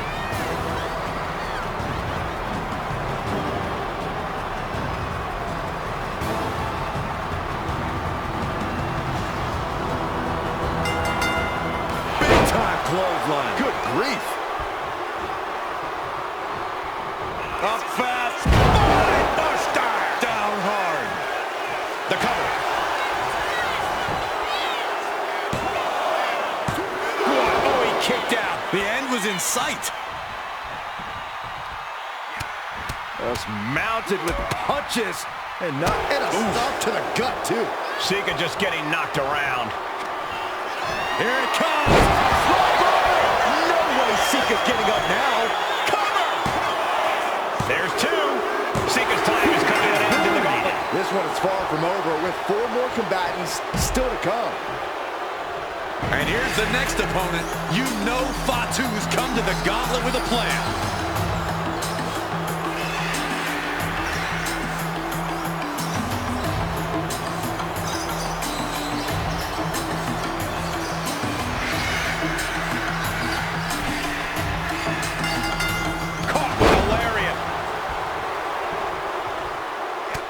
Look at this, just unloading. Oh, a nasty stop to finish it off. The Rock, can you smell it? Fatu has run into a roadblock. Being set up in the corner for something. Non-stop blows. Stomping away, and then the knee right into the throat. Just ruthless. That was showing great awareness of positioning, placing yourself between the ref and your opponent. Bullseye with the drop kick. This match has been history in the making. This is insane. There it is. Picture perfect from The Rock. 2. That's it. It's over. Fatu's taken out of this gauntlet match. Out they go, but we still have 3 more superstars chomping at the bit to win this gauntlet match. Watch out. Here comes Nia Jax. And this gauntlet just got very interesting.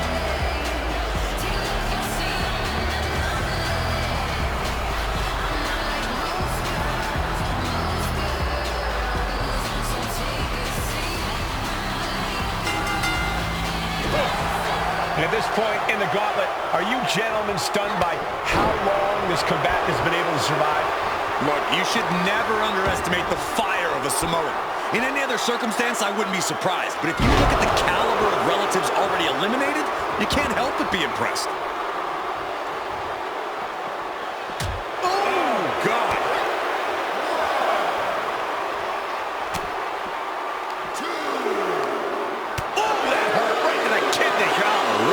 Suddenly we've got front row seats to this thing. And I don't think we want to get any closer.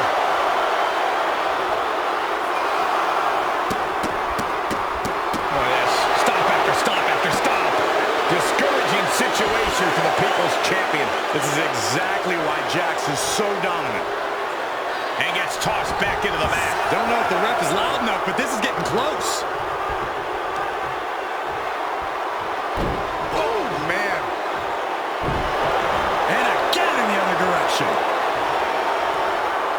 Ooh, a nasty kick.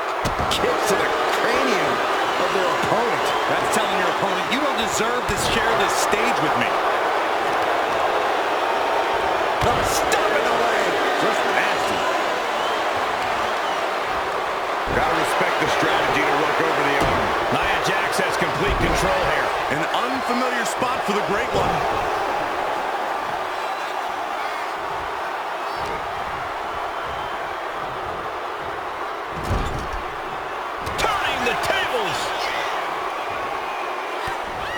Not where he wants to be right now. Wow, Nia Jax throws a hard punch. He averts the offense.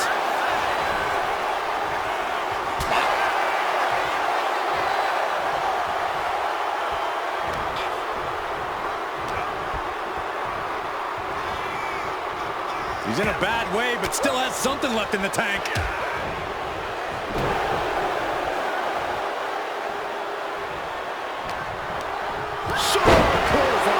And The Rock is being handled here. Just brutal attacks coming from Nia Jax. That'll light up your chest.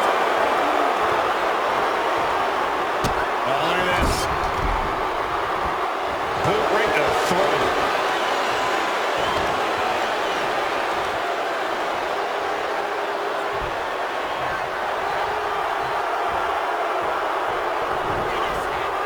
Nia Jax taunting a fallen opponent and delivering an epic leg drop.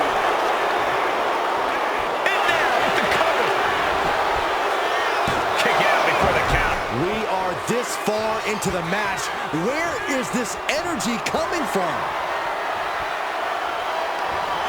Jawbreaker interrupts the attack. And The Rock is finally changing the tempo with that attack. Yeah, he clearly just got a much into the cover. Oh. Got it. No, just a 2. There's some shock in the arena after that kick out. Here it comes. The Rock bottom. And that took Nia down. 2. Almost had her, but she gets the shoulder up. Amazing kick out. You cannot help but... Uh-oh. About to hit. The bottom. The Rock got all of it. 2, 3, no. 2 count. And Nia Jax is still in this. Yeah, I'm seeing a lot of heart from Nia Jax here tonight. The Rock reformulating his game plan. It was not enough to end this, so he'll have to move on to plan B. Stomping away at Just ruthless.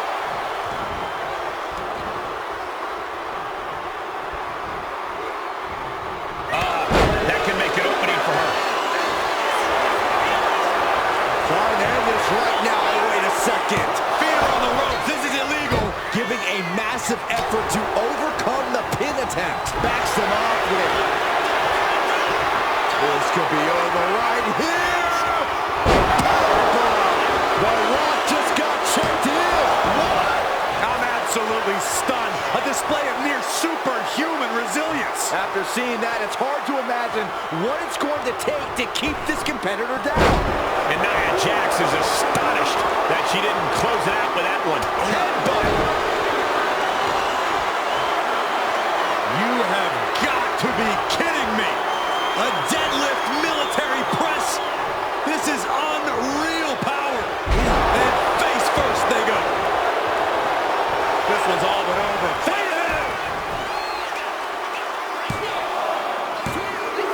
That's it. It's over. Nia Jax taken out of this gauntlet match. And after this, 2 more entrants to go. Is that? It is Rosie entering the gauntlet.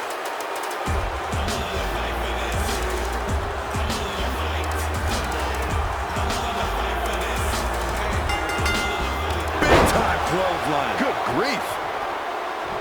As we get deeper into this war for the head of the table, the WWE Universe has gained hope. They're starting to believe a miracle is possible tonight. The energy in the arena has shifted. Members of the Bloodline may have expected things to be over by now, but somehow one of their own has proven to be defiant in the face of all challengers. What a clothesline! Ouch! Getting him right into the corner.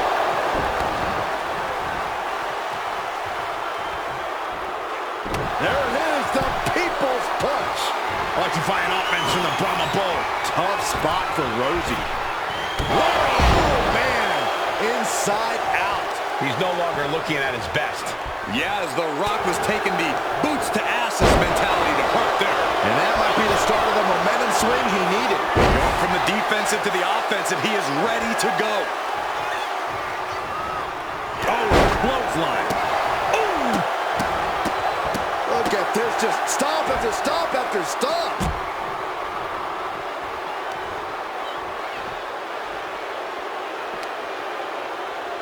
And he gets delivered back into the ring. Rosie in a bit of danger. And The Rock's opponent is looking like a jabroni. Rock, mind buster, down hard. Does he get it here? No, he gets the shoulder up. And you gotta think he's just one final blow away from not kicking out next time. There it is. Rock got it. I think it's over. 2. Rosie's out of here. Eliminated from this gauntlet match. Here they are, our final entrant in this match. Oh, this is interesting. Umaga getting in on this gauntlet action.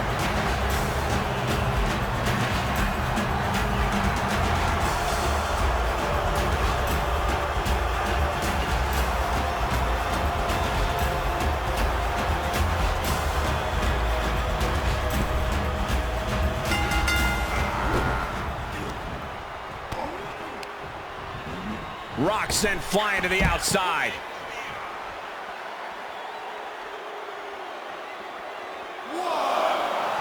Umaga is fired up and wants this crowd to know it.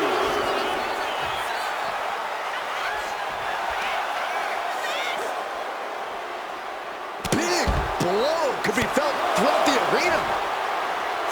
One final adversary stands in the way. The road has been tumultuous, but the finish line From the top rope. Oof, nobody home. Vicious right forearm. Headbutt connects. And it's The Rock with the reversal. Oh, what a clubbing blow. Vicious, downright savage club right there.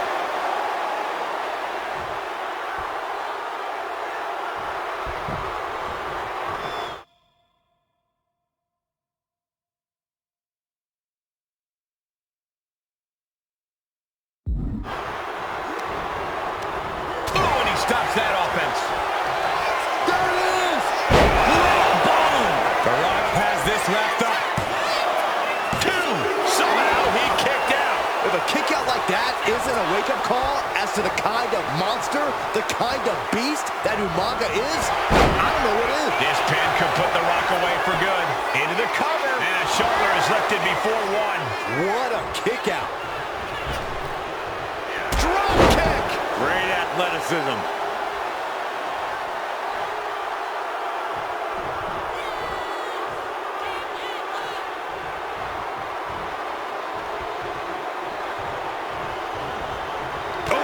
Clothesline. It's Umaga on the receiving end of some brutal offense there. The Rock putting everything he learned from his wrestling family to work. Now The Rock into the cover. This could do it. Kick out. Really had less than a second to stay alive there. Here it comes.